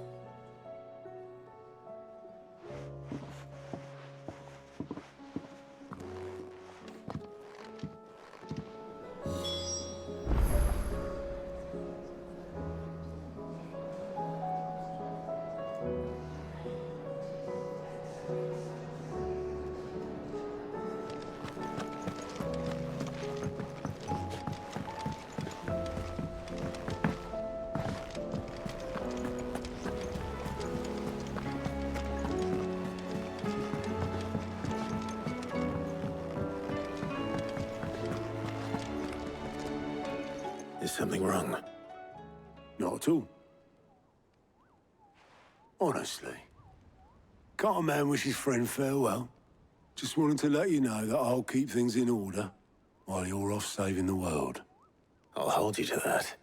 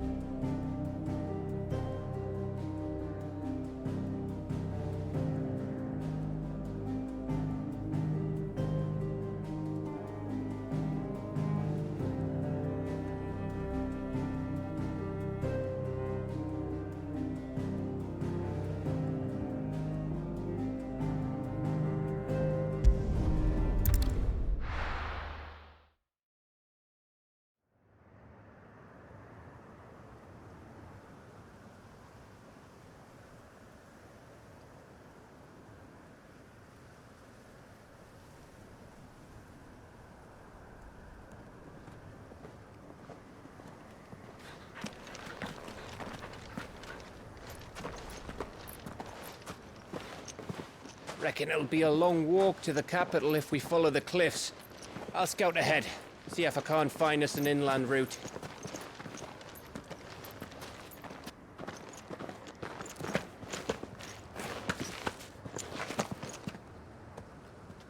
Clive.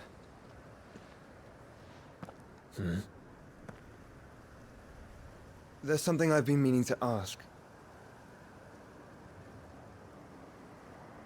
You took her Eikon, didn't you? Yes, I did. She understood.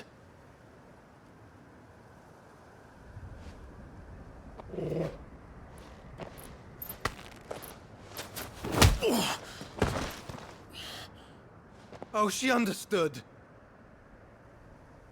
Understood that you decided to save the world all on your own, and that you'd die without her power. How dare you make her choose? You knew damn well she'd never refuse you. But I will. You can't keep pushing us away, Clive. The world is ours to save, not yours.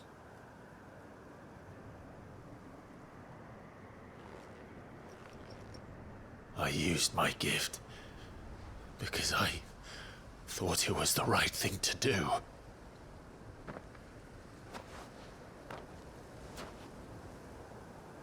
And you truly believe this will save you?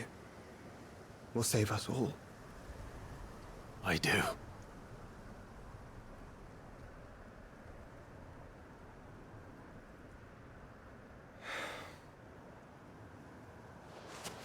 Then so be it.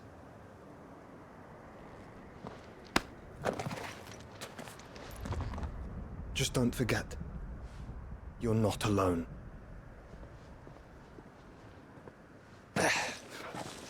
Think I found us a trail.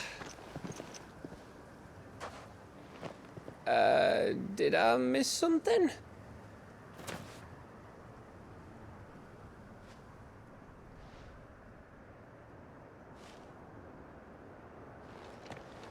Only that Joshua didn't. I don't get it.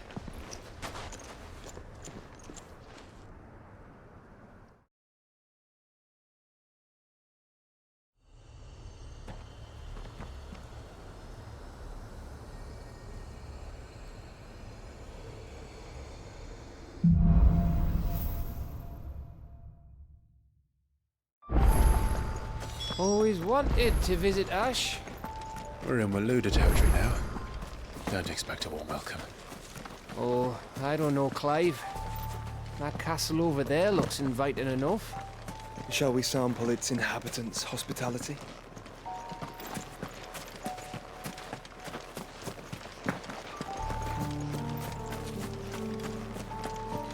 Remember what I said about warm welcomes, Gav? Oh, this place is as dead as Grieger's ghost.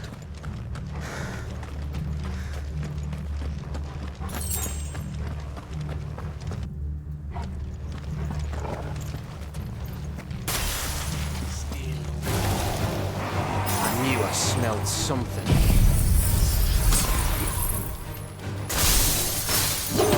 I see only orcs and cash in here.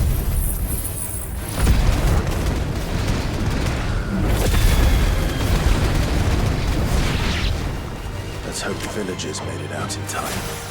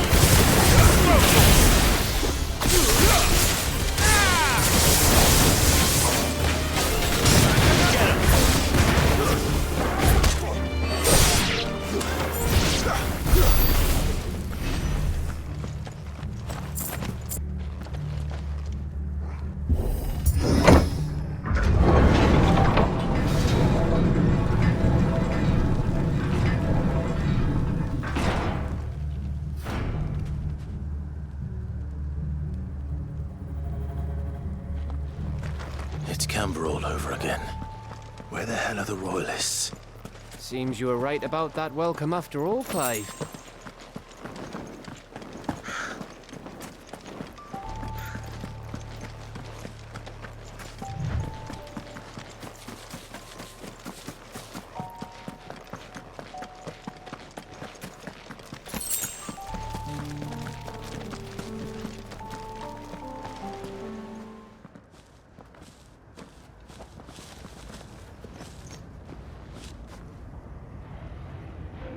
Aye.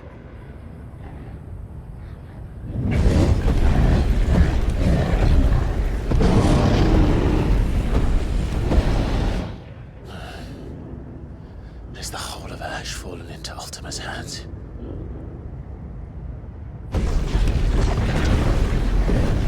That's no peace delegation. We should send a warning to the others. No. My uncle will have an eye on the coast. I trust he'll find a way to entertain any uninvited guests. Our mark is Drake's Spine, and there's a lot of road between us and it. We press on to Stone here. Aye, you never know. It might not be a nest of slavering monsters.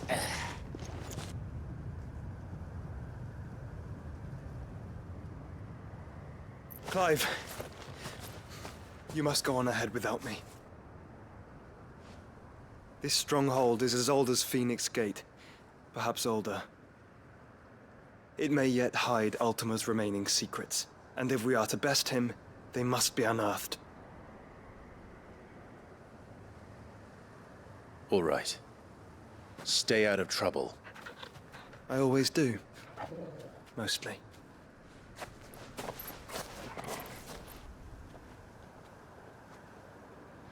You sure about this? About leaving my brother on his own. Of course. Mostly.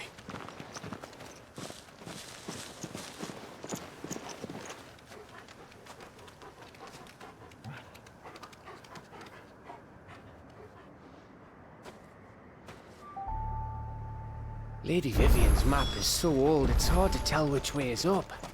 But if I'm right, we're not far from a village called Aistla. Then we make our way there, resupply, and wait for Joshua.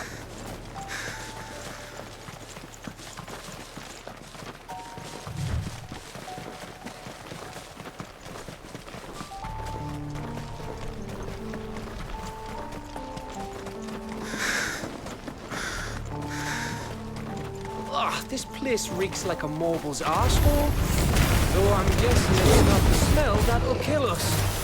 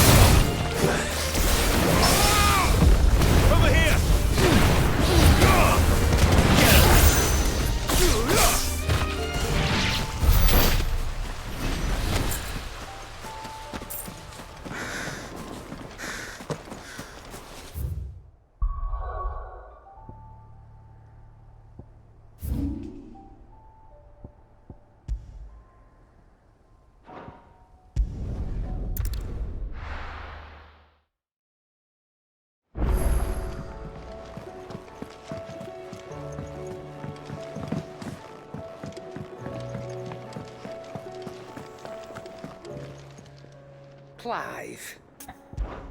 If you're gonna buy something, be quick about it.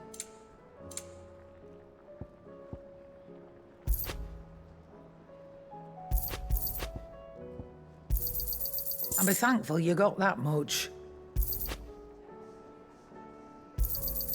You got out else?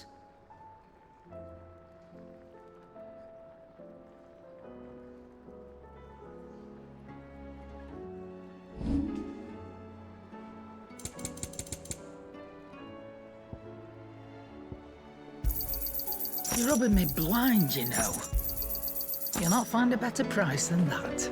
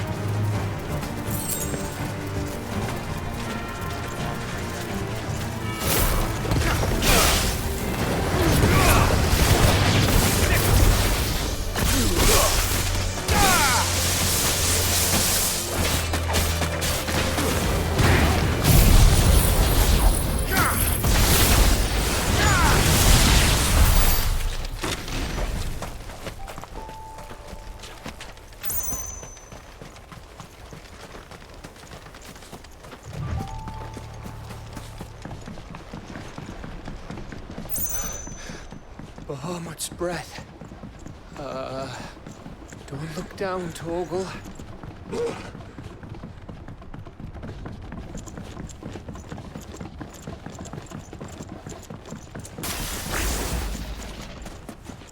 That must be Estla.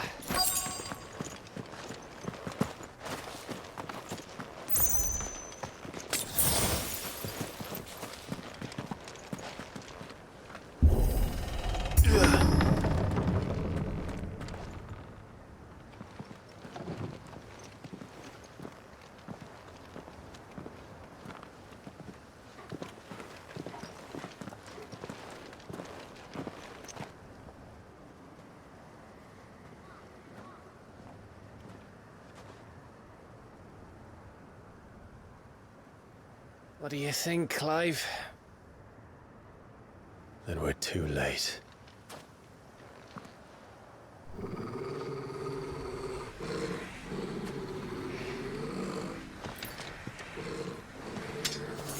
Damn it. They're all turned. There's nothing we can do. I wouldn't say nothing. No quarter gap! No quarter!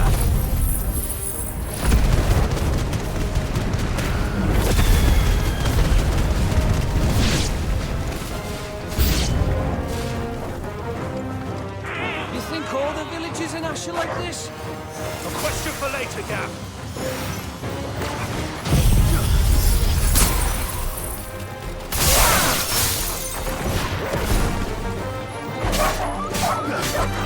Over here!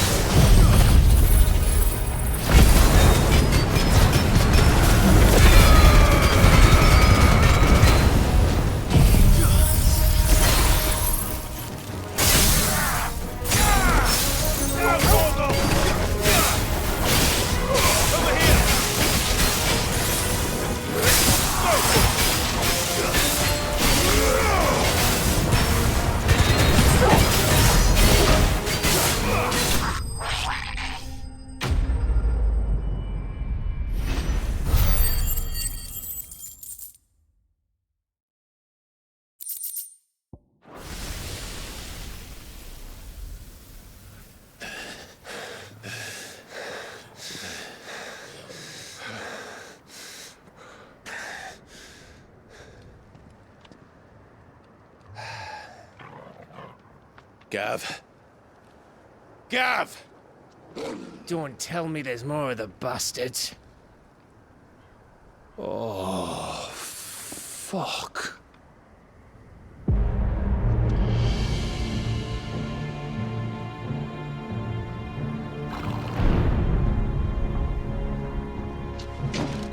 Have you come to watch, Odin? Bound for stone here. Good. My master awaits you in the capital, though I cannot allow you to attend him in your present state.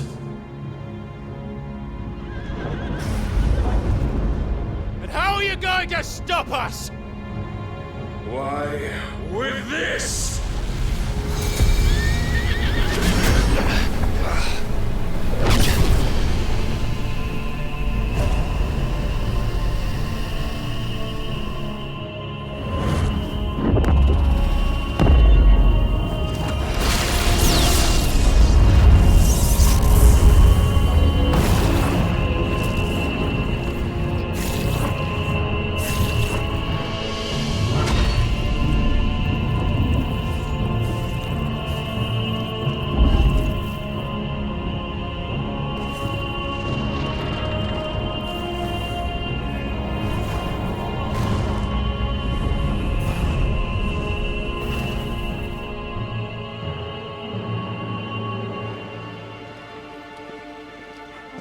What did you do?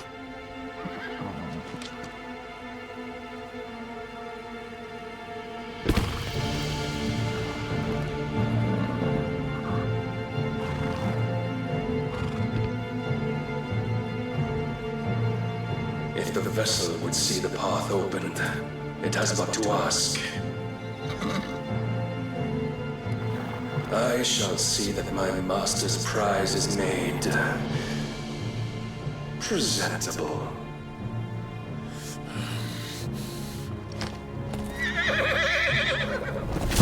Shit! No!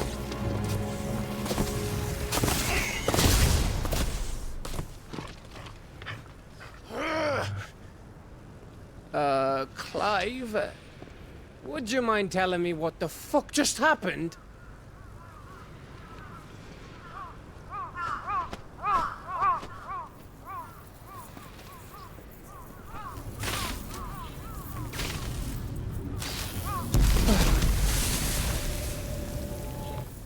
Oh, you've got to be.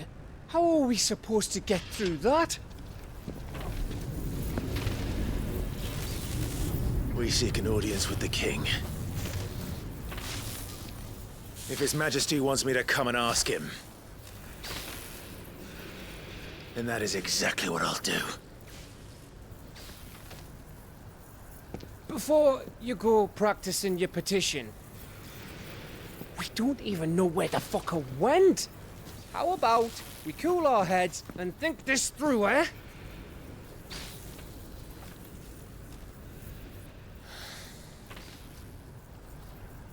All right. Maybe there's something here we can use.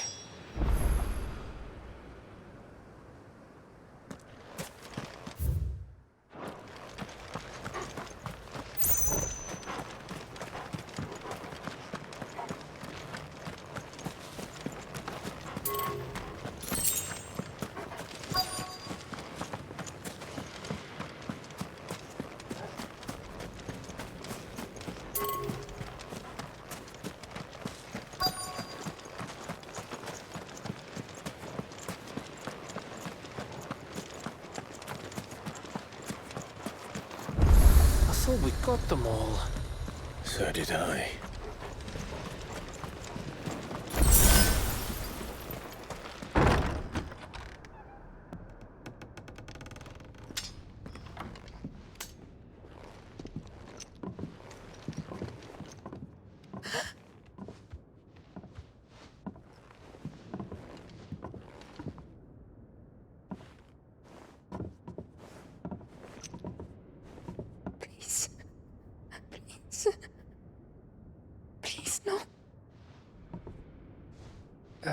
Miss...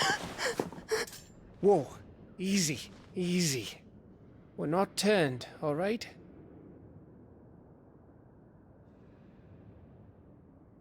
Who?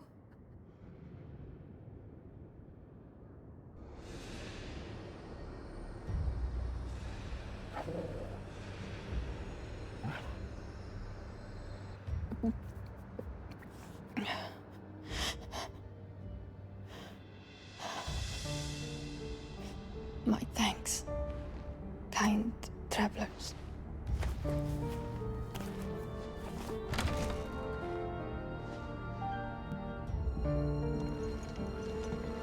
Edda, forgive me for asking, but what went on here?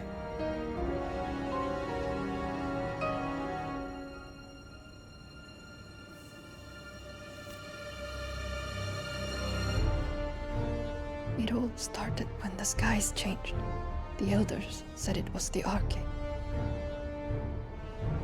One by one, people went mad. Minds taken by the ether. Till only I remained. By then, I was too far along to run. And then the nights came. And I didn't know what to do.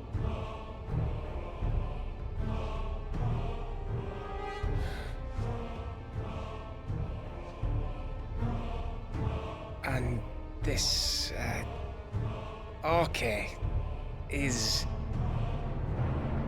Just a story. Something our grandparents told us when we misbehaved.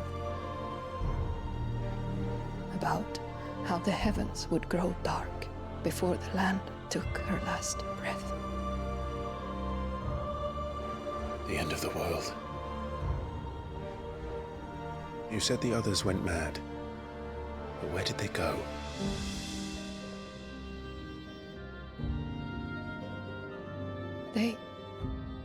They all left. Drawn east to the tower, to reverie. The elders, the healer, the blacksmith, my husband.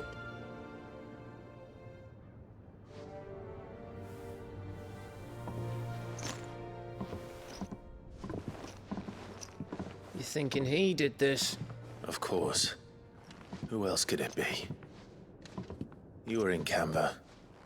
You saw what he did to the people. But then what about her? How come her nut hasn't cracked? The baby, perhaps? Could be protecting her from the ether. I can't think of any other explanation. You mean... it's a bearer? It won't matter what it is once Ultima's magic takes hold. Time's running out.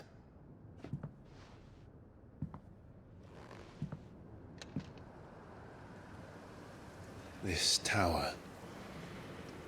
That's where we'll find the king.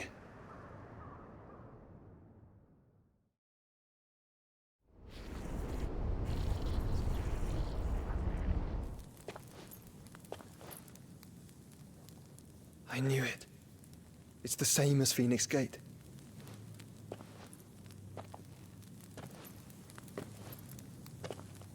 Which means at the end of these stairs should be...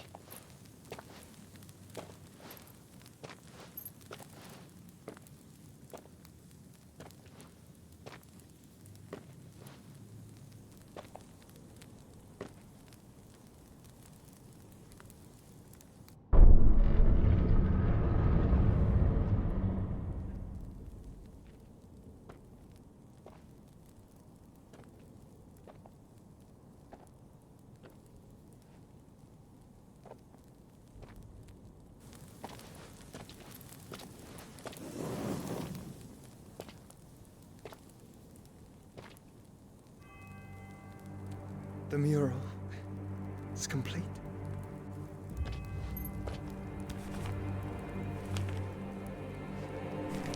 Ultima and this vessel, Ifrit. Garuda, Ramu, Shiva, Titan, Bahamut, Odin. Even Leviathan the Lost is here. But where is the Phoenix?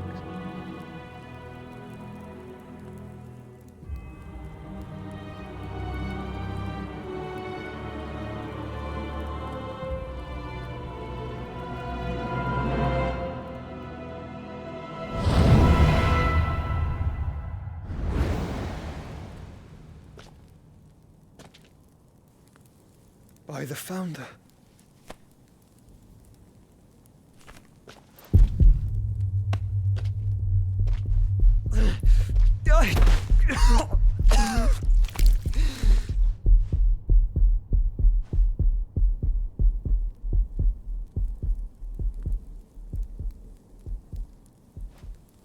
So that's what you want, isn't it, Ultima?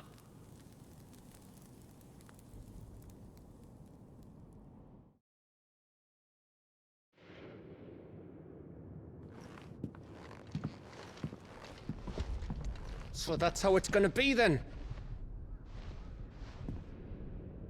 I'm not asking, Gav. I need you to stay with Edda. What's... I must do this alone. If I don't return, you're to find Joshua and make for the Enterprise. Understood? Aye.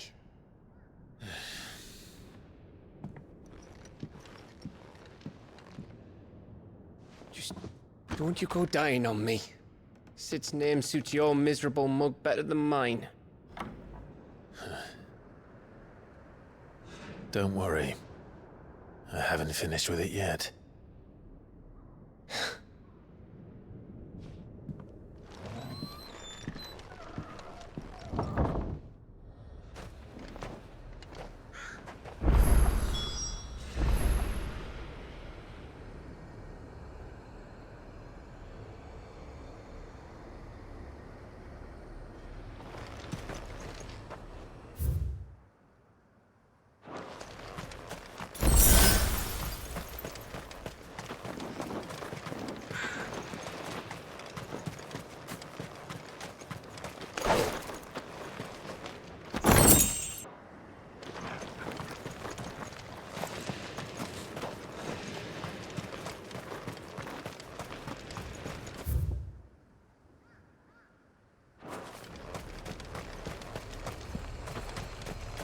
If Barnabas is controlling the Akashic, then wherever he goes, they'll follow. And so will I.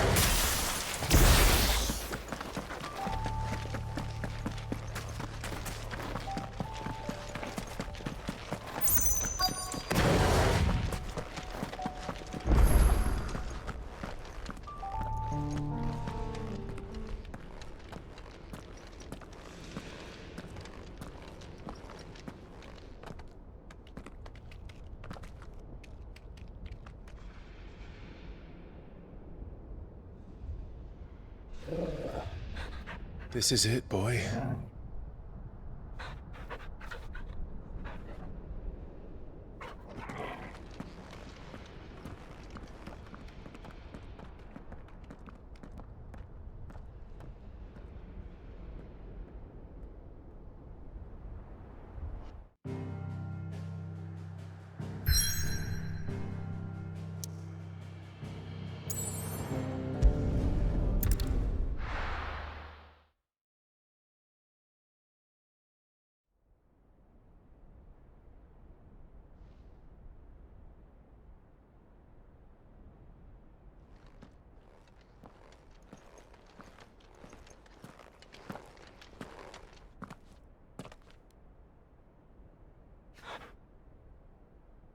I've come for you, Barnabas.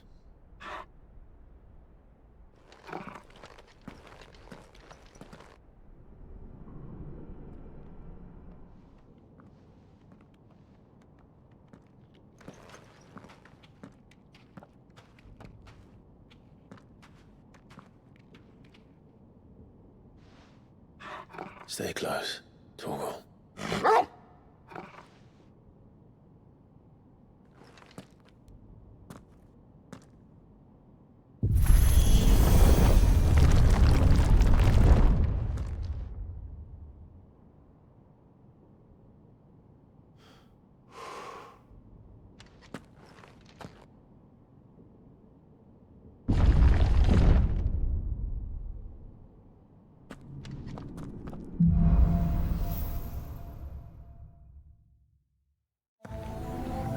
The tower.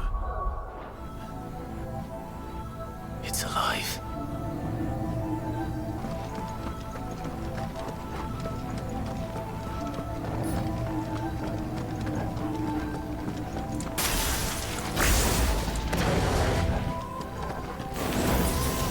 More echoes of the fallen.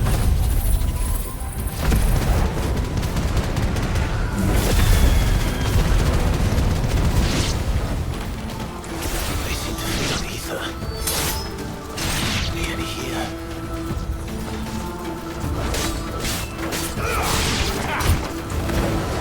Farewell.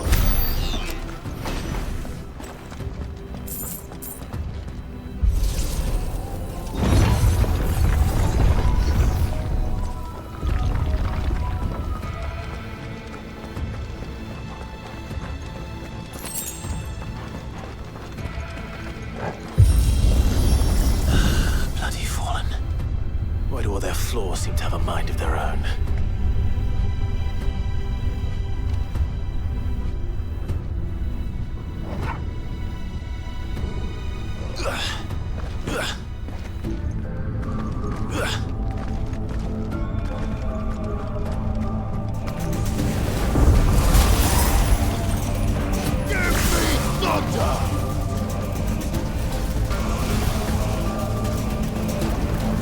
Too slow.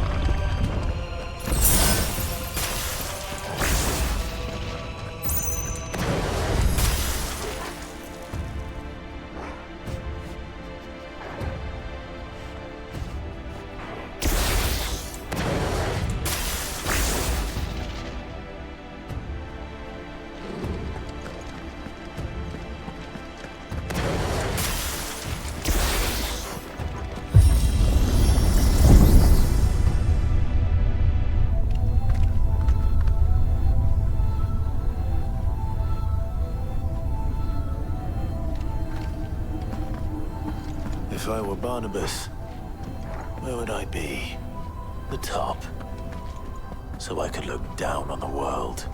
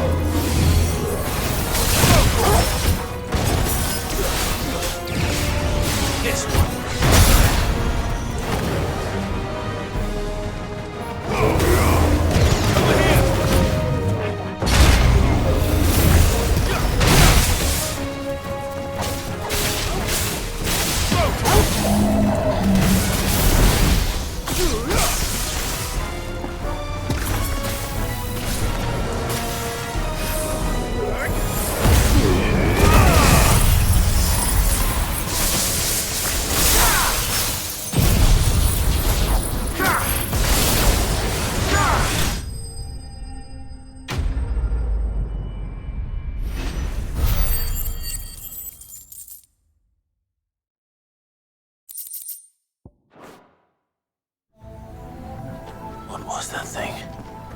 Hopefully there aren't any more.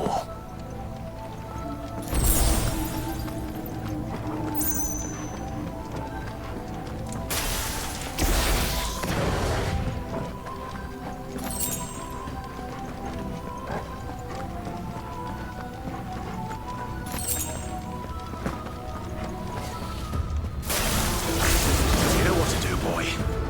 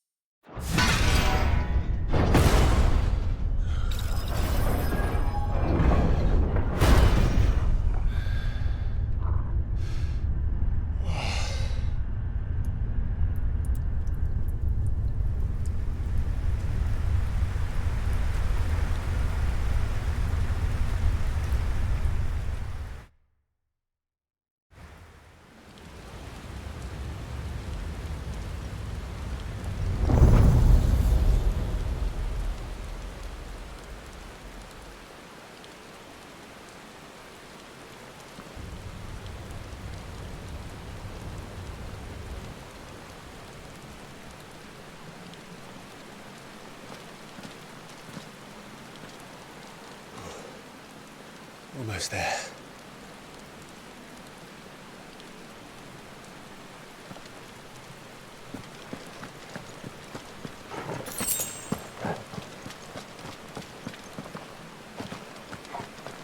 Better already.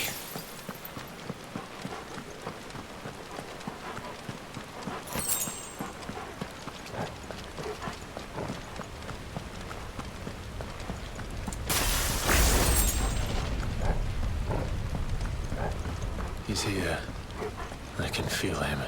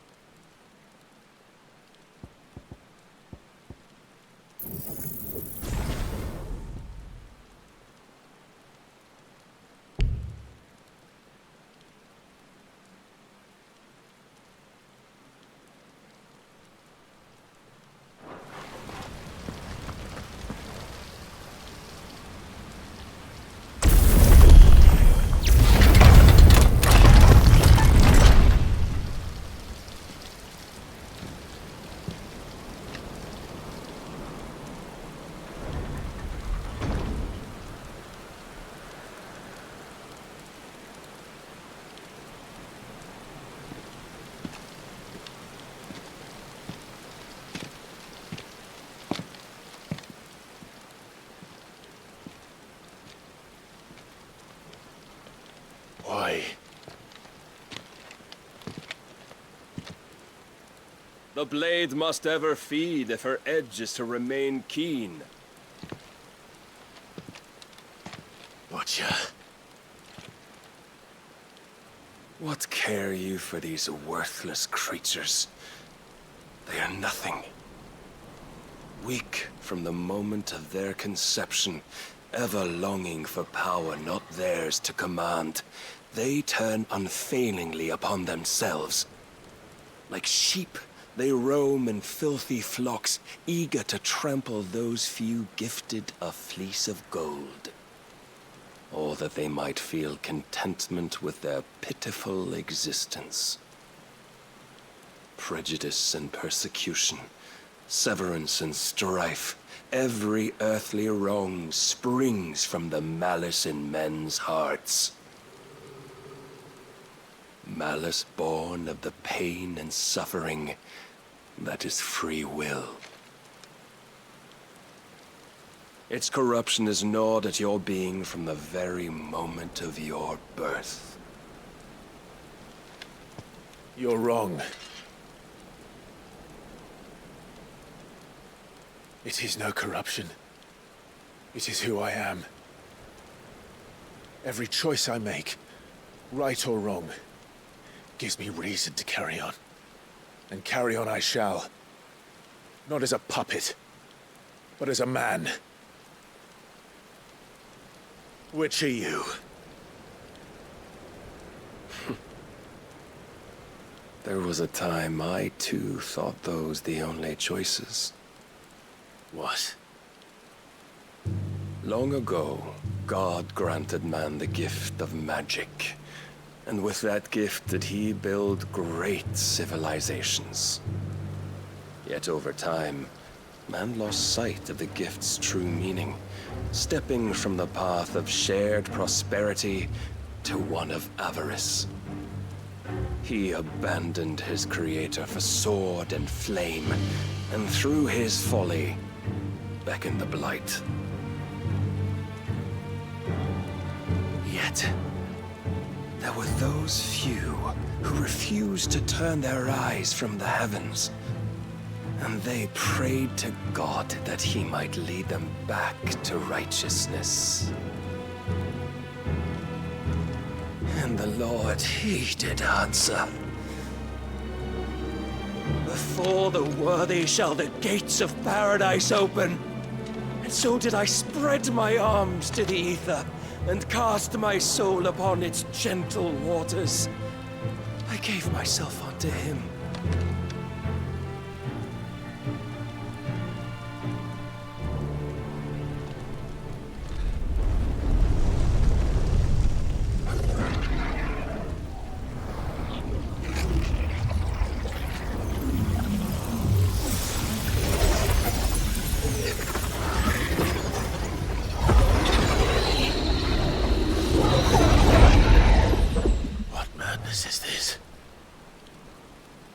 worth proven, the Lord charged me thus. If your kind are to find salvation, they must be made to serve. You see, paradise lies but a single step away. Could we only take it? Could we only leave our transgressions behind? For none save the pure of heart and mind may set foot in the new world. I will save us. But it all begins and ends with you. You are the key, Mythos. And with this humble offering, shall I prove my faith once more. So you forsook your kingdom. You forsook yourself to serve. Tell me, how is that living?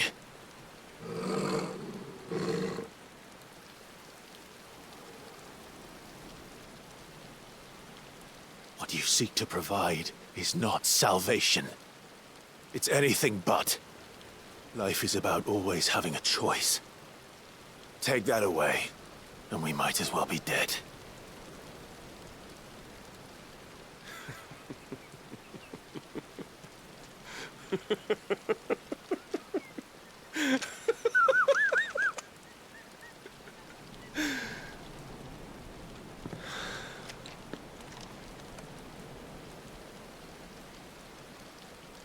Very well.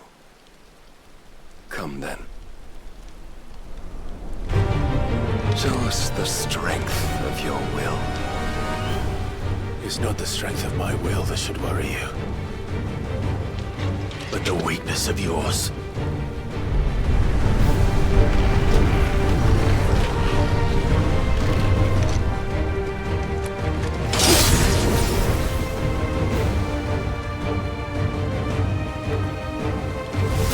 If you think your will the stronger, prove it.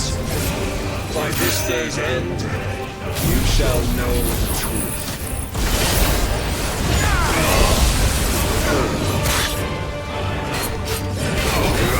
I'm tired of this.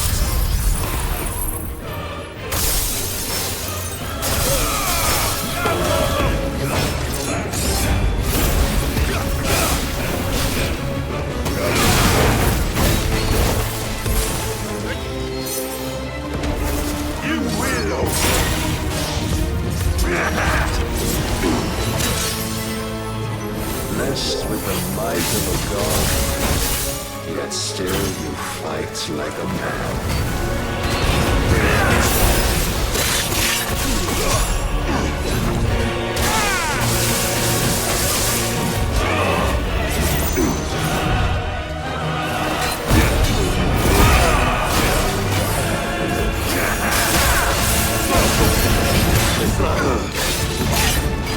Must I show you?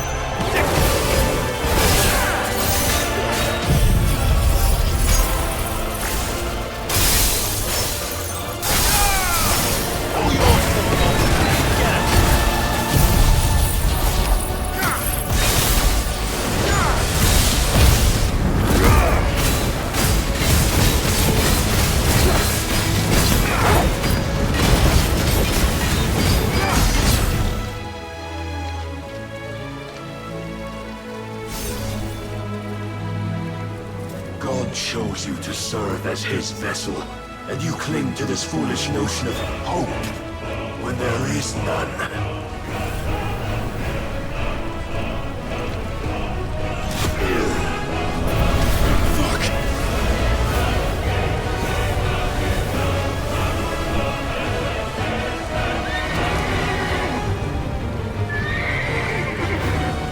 Desperate, are we?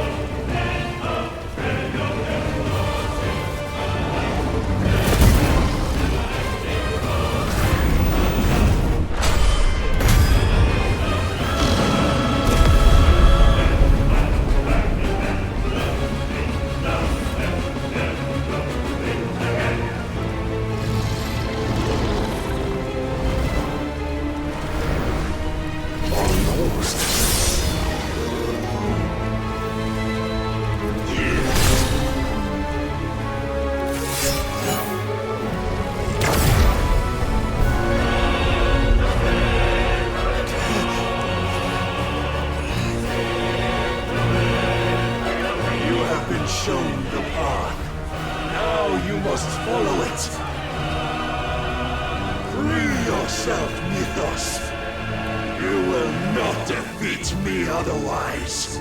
We'll see. Perhaps you still require persuasion.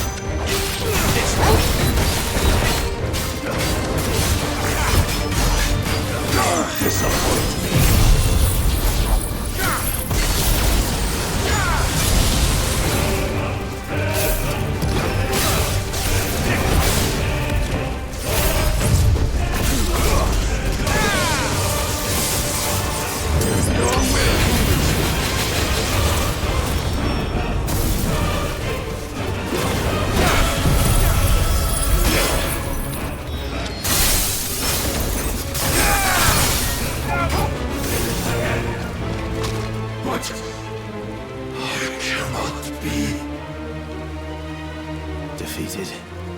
You admitted defeat the moment you turned your back on us.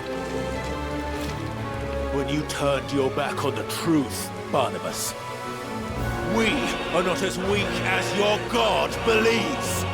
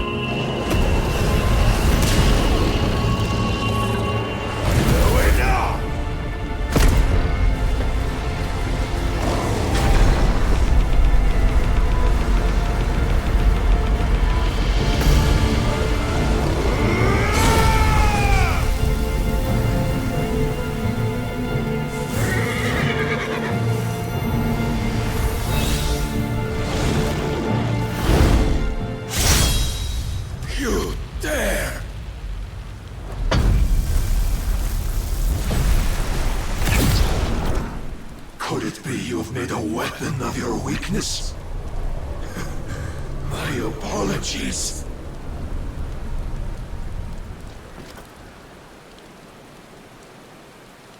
You are not the fool I took you for. And so it ends. No!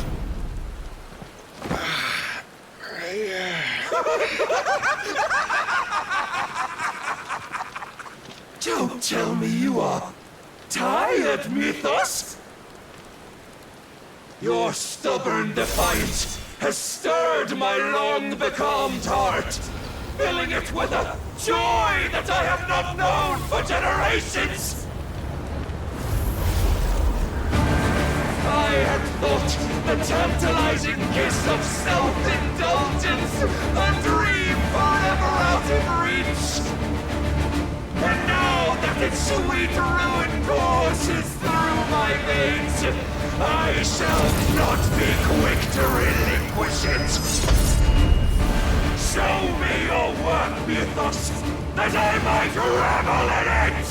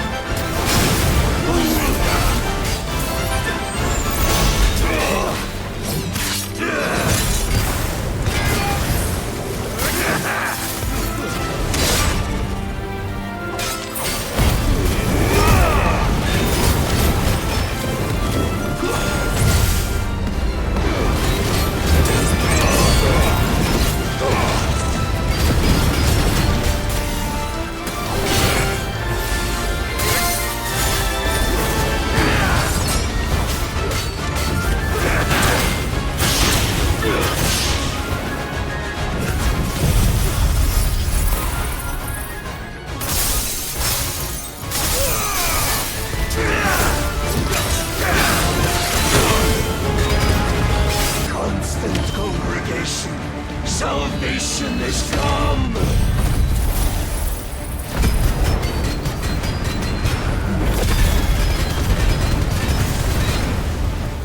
Rejoice as our souls are granted peace unending! How do you know this day will come? What proof have you?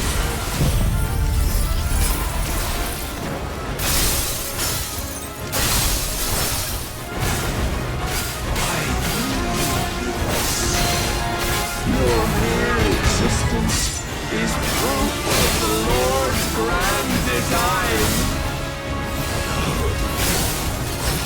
I'll never serve your God!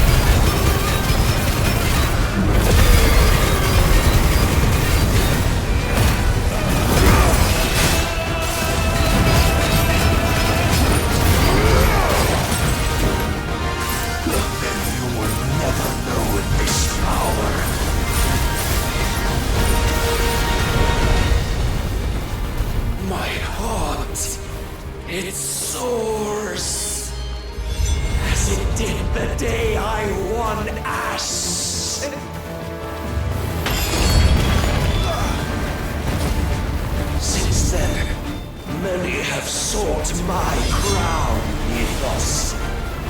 But none could wrest it from my head.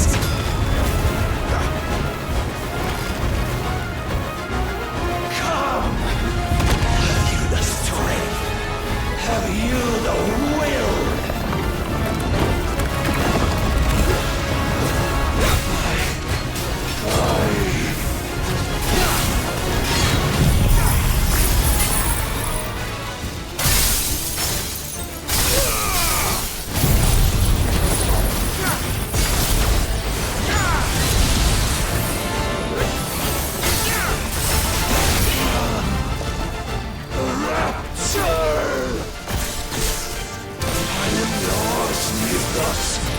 Claim me as your prize!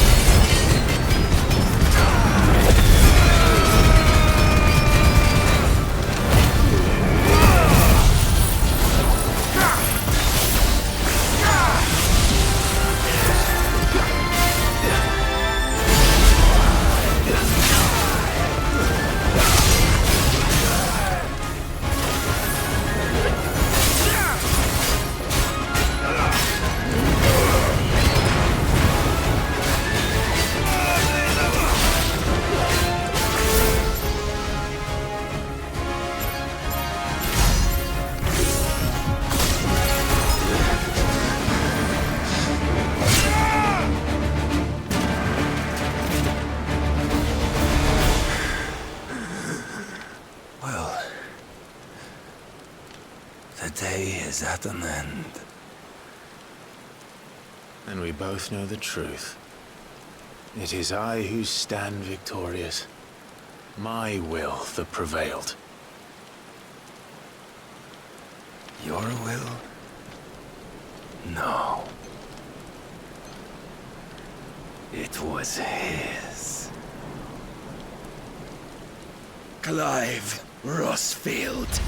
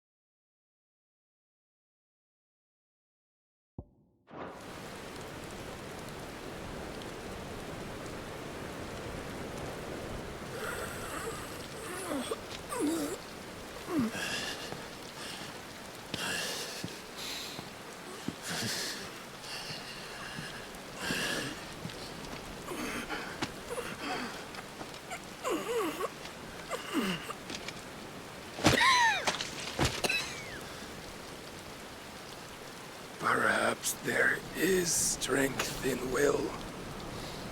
Would that I had not relinquished my own.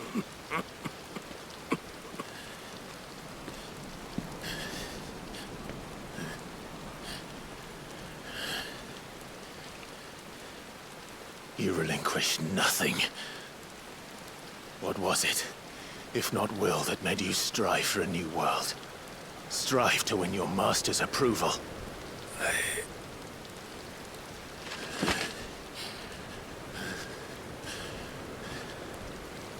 You were shown a fantasy, and you chose to believe it. But you were wrong. There is no world, but the one we live in. And that world is worth saving, even if it means killing a god.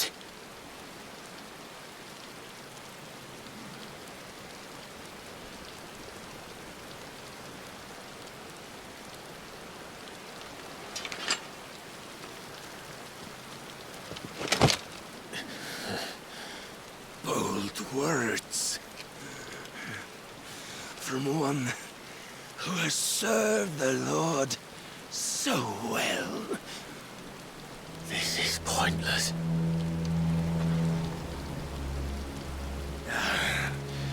But I almost forgot.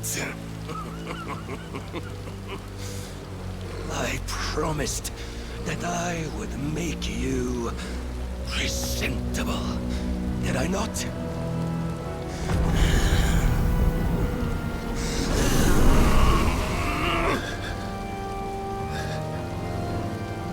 We shall fulfill our destinies, just as the Lord's Mother Crystals have fulfilled theirs. Come, Clive Rosfield. Take what is rightfully yours. Become one with God. No.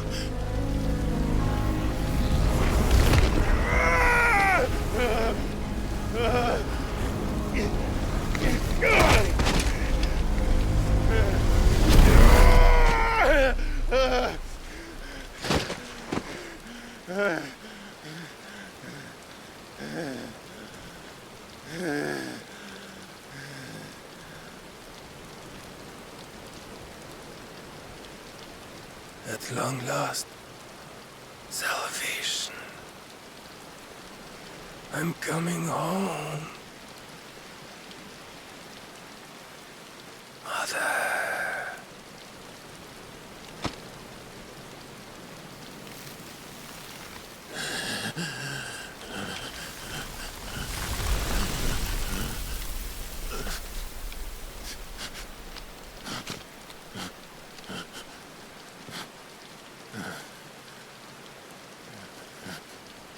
Tell me, how does it feel?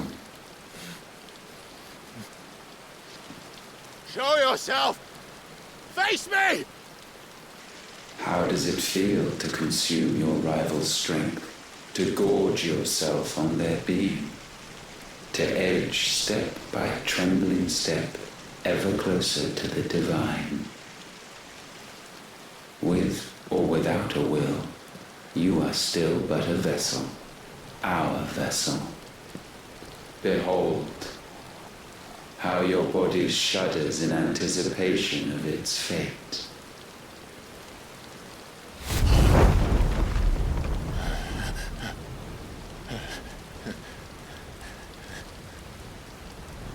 Oh, it's not yours yet. No. Come then, O wayward child. We shall await you upon the back of the first worm. There all shall end and begin again.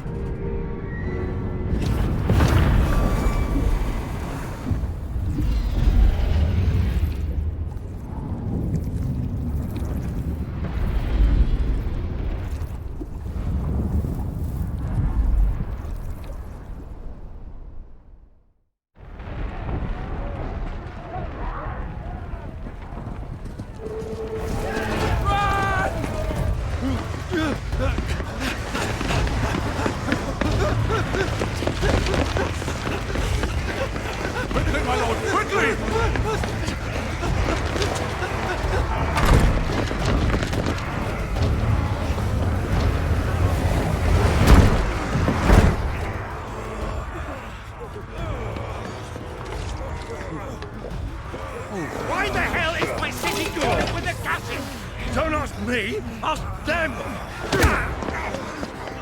Since when was Eugen Hamel one to hide when there was a fight to be had? Since they stripped me of my rank and banished me from the battlefield.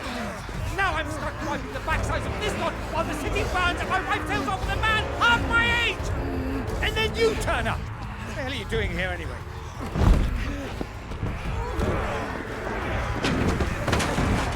What indeed? The enemy numbers 200,000 or more, counting the orcs. There are simply not enough soldiers garrisoning the capital to repel an army of that size. Then what of the central keep? Held by a contingent of soldiers and bearers from the surrounding boroughs. They are the sole reason it still stands. And all it took was an army on their doorstep to bring them together. The prospect of death does put things into perspective. Perspective. Perhaps it's what we've lacked all along.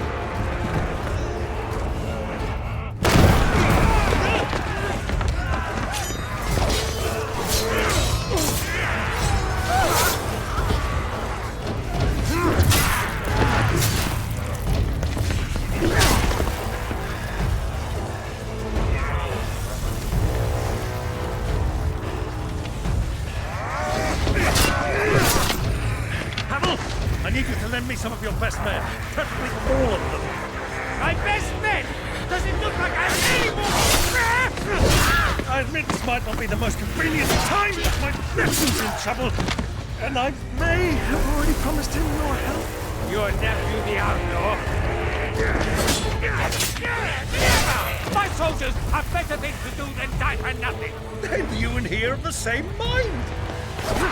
I fight for the opposite! He fights for a world in which we shouldn't have to live and die for nothing! And he fights today to give us all a chance of a better tomorrow! Be that as it may, a handful of men cannot stand against the kingdom!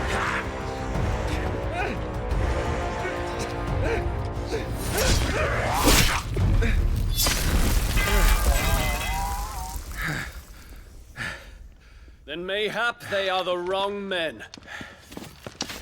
Well, I'll be damned. Our numbers are few, but I shall rally as many of my dragoons as I'm able. You, apprise the Lord Strategist of the state of the city's defenses. Yes, Your Radiance. And you would fight alongside us? I owe the Phoenix a debt.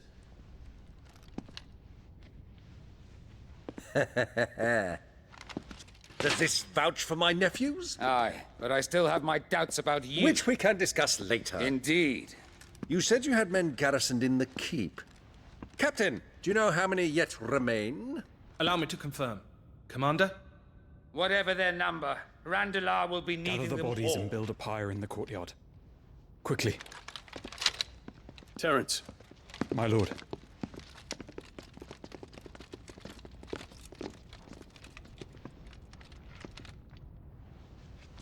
You will find a girl there. A girl? We are in the middle of a war. I owe her my life, and I always pay my debts.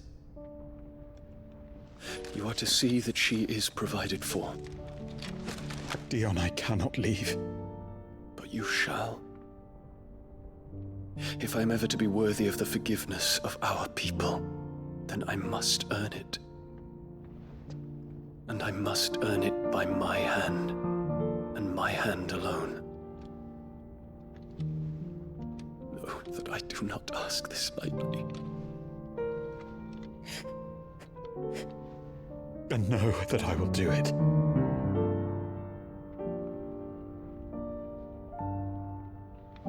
Farewell, Terence.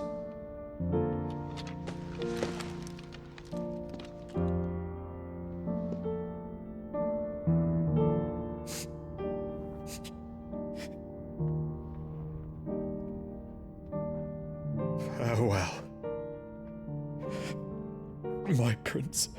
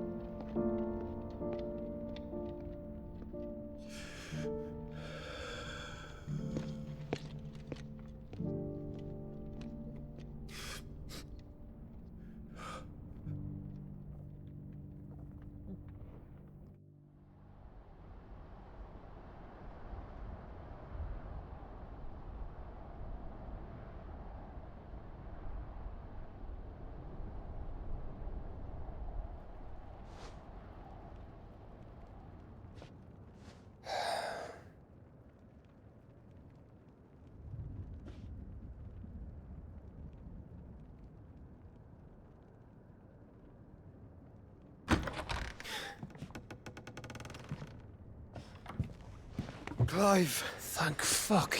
You alright? I am. But I'm a damn sight better for seeing you, Joshua. And Barnabas. The king is dead.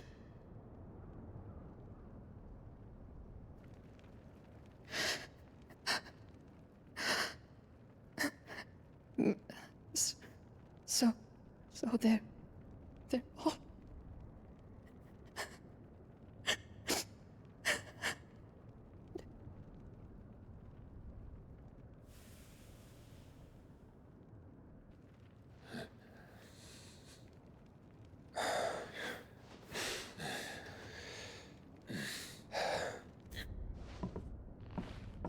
They are, but so is their killer.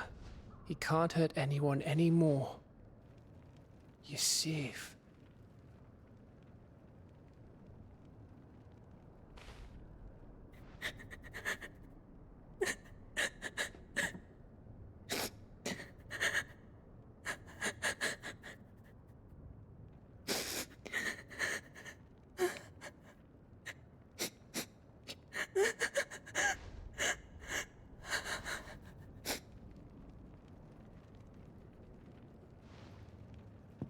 Gav, we need to talk.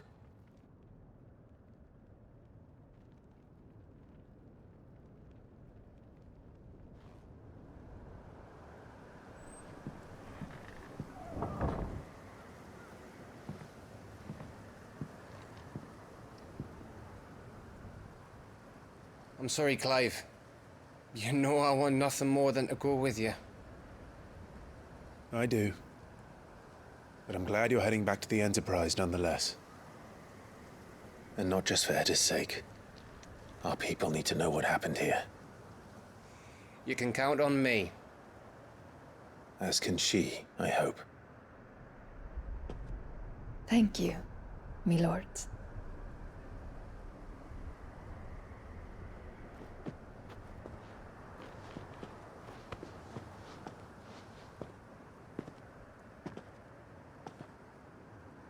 Do you think that was wise? Wiser than leaving a woman with child alone in the Deadlands. They'll be safer at the hideaway. For now, at least.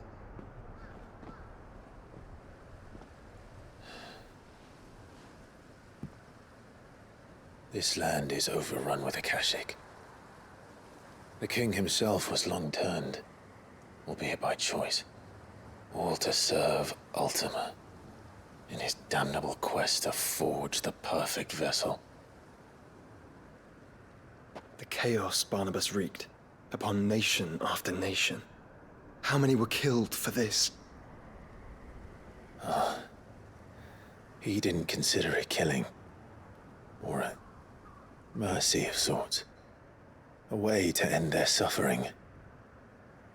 He truly wanted to save mankind, and ultimately use that. As he uses us. But why us? What are we? What are we?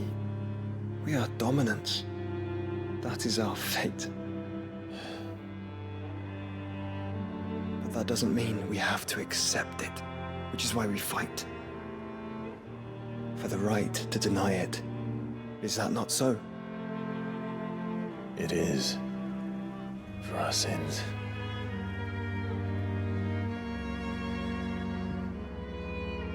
Barnabas said something else. That the Mother Crystals were Ultimas. Ultimas? Are you certain? We know that the Mother Crystals have been leading the land of Ether. And we also know that it's this which hastens the spread of the Blight. But what I cannot fathom is what Ultima stands to gain from that. What did you find at the Stronghold? The truth about Ultima's prize. For so long, I believed it to be you, and you alone. Yet, it is not merely Ifrit that he desires, but Ifrit and Phoenix both. That which we became in the skies over Twinside. Only when the twin flames are joined shall his vessel be complete. Quite why he needs a vessel is another question. Unless there is something he cannot achieve without one. Something his immaterial form precludes. Something requiring an unthinkable amount of ether and a body resilient enough to channel it. If I did not know better, brother, I would think that he meant to cast a spell. A spell 1,000 years in the making. A spell to end all spells. And he cannot do it without us. Nor without the Mother Crystals. But if we destroy them all, we will stop not only the Blight, but Ultima as well.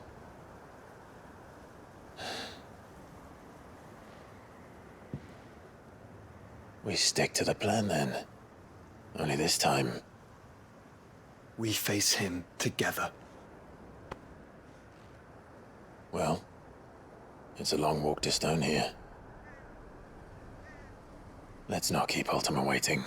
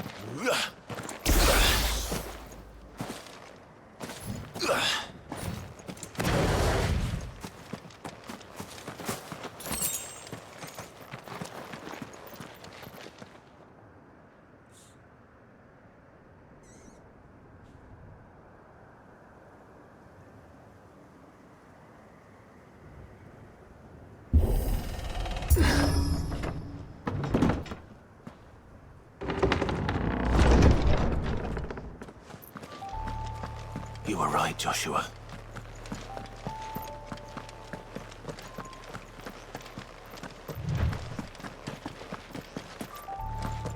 Bodies up ahead.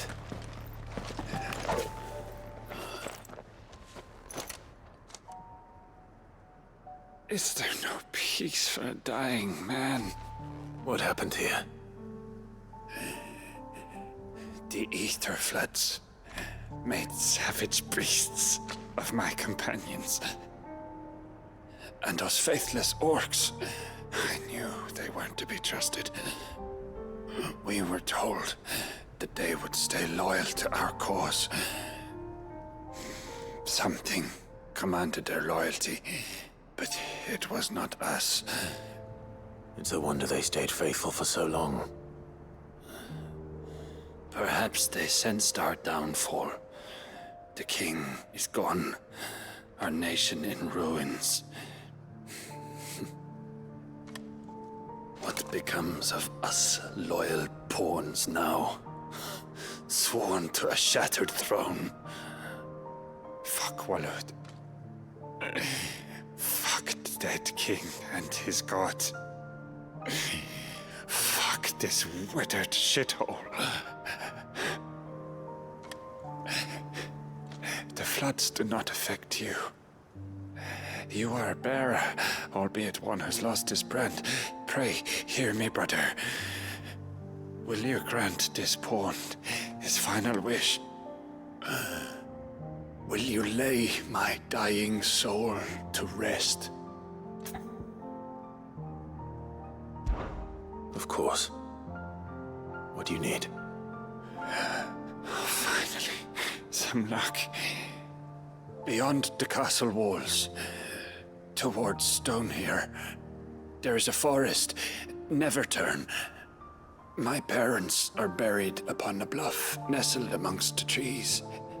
Theirs was the only love I ever knew. I was torn from them in life, but perhaps I can return to them in death. Take my ring. See that it rests beside their bones.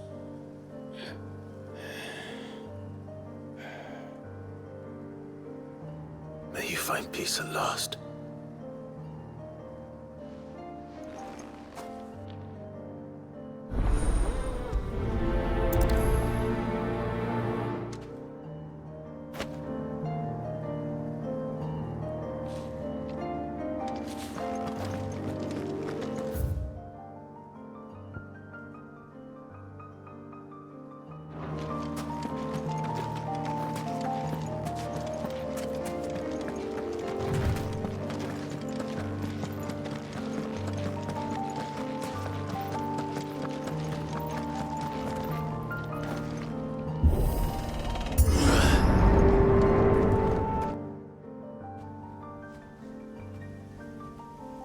Don't tell me.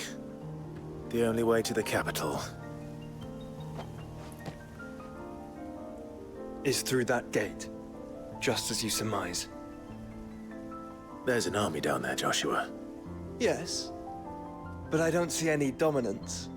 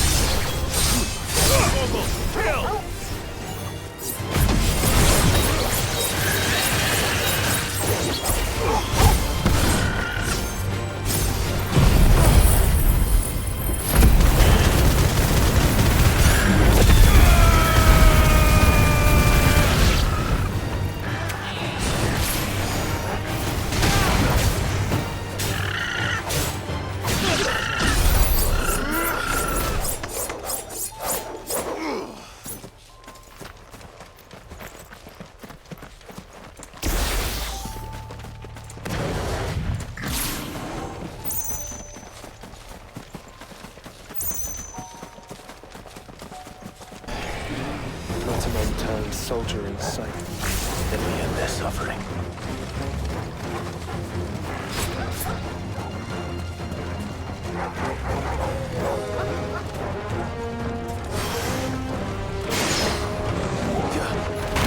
This one.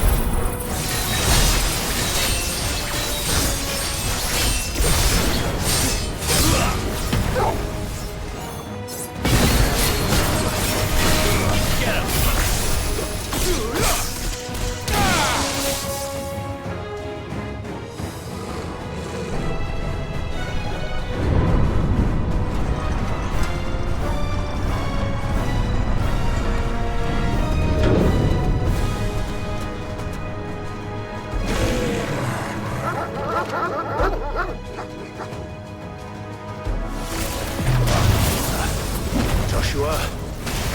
This one's bigger than the others. And Nina, by the look of it.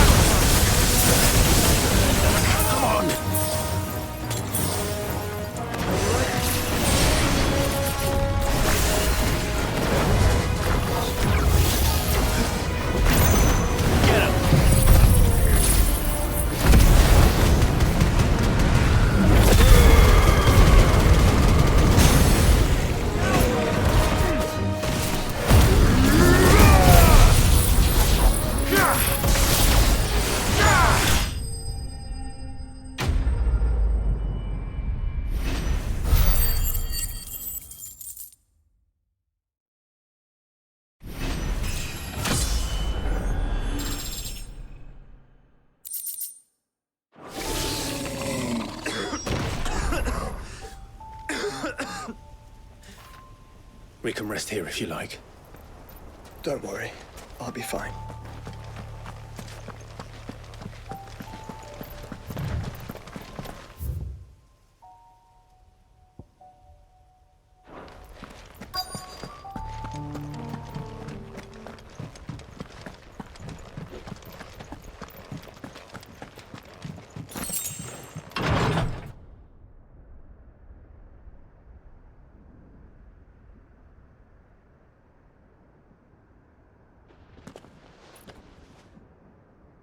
Look, Clive.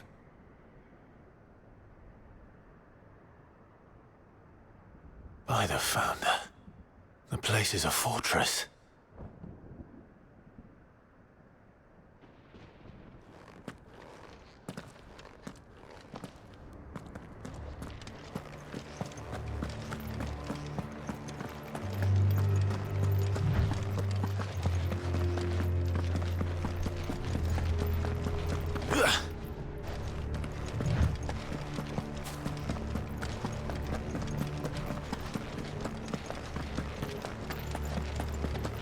No villages. No knights. Not even any bodies. One could almost believe the whole kingdom had turned to Kashyyyk.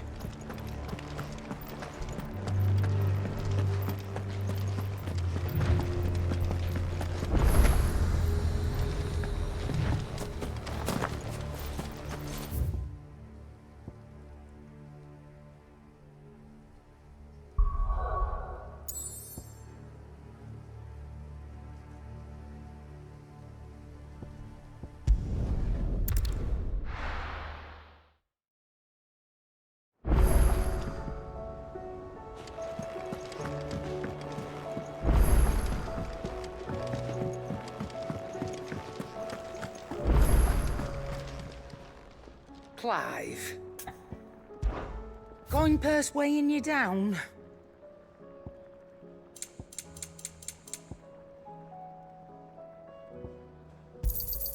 You'll not find a better price than that. The stew's awful thin. Trouble with your gear, or something falling in, dear? No scratches, right? And?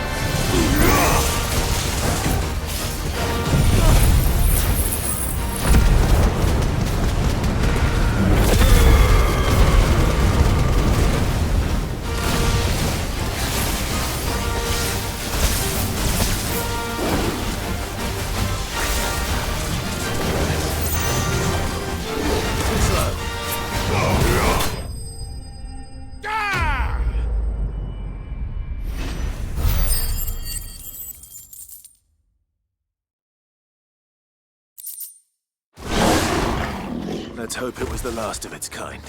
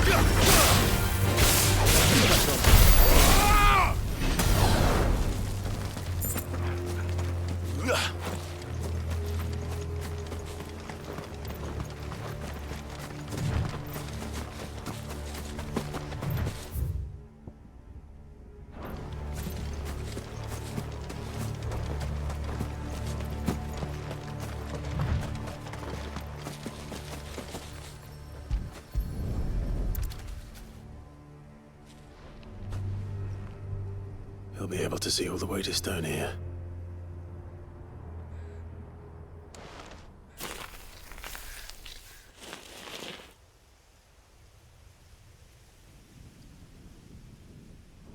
As fine a resting place as any man could hope for. Reunited with those he loves at last.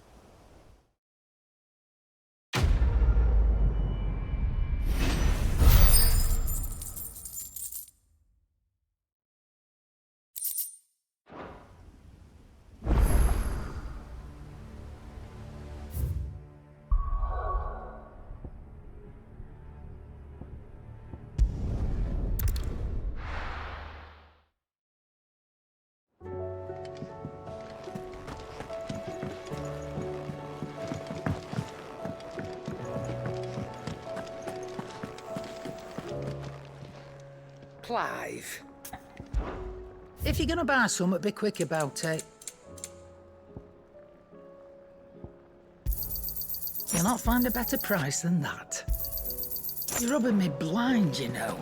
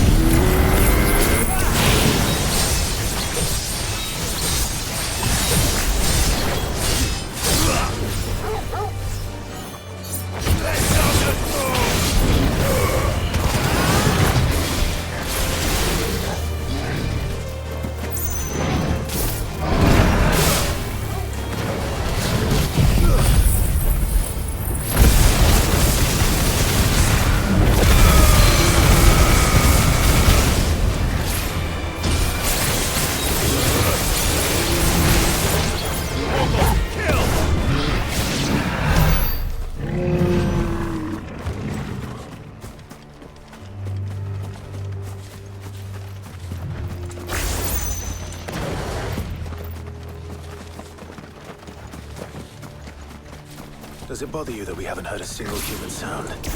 Everything about this place bothers me.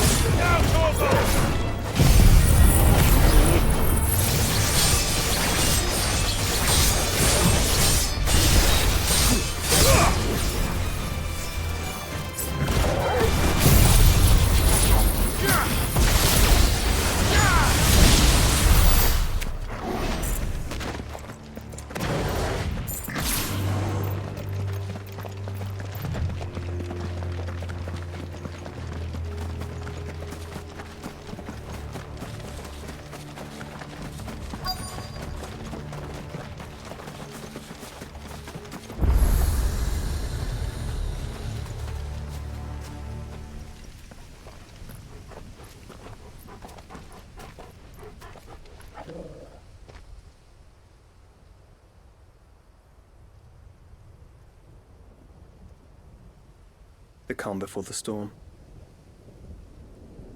There's only one way into that city. Across the bridge. Through the main gate.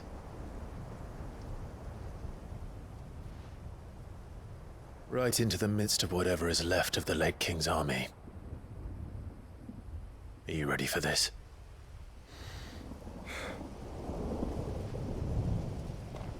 As ready as I'll ever be.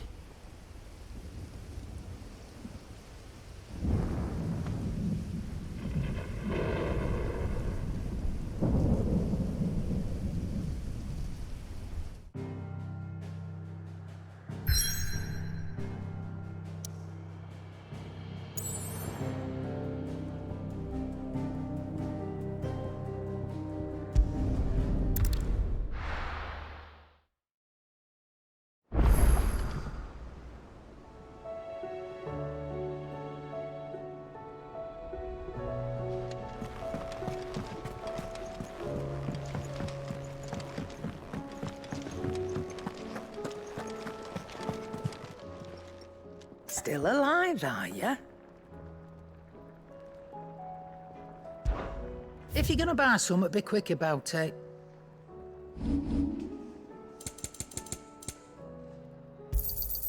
You're rubbing me blind, you know.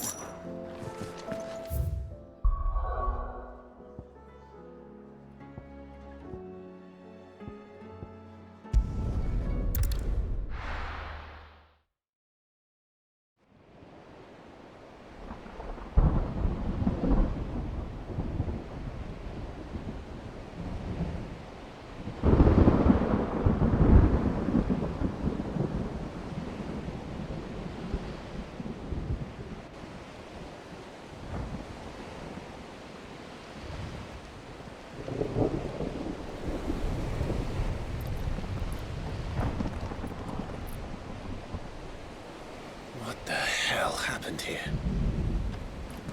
I dare not think. A stroke of good fortune, perhaps?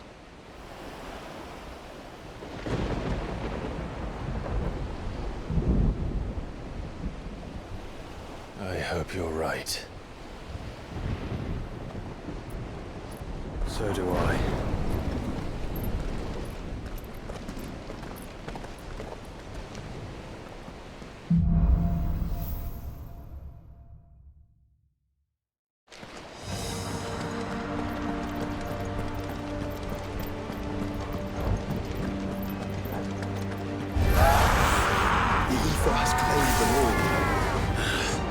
Let's see that we're not next.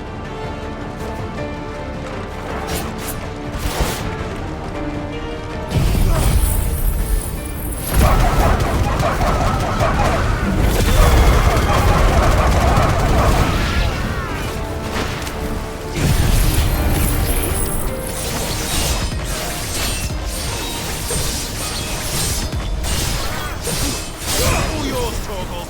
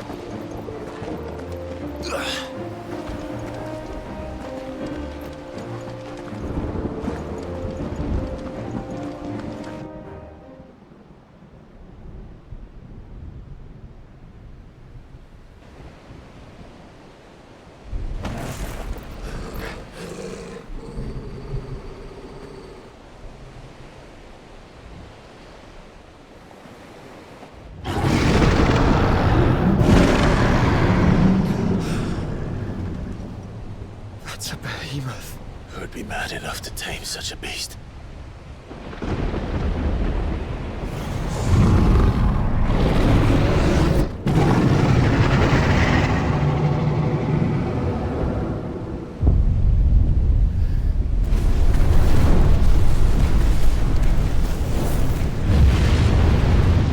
Stand back.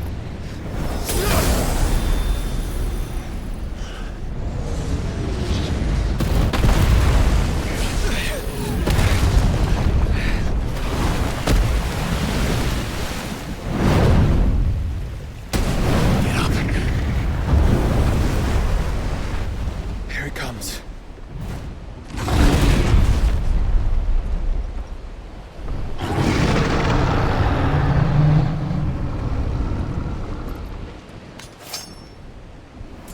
Well, what are we waiting for?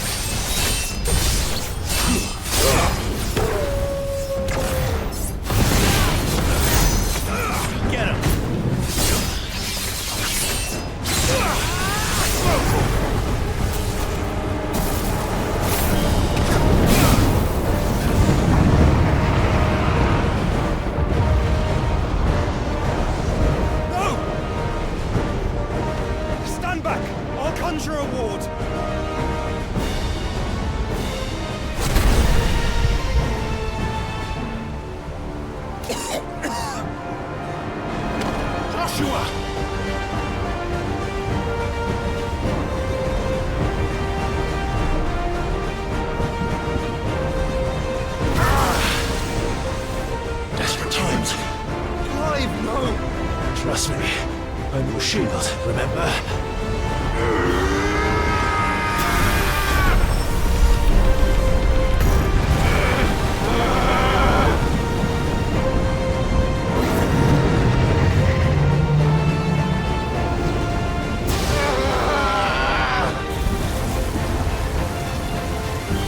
I think this might be a job for Ifrit!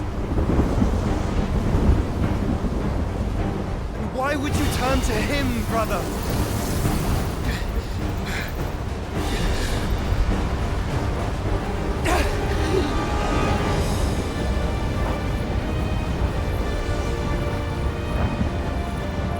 When we fight together.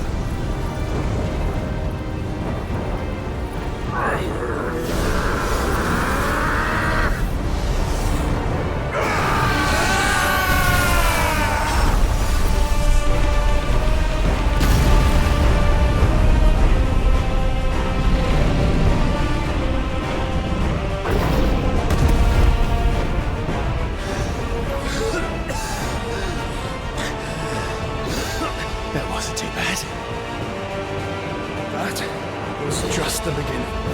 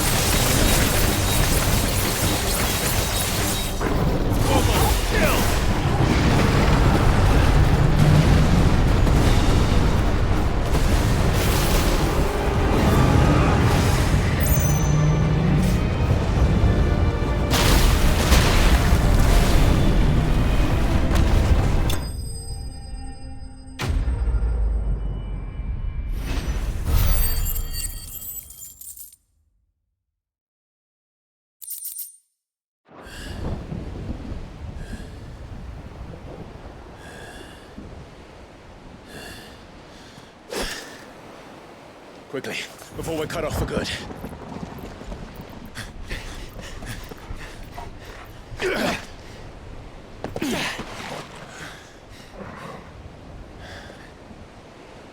If it is like the others, the entrance to the inner sanctum will be at the foot of the crystal. We're almost there.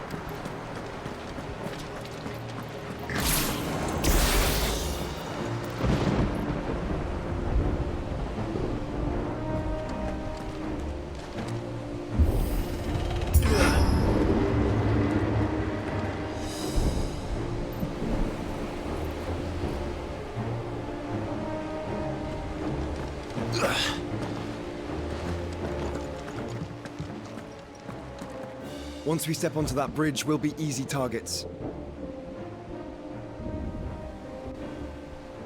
Then we better move quickly.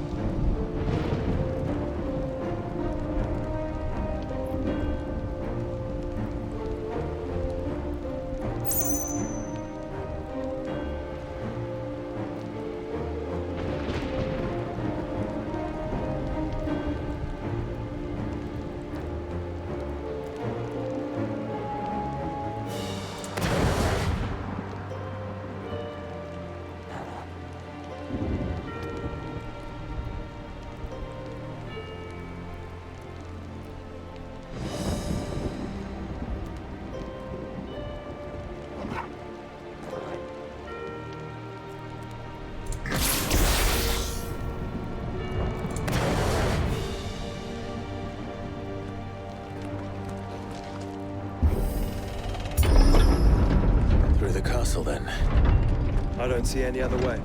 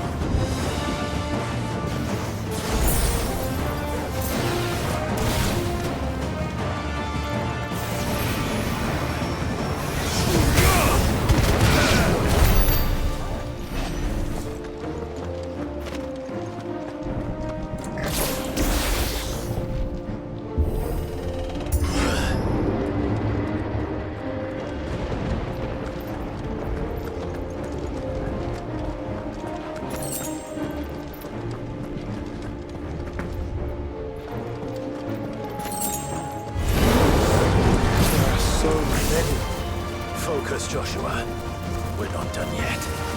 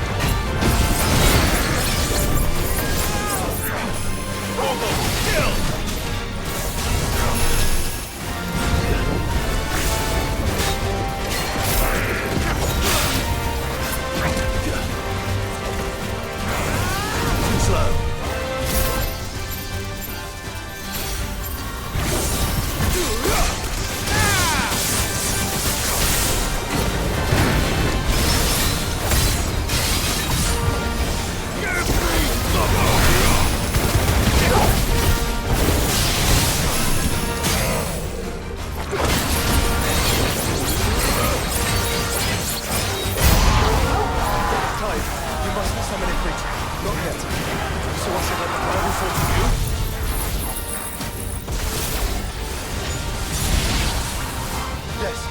Patron, save your strength for my destruction.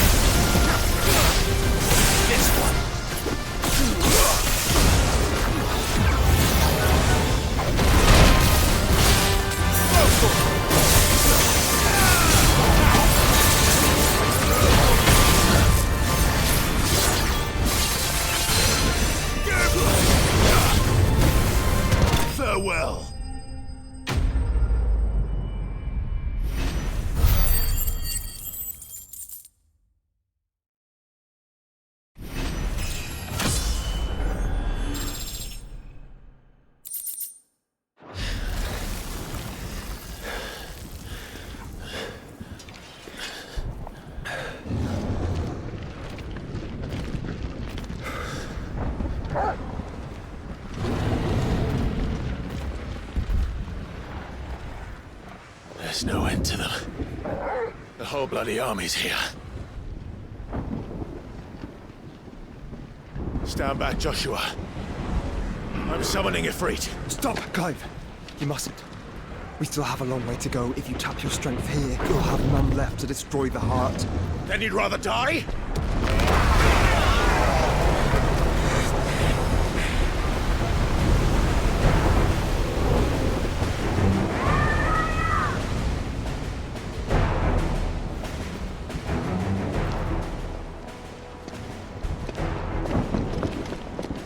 Jill!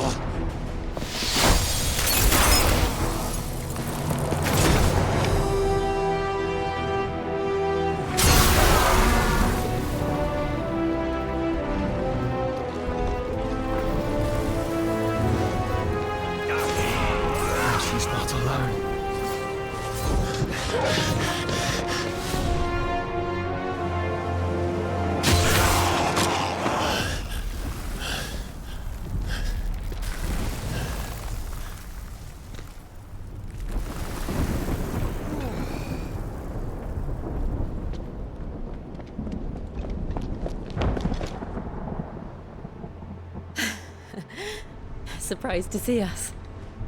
How did you? Gav. He told us exactly where you'd be. Even sniffed out a crack in the castle wall.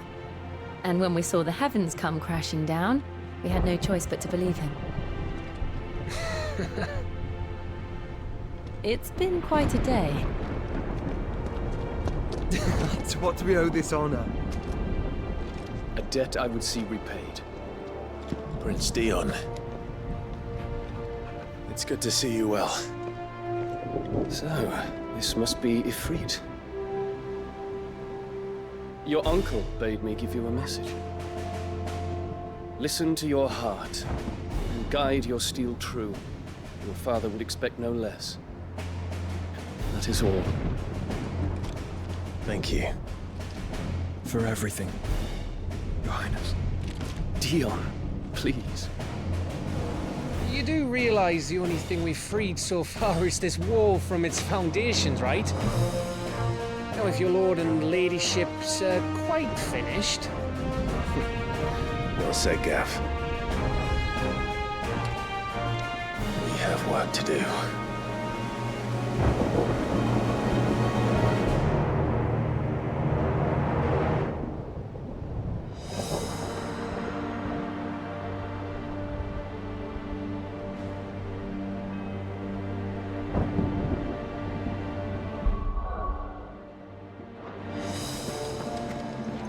Don't suppose there's out I can say to make you change your mind. So I'll just tell you to stay safe. Nan won't take kindly to losing her best customer, especially after letting us carry all this stuff all the way to Ash. And we wouldn't want to anger old Nan. You mean, you'll buy some off us?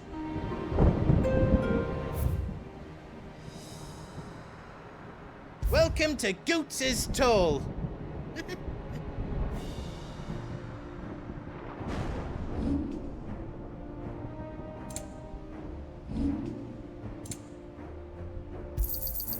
Thank you. Right on, here you go. Thank you. Right on, here you go. Whatever yous need, leave it to me.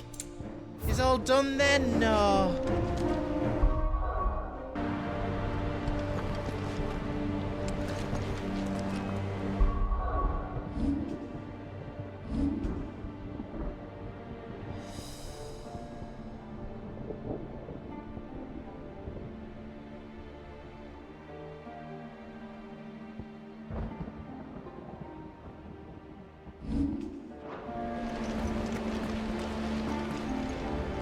I couldn't have made it this far without you, Torgal.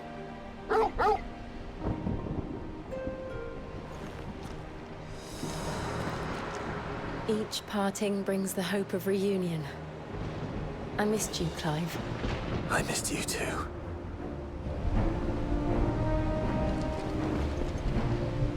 You see, Clive, we're not alone. If we are to win the day, we must all play our part. And ours. Ours lies beyond those doors. We've fought long and hard for this moment. Sid's dream, our dream, is within our grasp. We need only endure this final trial, and we shall. Together.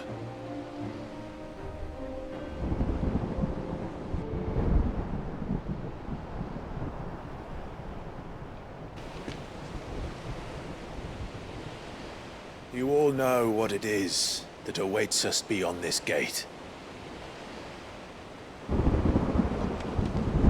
And we shall face it together. Aye.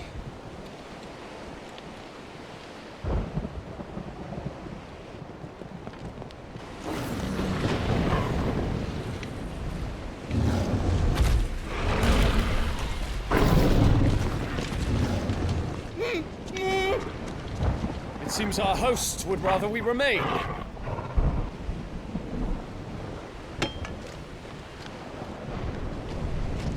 I will stay them. We will stay them. Go! Just don't keep us waiting. Thank you.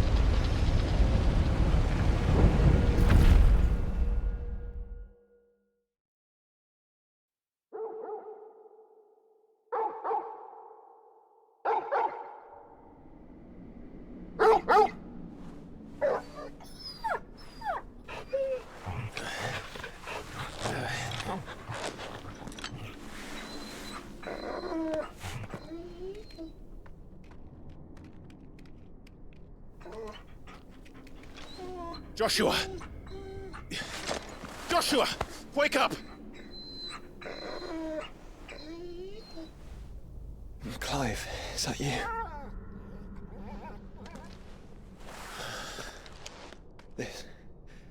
This isn't stone here.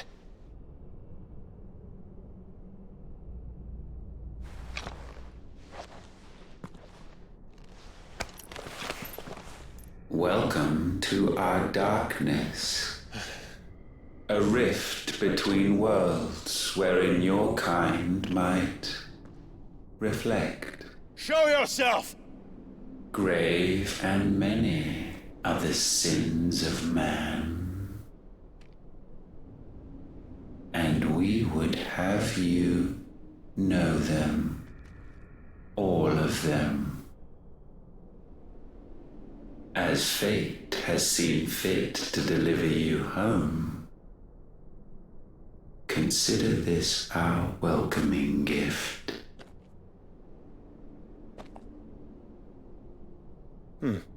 It would seem we are trapped.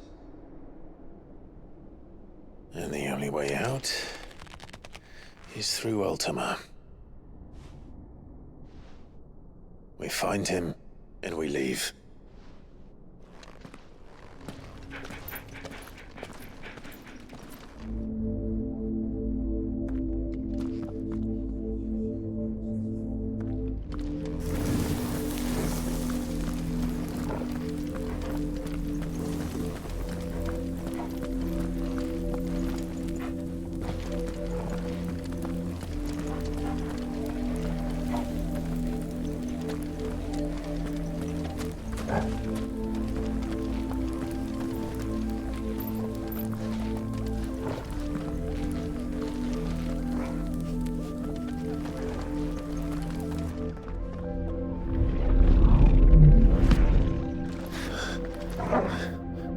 If you are to comprehend the full extent of your transgressions, we must go back to the beginning.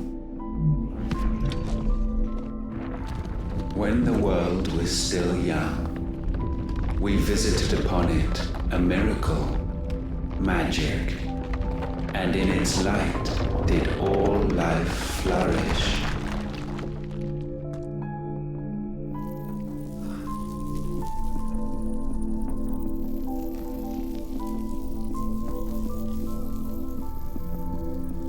Yet the price for this boon would prove heavy.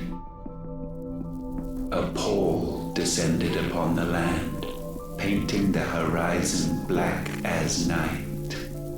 Though we labored to forestall its spread, in this one endeavor we stood powerless. And so we fled, that we might endure, that we might discover a means of salvation.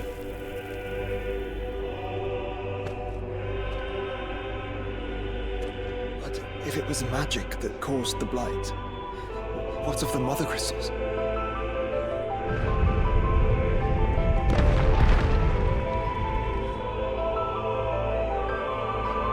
I expect he'll tell us soon enough.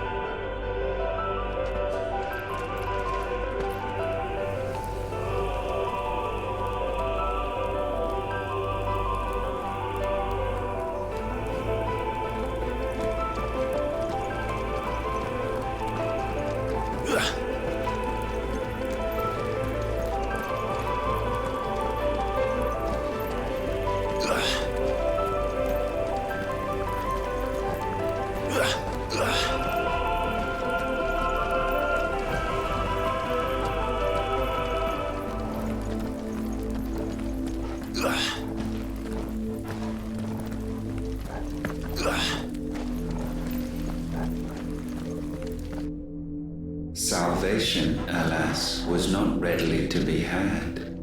First, we would require a land unvisited by the stain of corruption. An unprecedented journey lay before us, one beyond the limits of our fleshly bodies. And so we cast them off, Thus stripped to our very spirit, did we find our new paradise. A land as pure as driven snow, Valisthea. There would the true work begin, for the black crept yet behind us.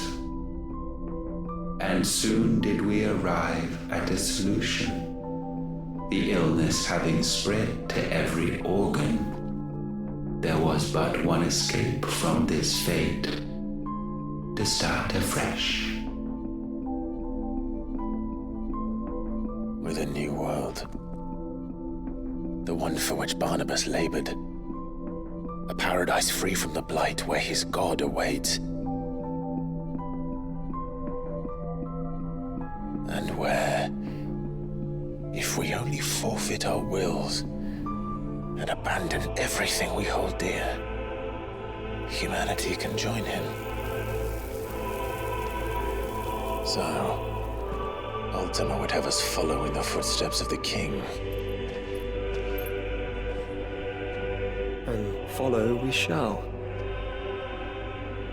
For now.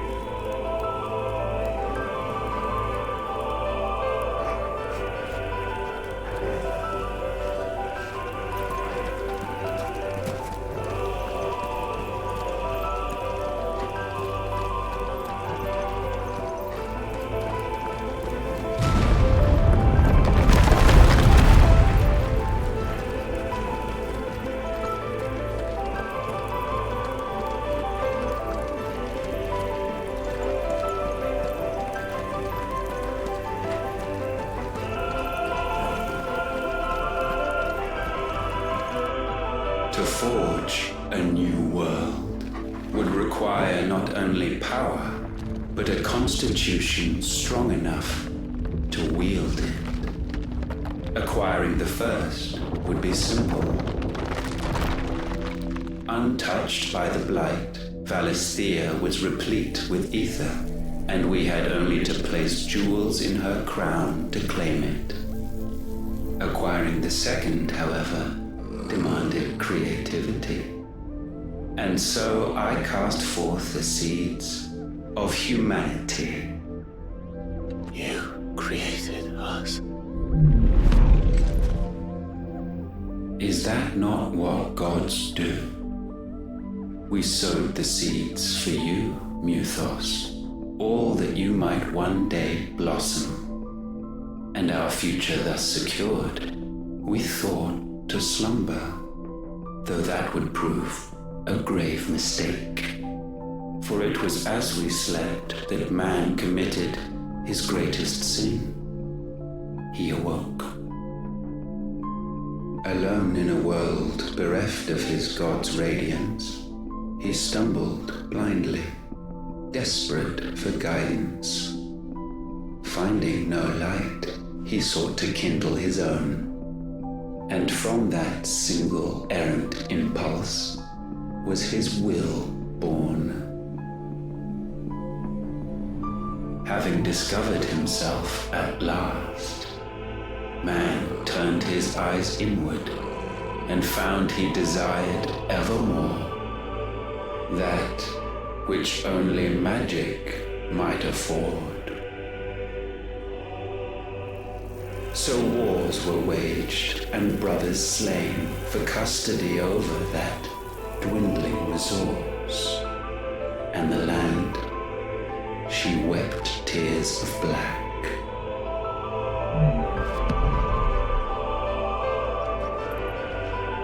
He would condemn us for this.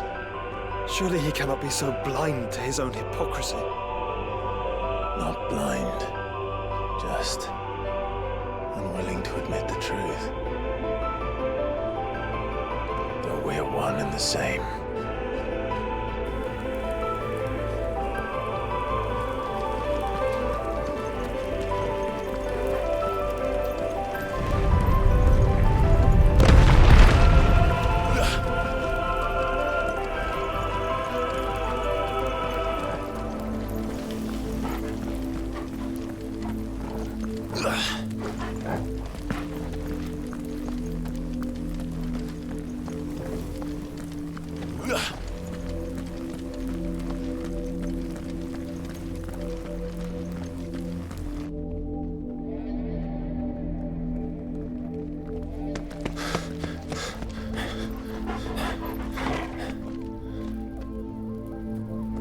is that?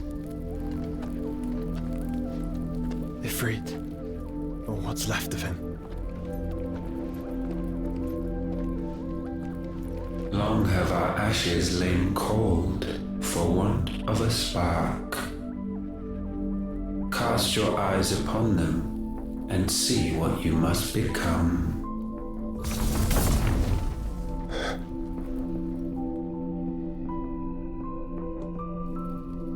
Valisthea cannot endure a second claim upon her being. The avarice of man drives her ever closer to destruction. But she may yet be saved by you. It is what you were born to do, why we nursed you and fed you, as your own mother should have. And now that you are fully grown, our Mythos, it is time at last for you to serve your purpose. To right your wrongs. If our sin is wanting to survive, then you are as marked by it as we are. The fault is yours. Our wills were born because you abandoned us. And now, you would have us forfeit them. All for a place in your new paradise. Do you imagine yourselves worthy of one? Mankind has no place in our world. Is this truly so difficult to comprehend? We only ever require you, Mythos, when the time comes to bid this wretched realm farewell. None shall follow, none shall remain. What do you mean, none? This is our world. Once the land's rebirth is complete, humanity will have served its purpose. Why would we continue to suffer that which has caused us so much vexation? Because the land doesn't belong to you. It belongs to us all!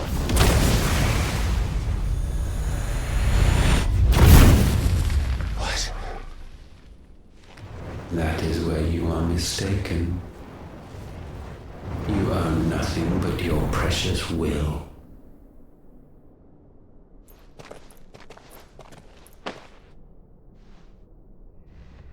Brother.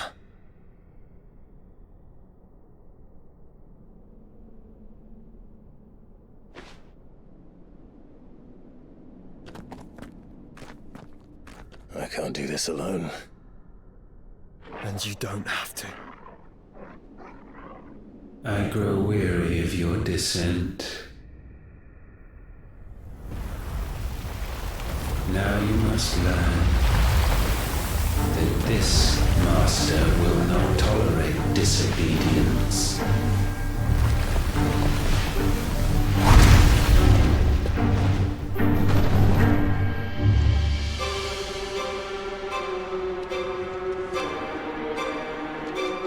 My friends, my family.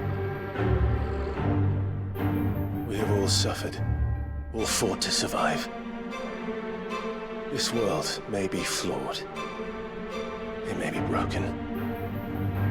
But it's all we have. And if we can't share it, I see only one other choice. You have to go. You may have created us, Ultima. But it's time we lived on our own terms. This isn't your world anymore.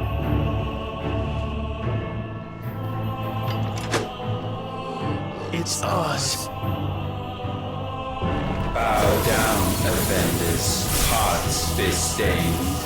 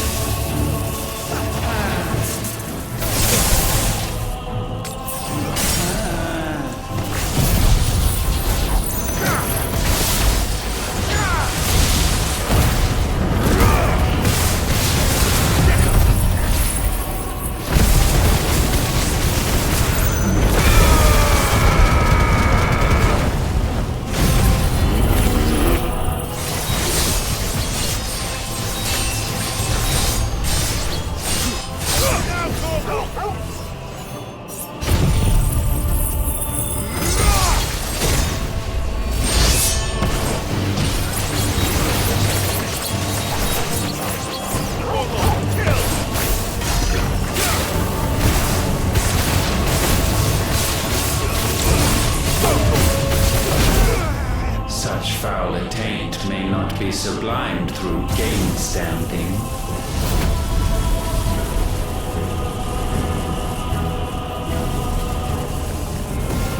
Only with heads hung low is penance paid.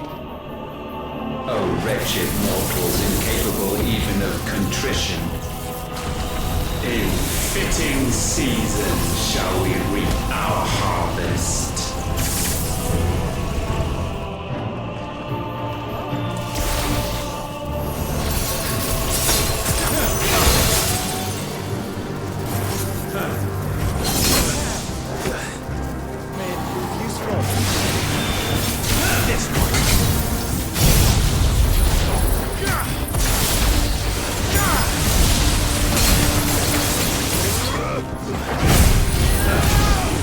We will unmake you.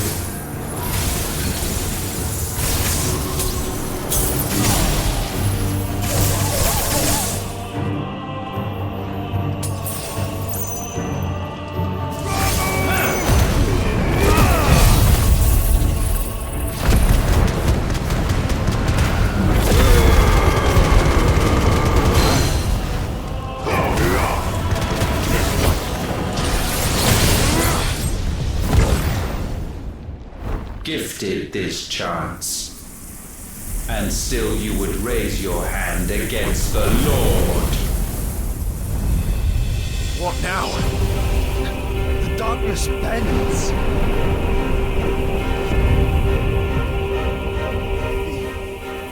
He means to end us. It wouldn't be the first time. But let's make it his last. Your fate is inexorable. Surrender the vessel unto the darkness. Surrender it unto us. Kneel before us.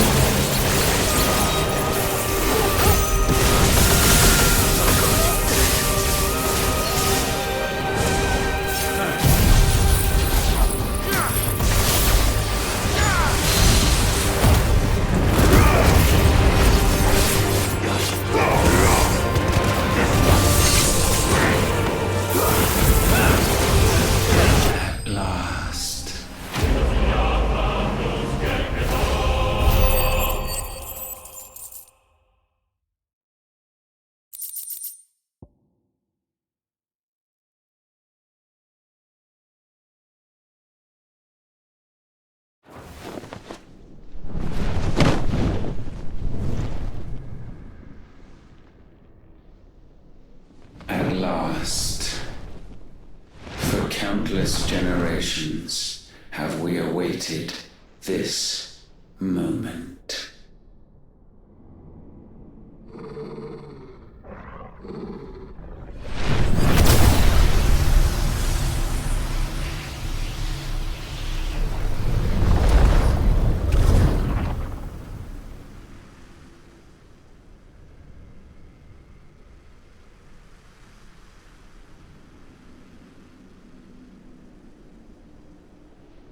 Your struggles have made you strong, yet your soul remains heavy with sin.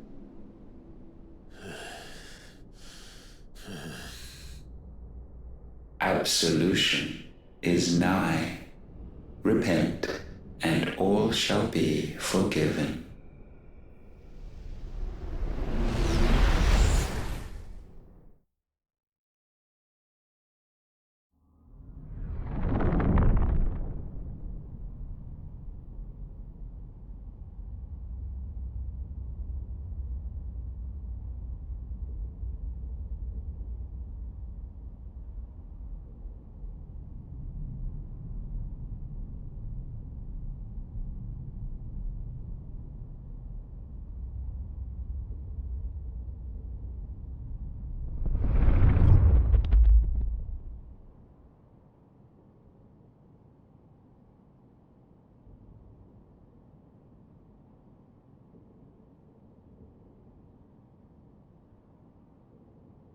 Tell me, Clive, how many lives have you saved since taking my name?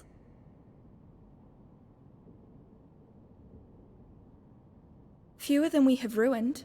Wherever we go, we leave a sea of tears in our wake. These are the wages of your will, son. What good are our choices when all they ever bring, all they will ever bring, is death? There's no atoning, Clive. No matter how hard you try. So why not leave it all behind? Leave it all behind.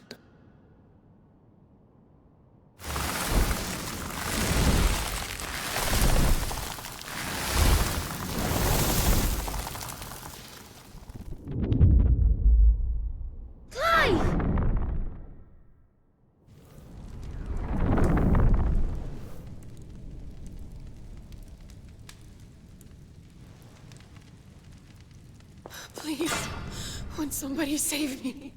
Won't anybody love me?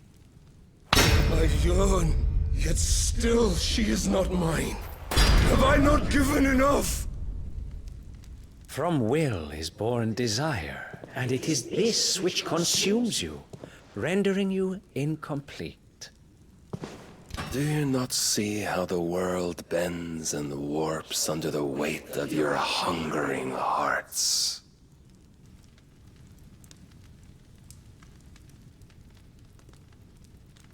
What if it could all just go away?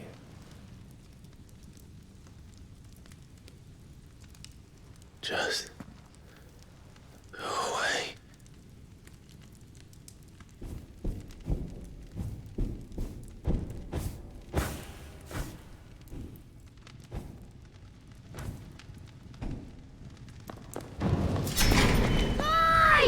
Clive!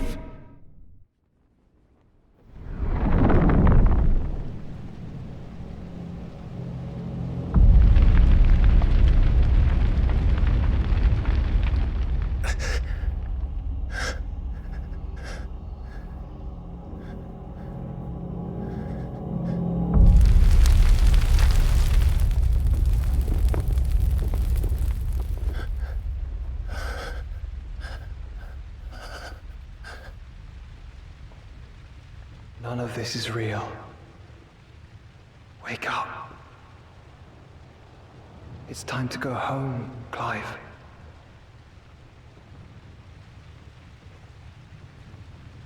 Clive. That's right. You're my brother. Brother.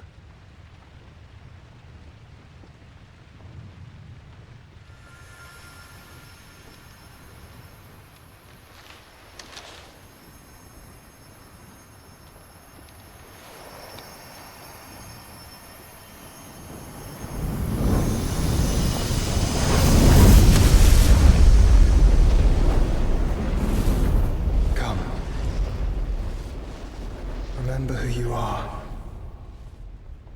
Clive.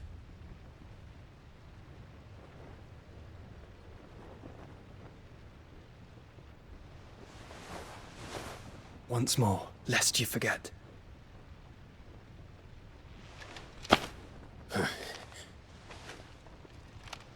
My name is Clive. Clive Rosfield. Look, Ultima.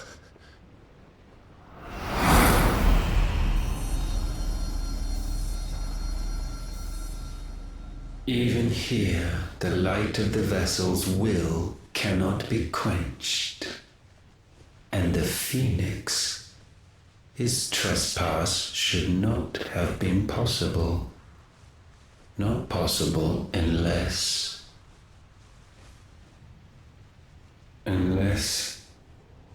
he has been with Mythos all along.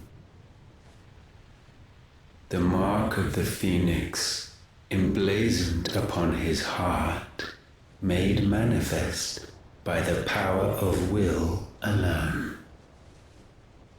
The power of creation. Can it be? Are their wills truly so potent? Are you still talking?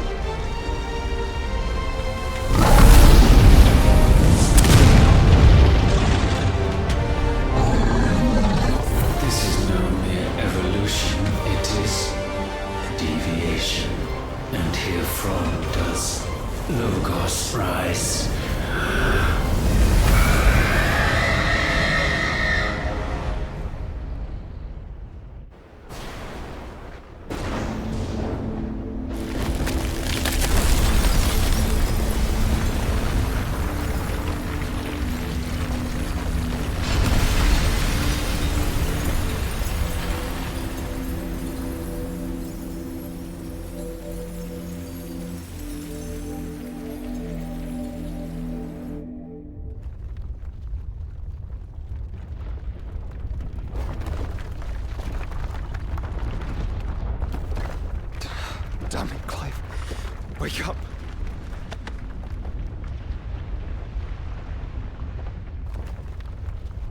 That hurt. Sorry to wake you, but I think it may be time to leave. This place.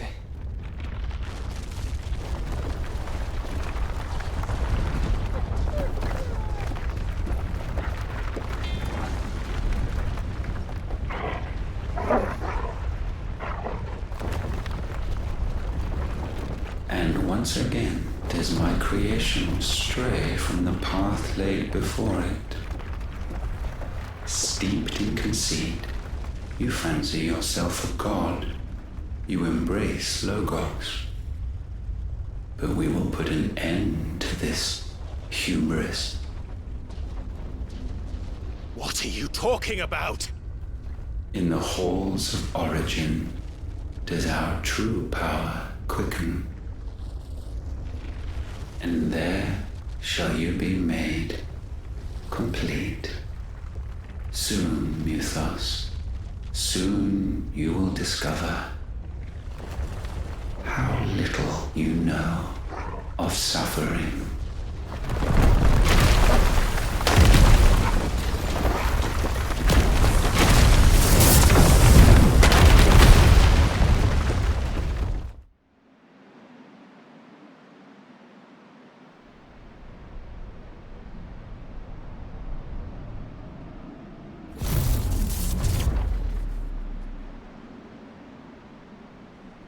And so the crystals are no more.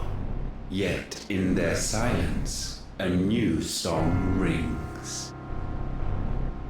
Its chorus building, a crescendo as it enters its final movement, stirring those long aslumber to waking.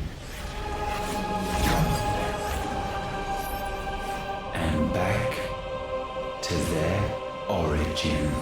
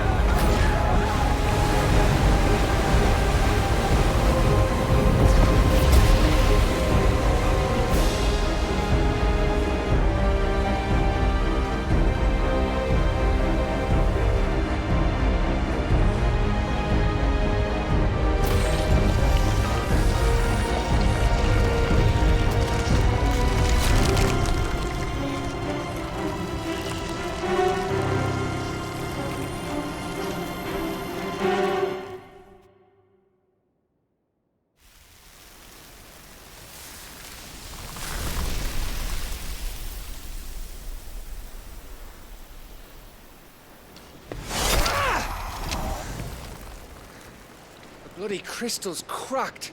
So where the hell are they?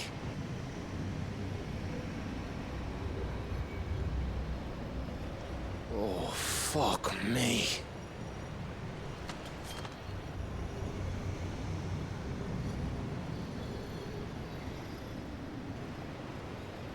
Is that ether?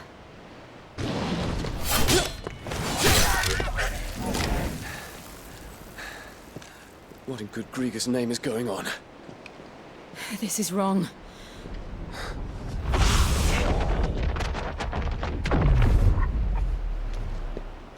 Are we back? Clive! Joshua! Jill!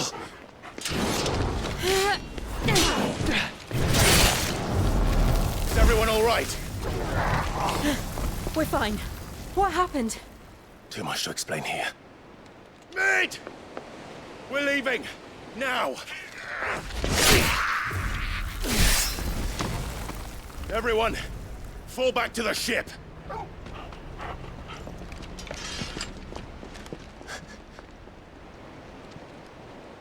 I will be with you anon. Thank you.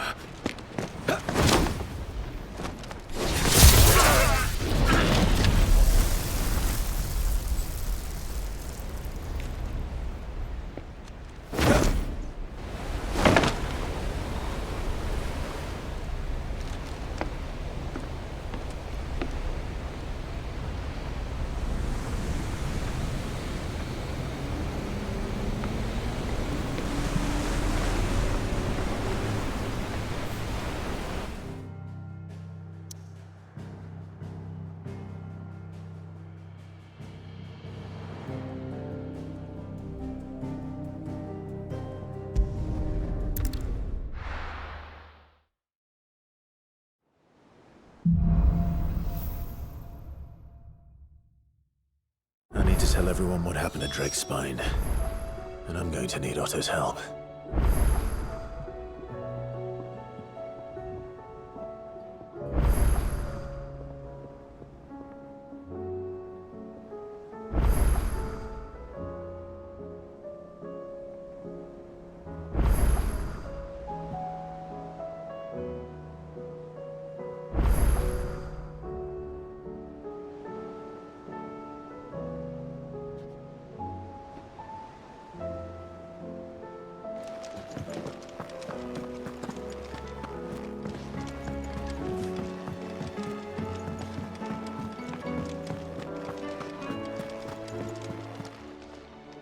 Aye, it's a dangerous world out there.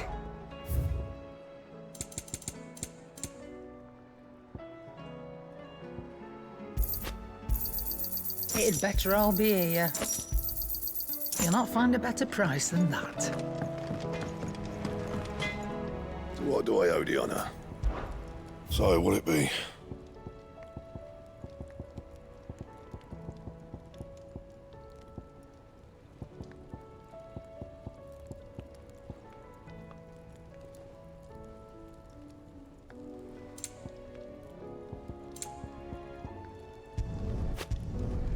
Should last you a good while.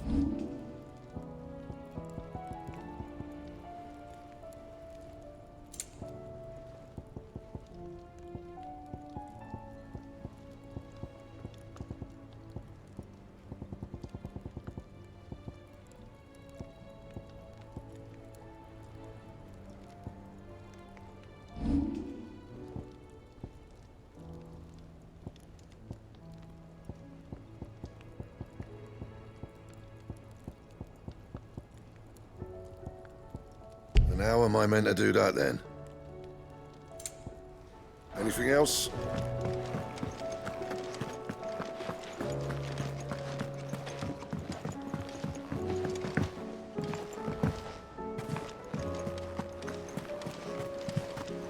There's something about it. I feel like it's...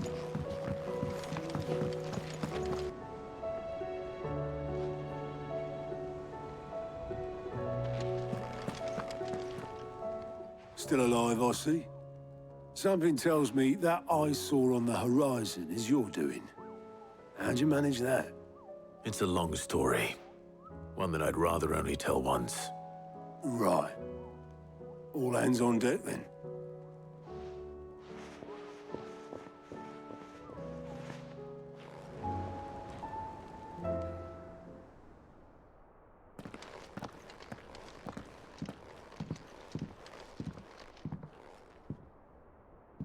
Is this everyone?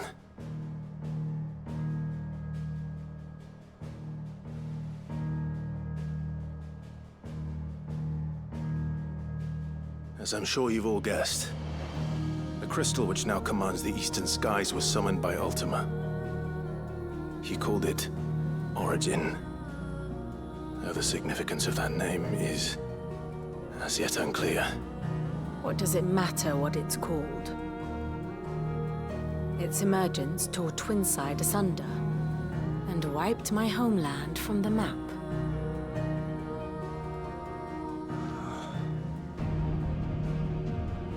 Mention of the Dominion spires can be found in the oldest of Valisthian records. But to the best of my knowledge, none provide any hint as to their true nature. That they would prove the horns of some slumbering demon. Well... The Dominion's demise was at least quick. Elsewhere, the Republican army cannot hope to contain the chaos engulfing Randalar. Canva is in flames, and the Empire. Our allies are crying out for answers. I've sent the Cursebreakers to give them what assurances we can, but right now that amounts to fuck all. They wouldn't be able to stop what the skies have started in any case. People here and across the realm grow sicker with every passing day. Could it be that this new Mother Crystal is like the others? That it draws upon the land's ether? It certainly looked that way from stone here. If that were true, it would explain the hastening spread of the Blight since the crystal's appearance. Would it not? And as the land's ether slowly rises to the surface, it pools, corrupting all who cannot channel its energies. Archaea above, ether floods below, and in the middle, here we languish, hopelessly entrapped.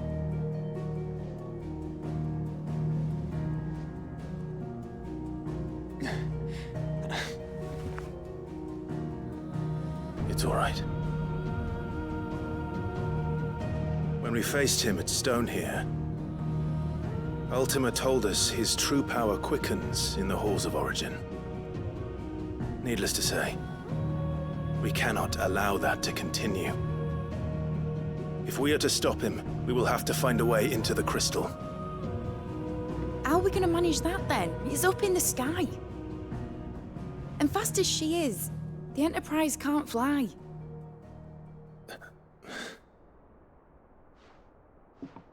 It's a lot to take in, and I reckon we'd all benefit from some time to clear our heads.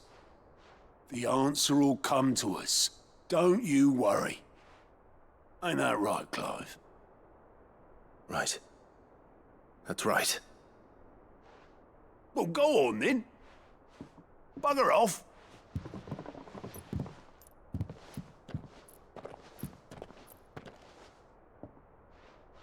Same goes for you, Clive. You won't solve anything like this. Trust me. Go and get some fresh air, eh? Thank you.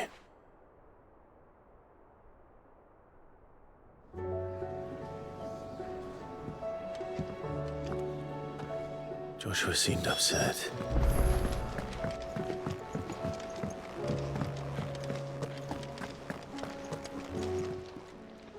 Aye, it's a dangerous world out.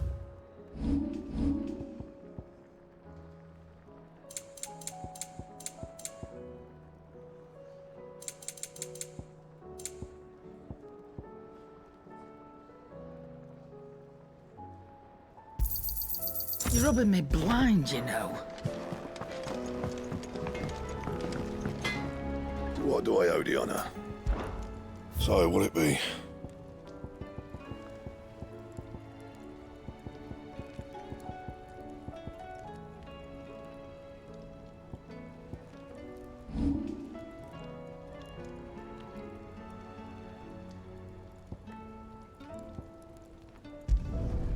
My best work, but it'll do.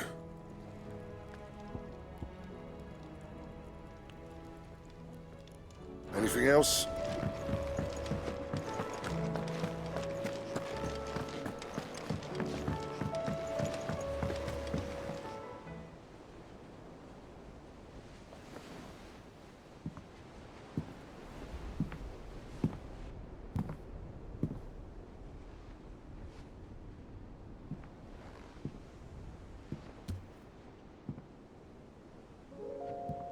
Ultima may have created us, but he doesn't make us who we are.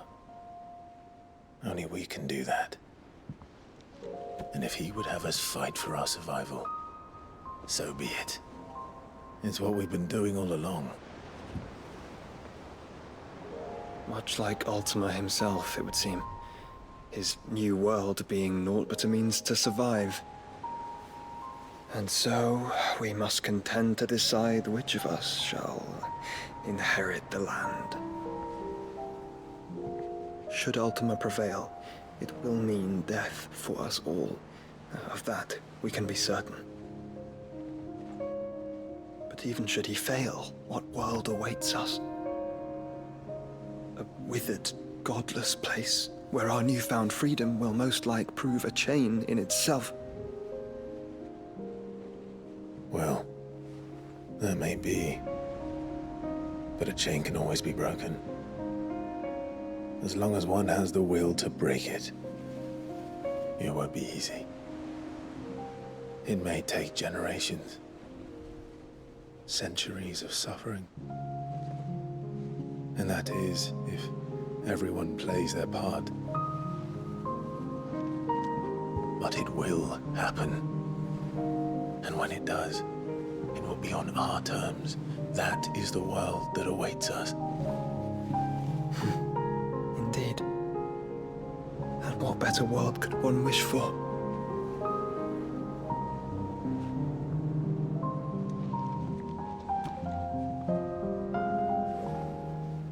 But first, we have to reach that crystal.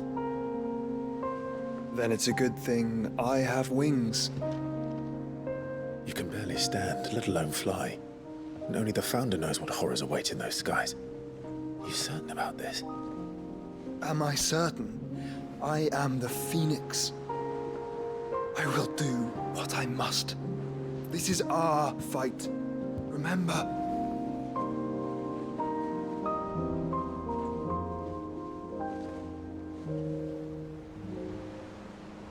All right. I yield. But only what you must, yes? I'm still your sworn shield. That you are. And what of my wings? Lest you forget, you go to stand against a god. I would not have you succumb to fatigue before the fight begins. Ifrit, your brother mentioned that some few of the dominants who had lost their power to you were still able to prime. Is that true? It is. But their Eikons no longer submitted to their will.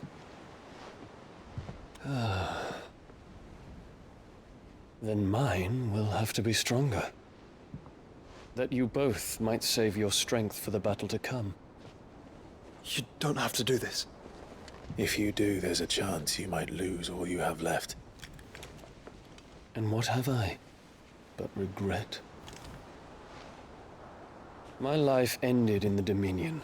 I fear death no more. Besides, I would have words with Ultima. He has much to answer for.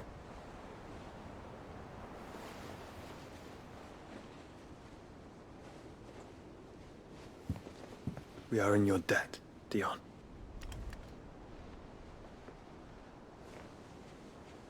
We can speak of debts when this is over.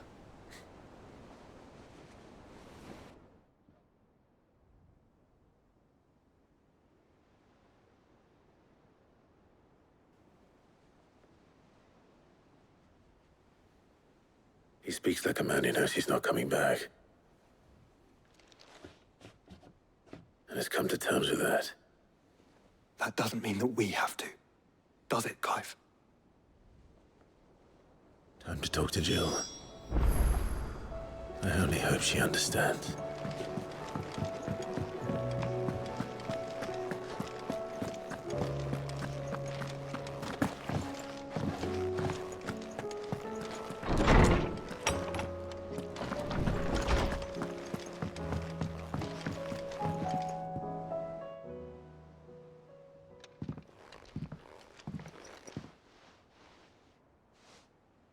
Come to wish on a star. That might not be such a bad idea. This is it, Jill. You know what I have to do. Why I have to do it. There's no turning back now. This is where our journey was leading us. Where it will end, for better or worse. I could pray to Metia for you. But you'll be all right, won't you, Clive? You always are. I did promise we'd watch the moon together. I'll be waiting.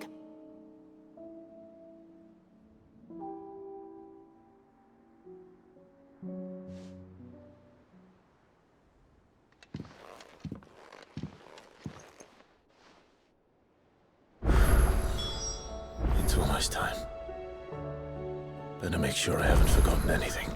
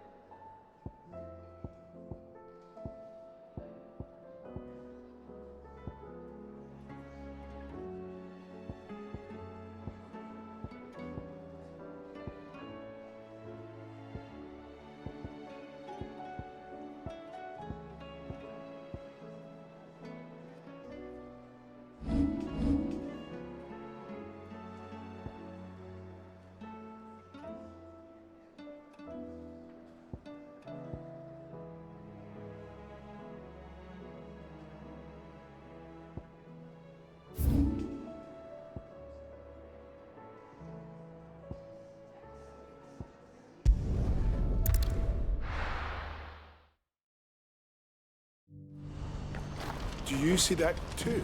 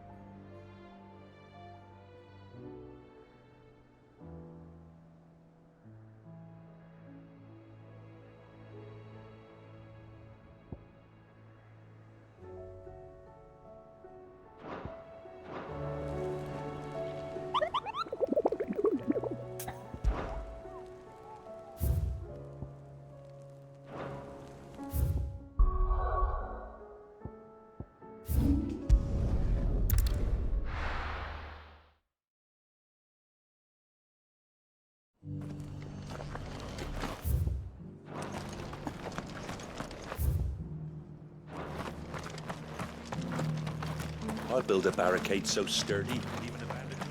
Scouts have reported seeing more Akashic on Rhiannon's ride.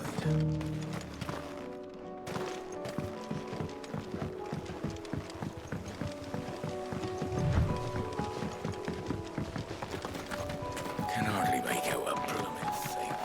All for us.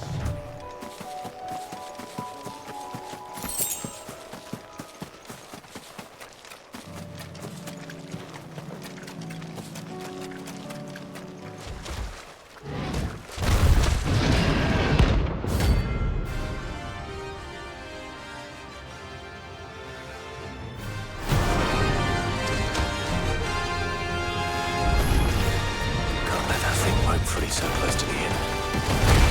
Time to take the bull by the horns.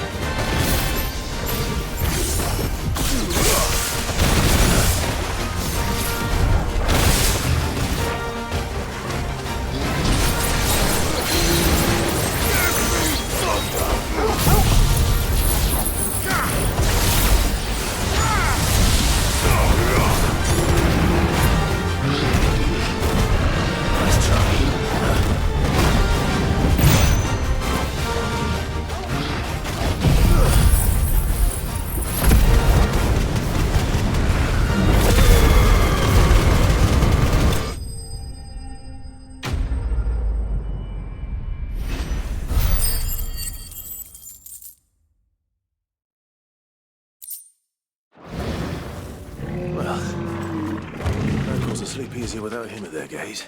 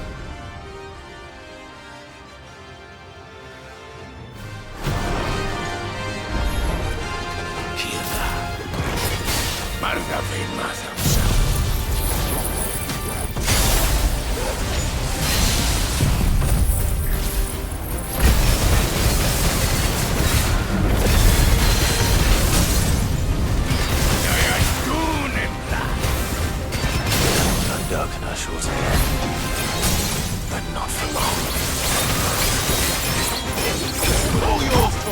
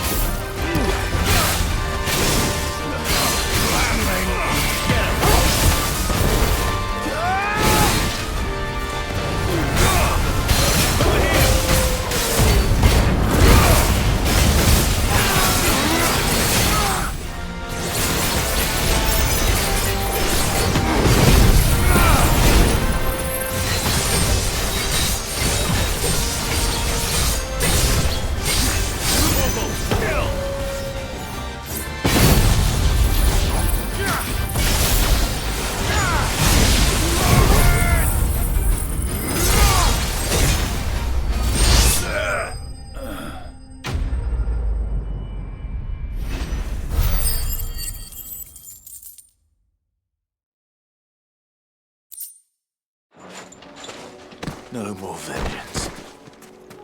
No more war.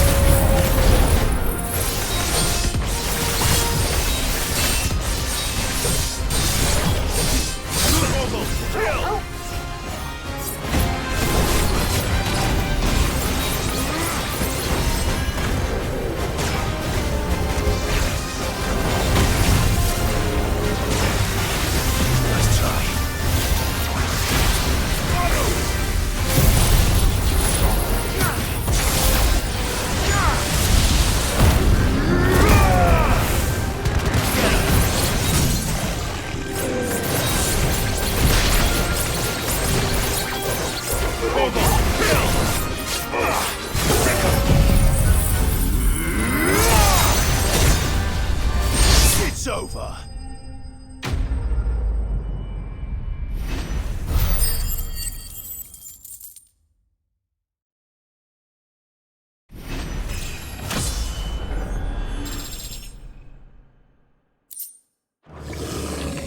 Your reign is at an end.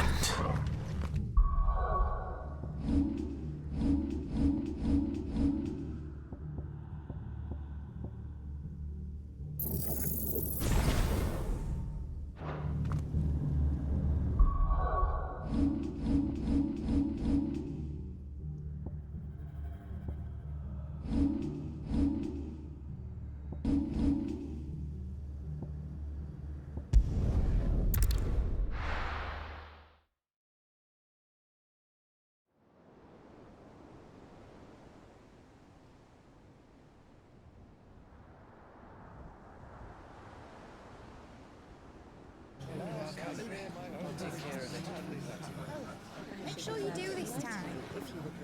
Oh, and while you're at it...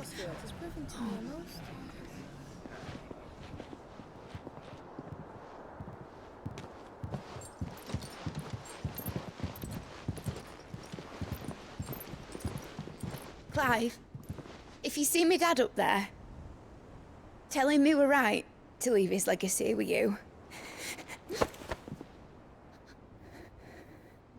Tell him he'll be in the front row.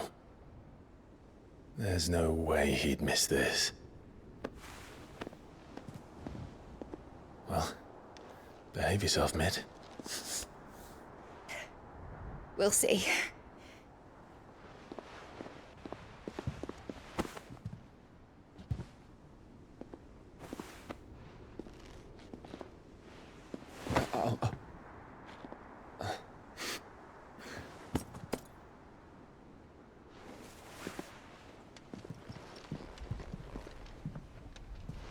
So, you're in charge now, Gav. And what does Tyre have to say about that? Come back before she finds out, eh?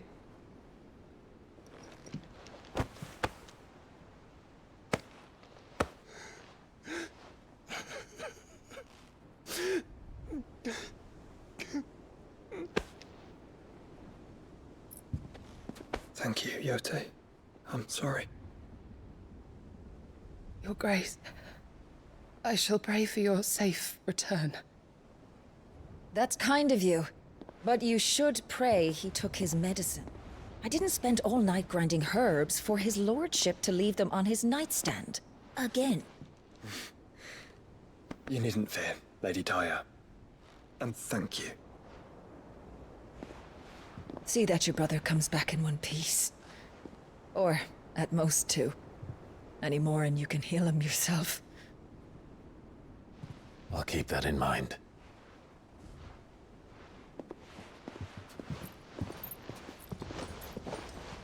Well, there's nothing to say that hasn't already been said. But that's never stopped me before, so just you do what needs doing. Yeah, and don't worry about us. We'll do our best, Uncle. That'll be well. If that is all? Not quite.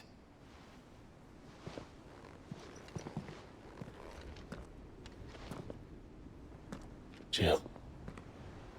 It's time, isn't it? It is. Take care of him.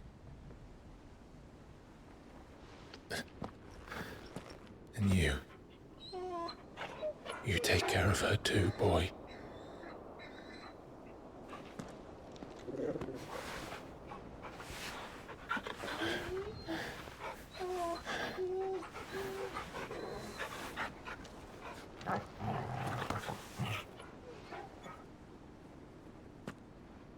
Don't forget, Clive. We all choose our own path. Believe in yours. I do.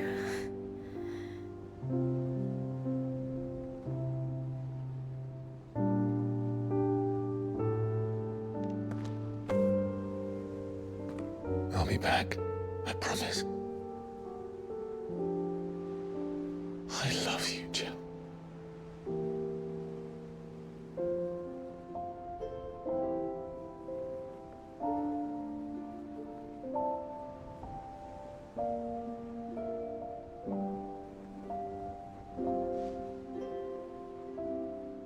I know. I love you too.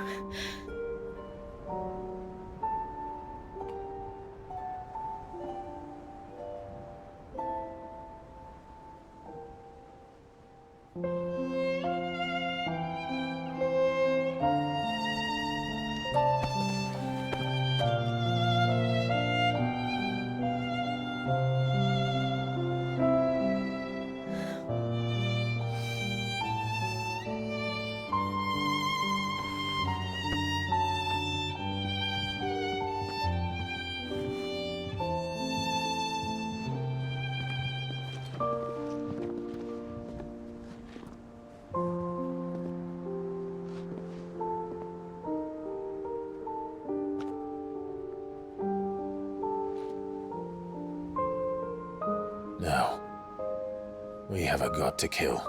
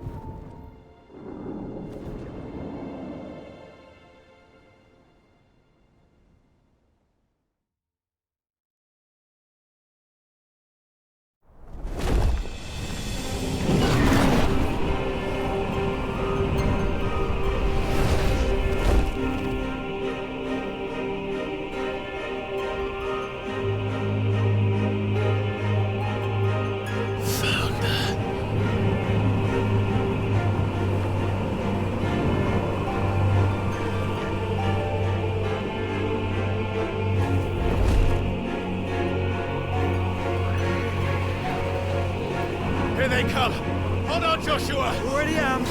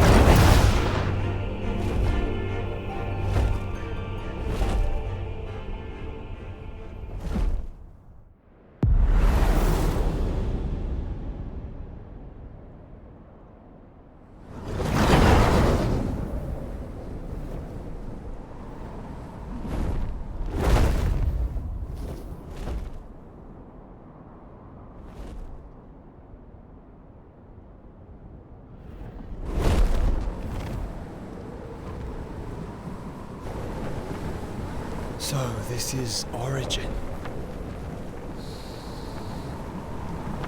A far cry from heaven.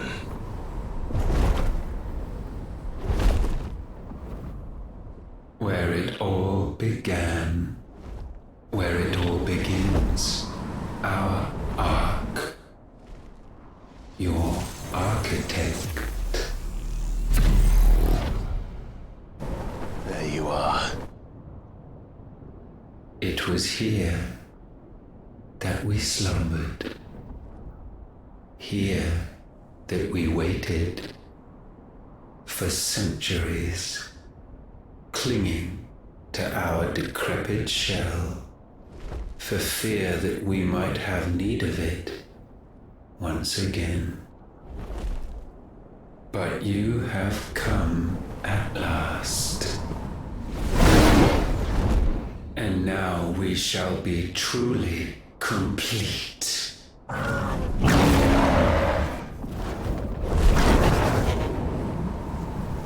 Well? There's 3 of us, and 1 of him. Let's make it count.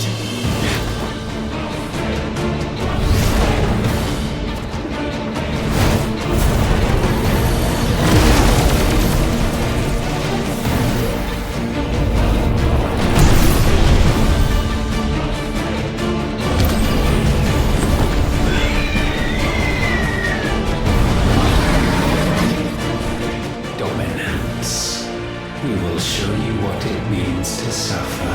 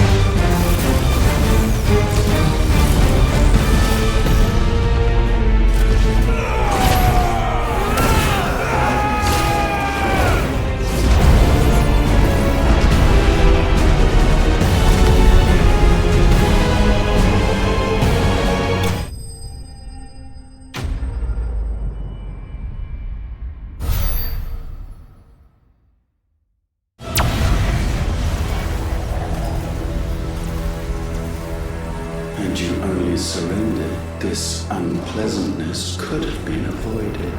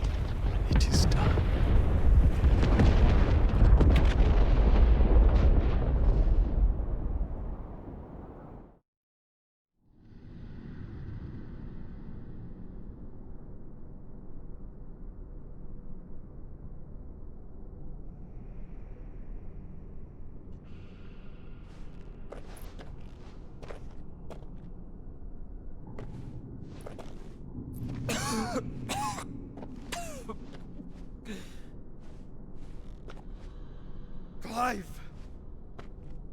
Clive!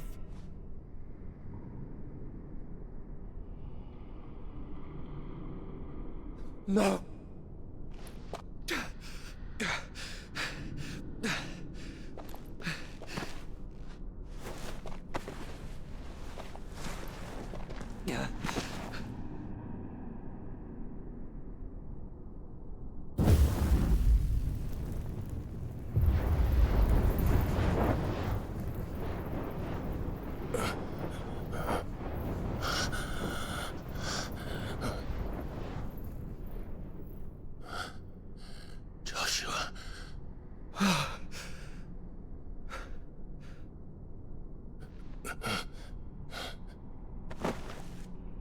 Thank the Founder.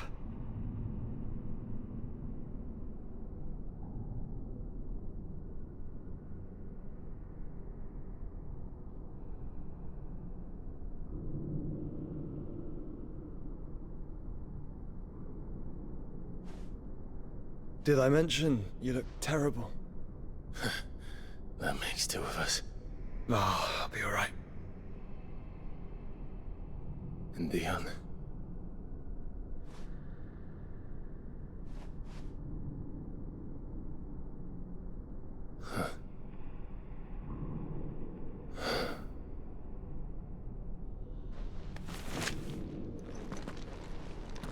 Take my hand. No, I told you, I'll be...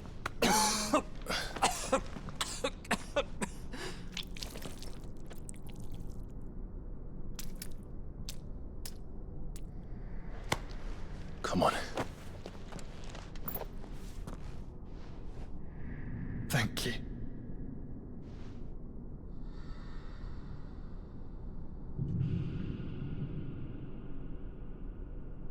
Press on. Always.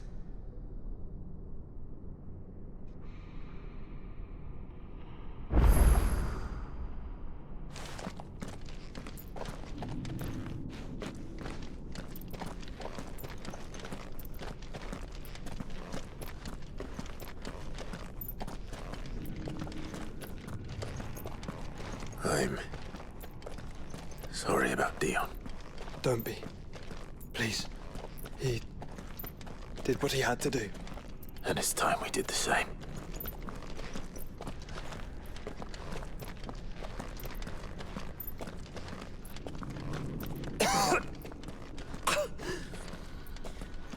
Should we stop? Because of the cough. No, I think we're past that, Clive. I suppose we are.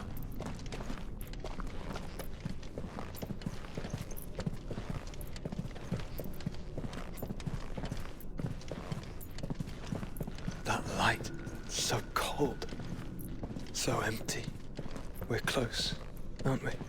It seems that way. But I don't want to think what could be waiting for us in there. Then think instead of those waiting for us at home.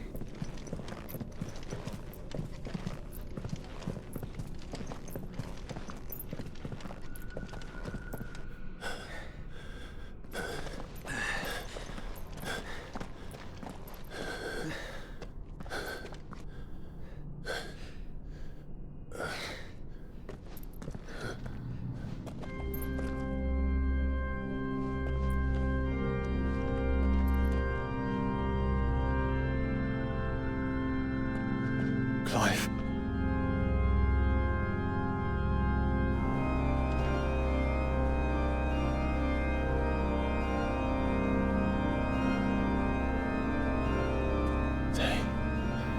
They can't be. But they are. This is the Nexus.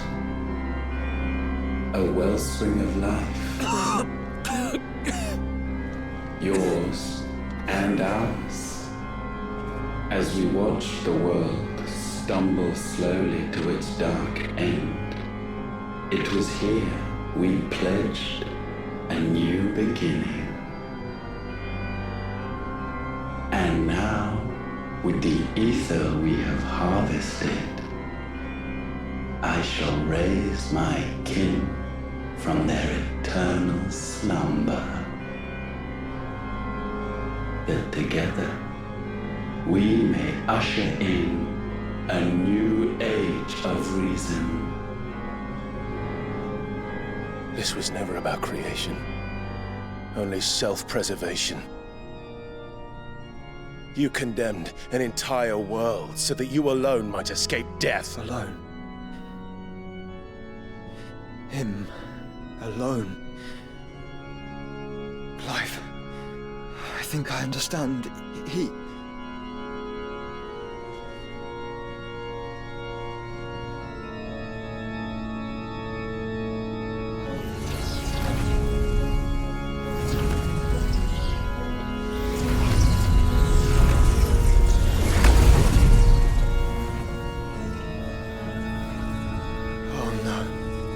They sacrificed their flesh to become beating hearts of crystal that pumped the land's lifeblood from the depths of the earth unto this very chamber.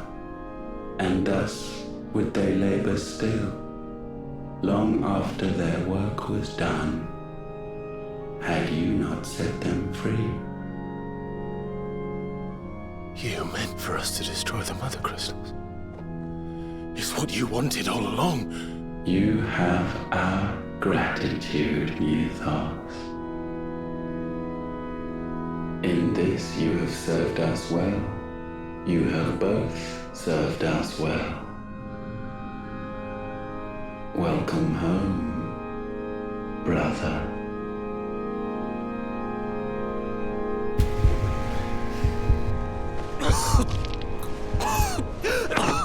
Joshua.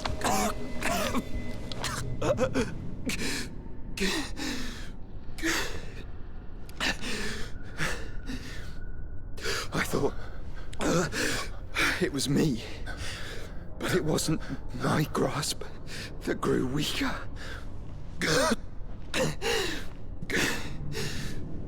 It was theirs that grew stronger.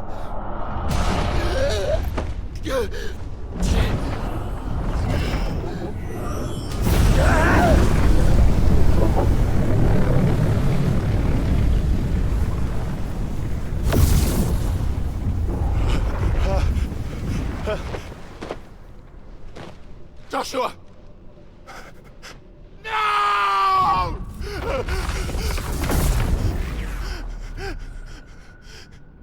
And now we can become one.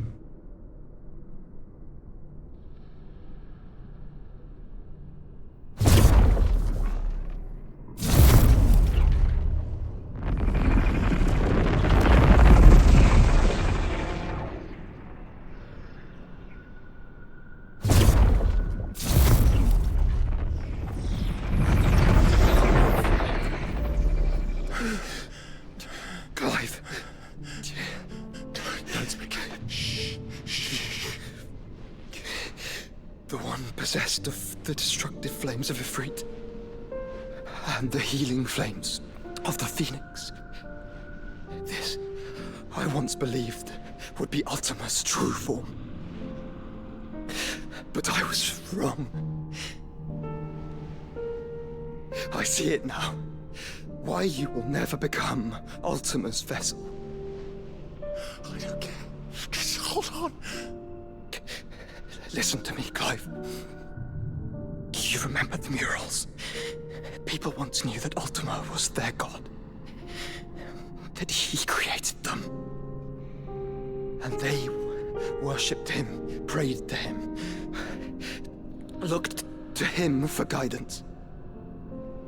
In vain. In vain. For he did not listen, did not acknowledge our will, and so we strayed from his path to forge one of our own. So absorbed was he in his own desires, so driven by his own will alone, that he shunned the one thing that could have made him truly powerful. Faith. The same faith people now place in you. Faith that you will fulfill their dream, Sid's dream, of creating a better world for us. Faith that you will follow in Father's footsteps and save those who need saving most. Faith that you will answer Jill's plea to save yourself. The difference is, Clive, that you chose to listen, and that is what has steeled our bonds. Bonds that helped you stand firm when Ultima's pull was at its strongest. His power may be absolute, but so is ours. And so will yours be. With my light in your heart, not even a god might stop us. Joshua!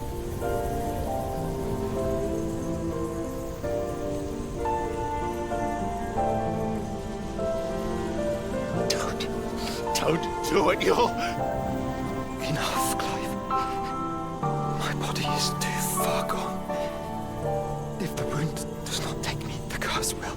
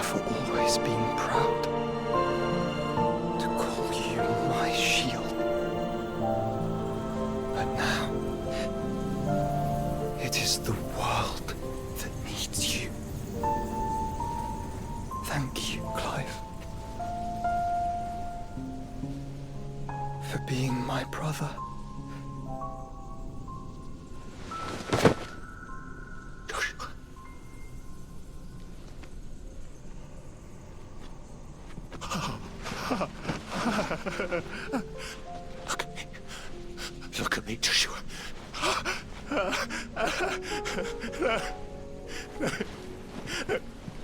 Open your eyes!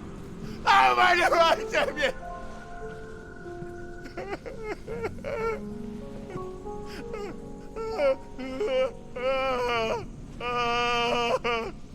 Why?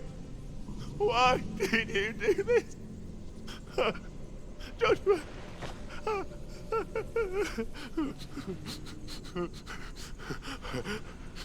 Joshua!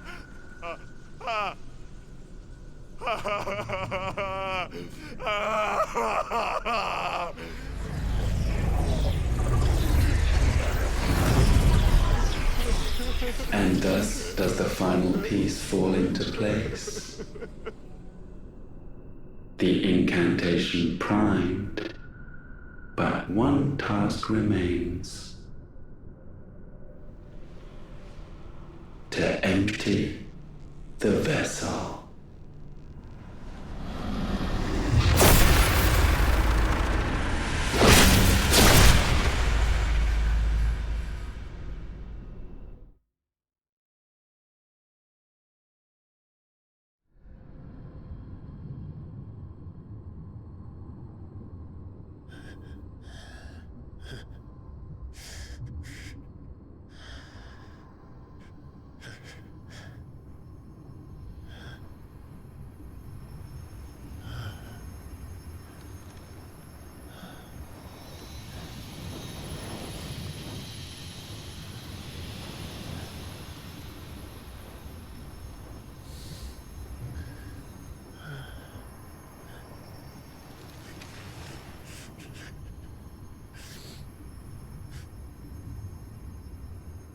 Still here.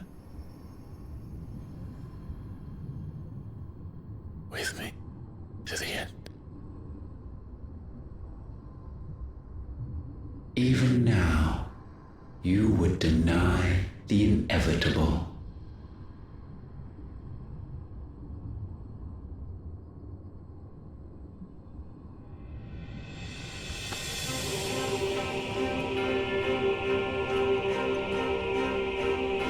That's what you always have. And always will.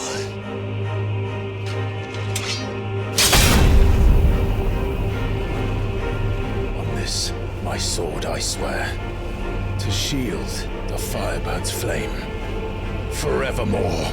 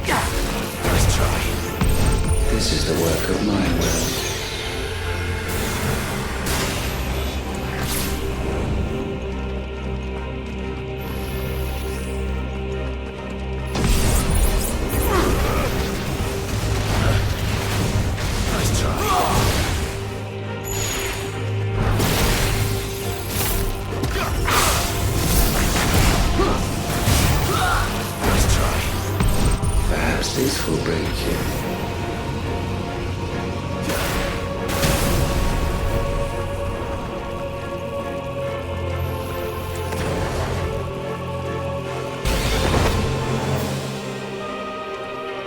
Countless centuries have I waited for this moment in which I might revel in my creation, only to find it profaned, and so it must be cleansed.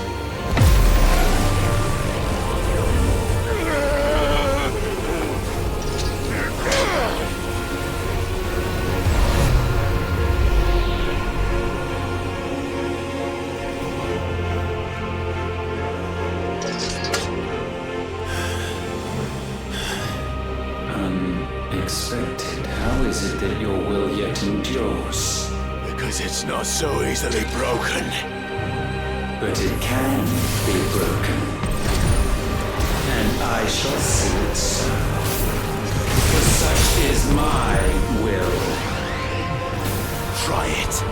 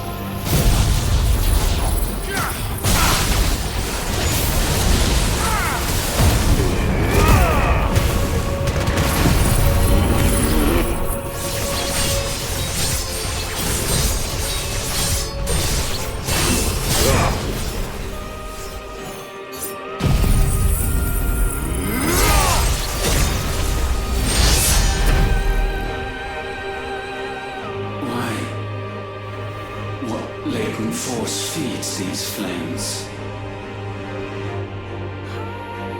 I sense more here than mere will. Is this Logos?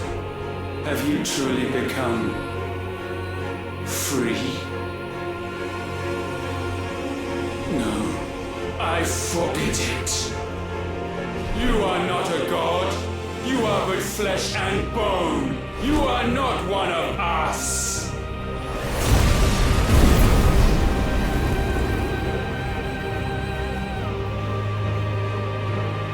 I created you, all of you. And what is mine to destroy. Once, perhaps.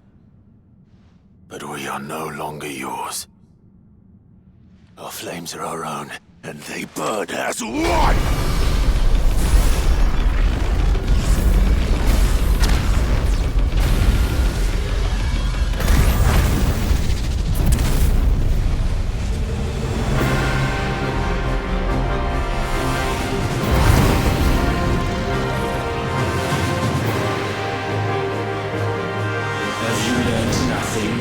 Damned is the slave who would turn the scourge upon his master!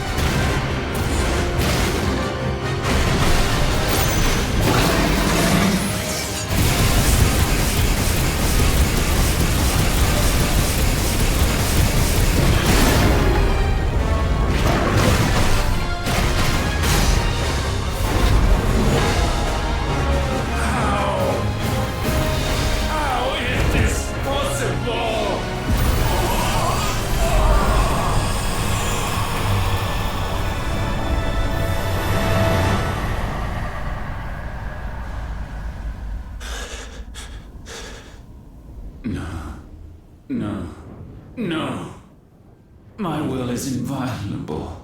Something is wrong. You're afraid. You always have been. From the moment the Blight exposed what you were, weak, you conceived us to prove otherwise. But the result shook you to the core. For in us you saw yourself, and realized we had the potential to be more than you could ever be, and so you turned your back on your creation. Your back on the world, like the coward you are. You think you know me? You know nothing, Logos. Nothing!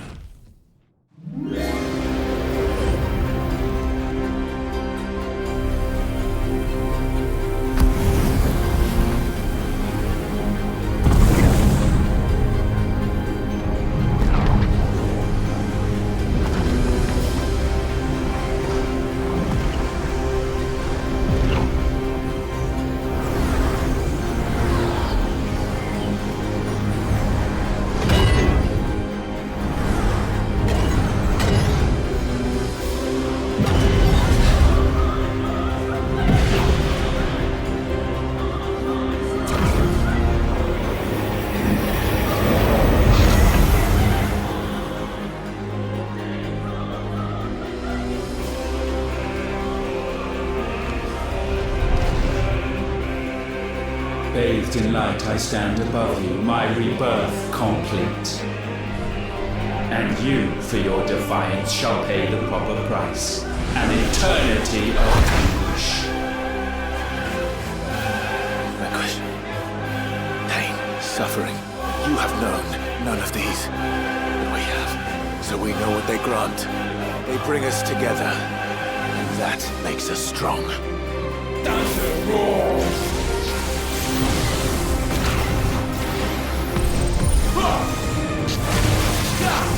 Slow. My will be done.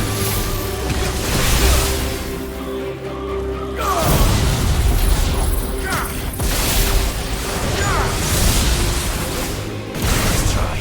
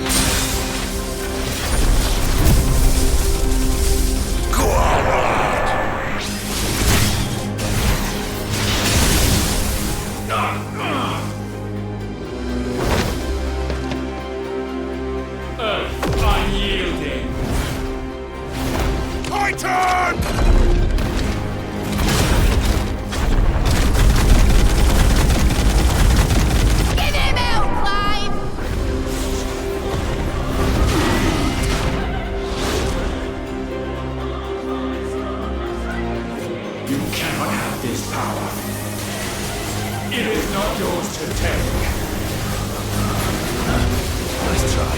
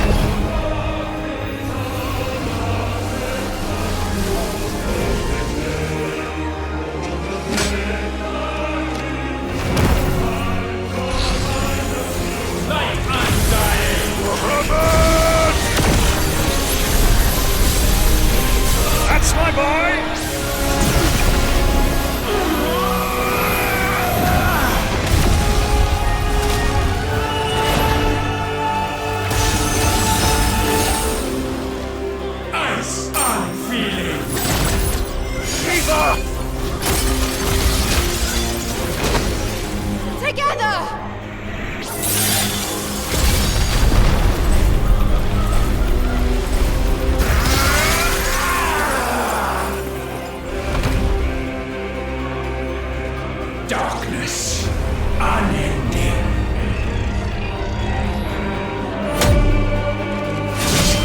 Odin.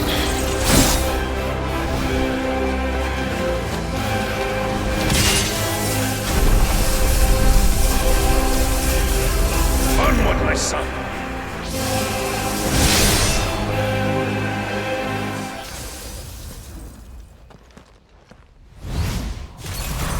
No, mine is the altar at which you pray. Mine are the eyes that look down upon you all. And yet still you cannot see. You are no better than us. We are one and the same. We are not the same.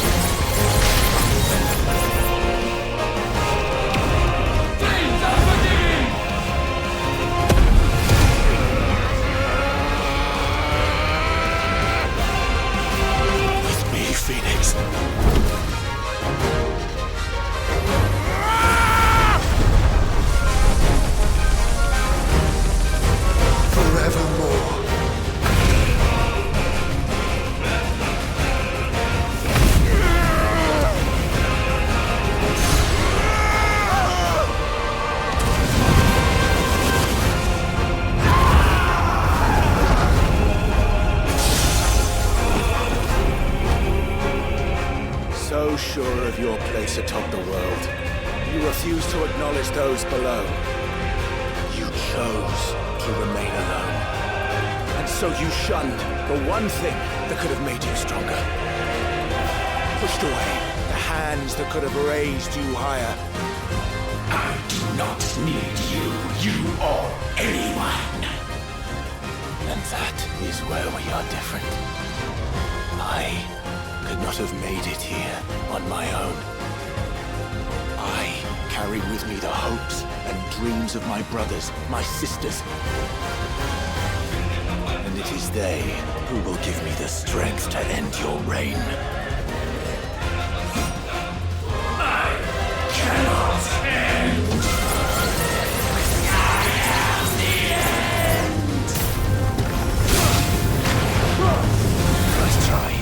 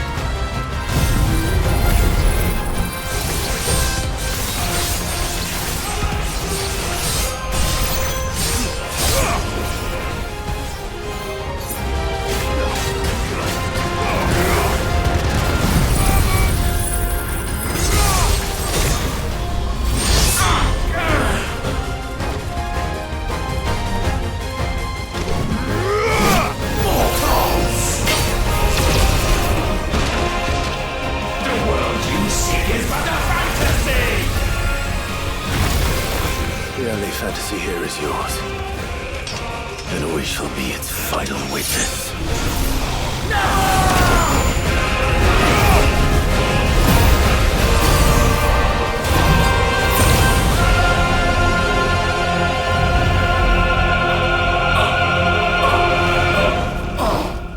I said, it's over!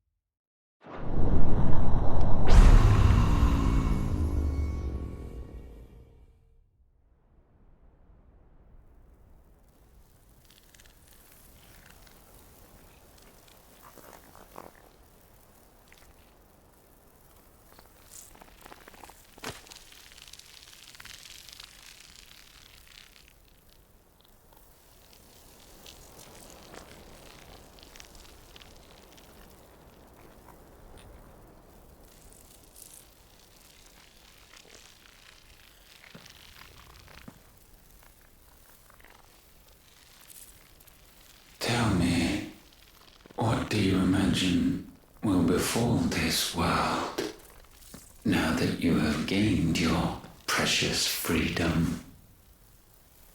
I honestly don't know. But I doubt it will be pretty. A sorry tale of sin and suffering, hardship and pain. And it was for this that you fought so fiercely? Why? It's who we are. We fight. We survive. We endure. We don't need a reason. We are imperfect creatures. When we stumble, we reach for a shoulder to lean on. When we fall, we stand back up.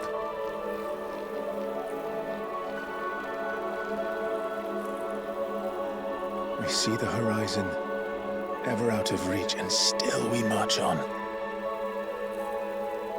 Certain the answers lie just beyond it. Because that is our way.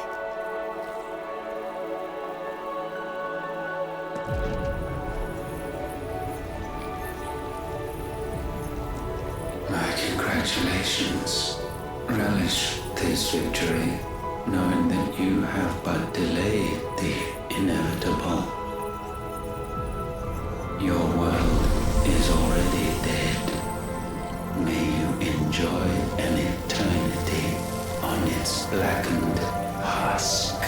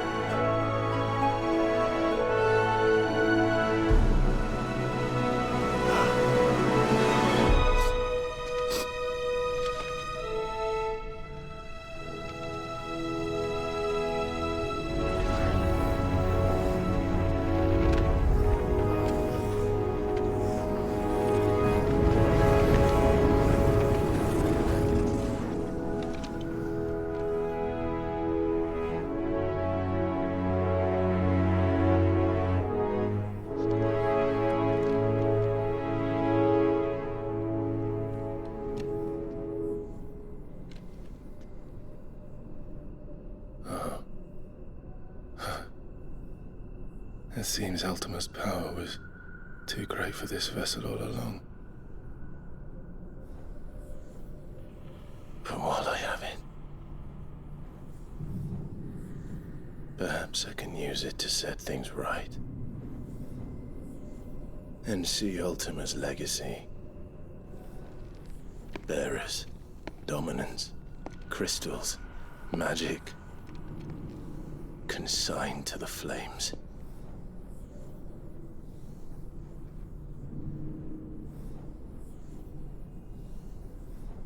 Even if it means the end of me.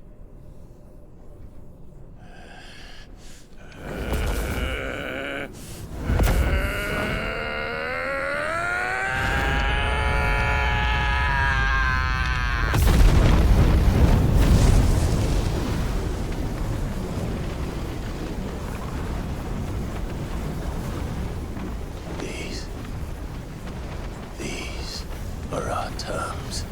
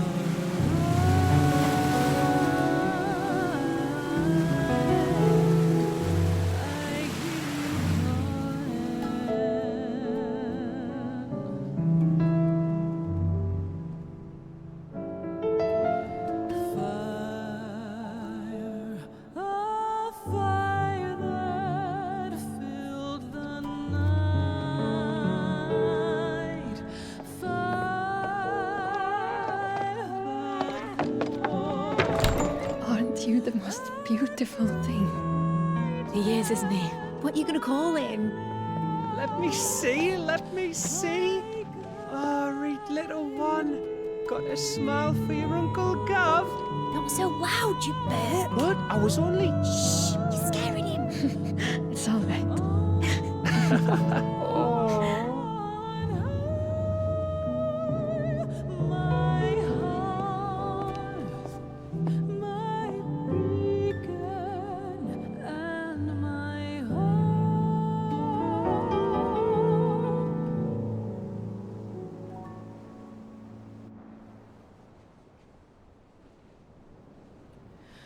A sky of scattered tears,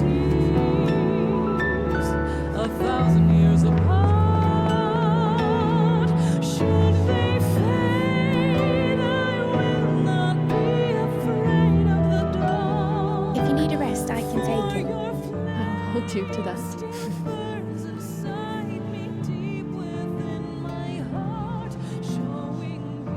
It's yours now. Yours to do with as you please.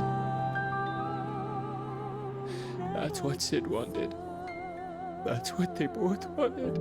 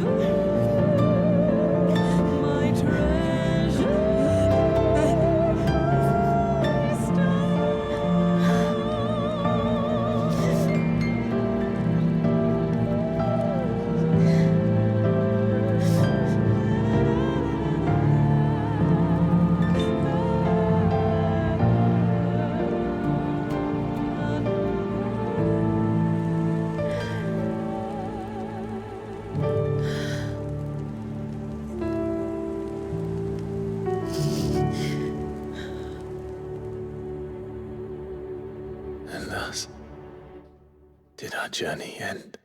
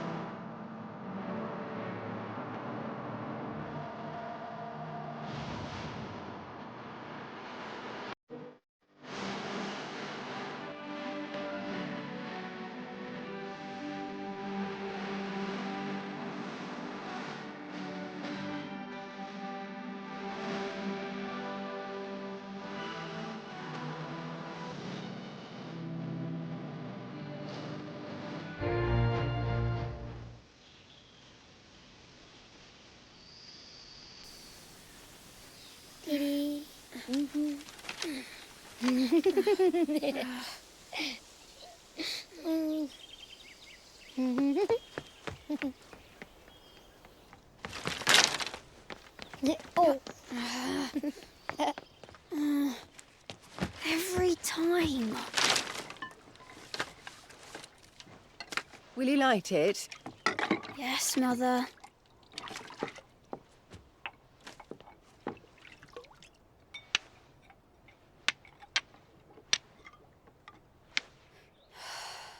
Come on.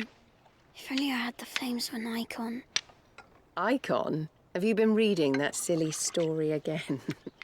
Magic belongs in fairy tales, and fairy tales don't boil kettles. You see? Well done. Now, be a good lad, and play with your brother until supper. Come on, hurry! Hurry! All right.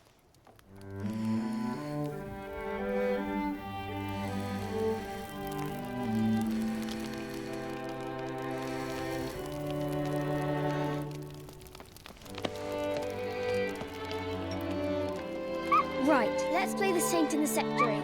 No, I don't want to be Madu. What do you want to play then? War of the Eikons! Again? Oh, right. And I get to be Ifrit. Why? I'm the older brother. Because Bahamut says so.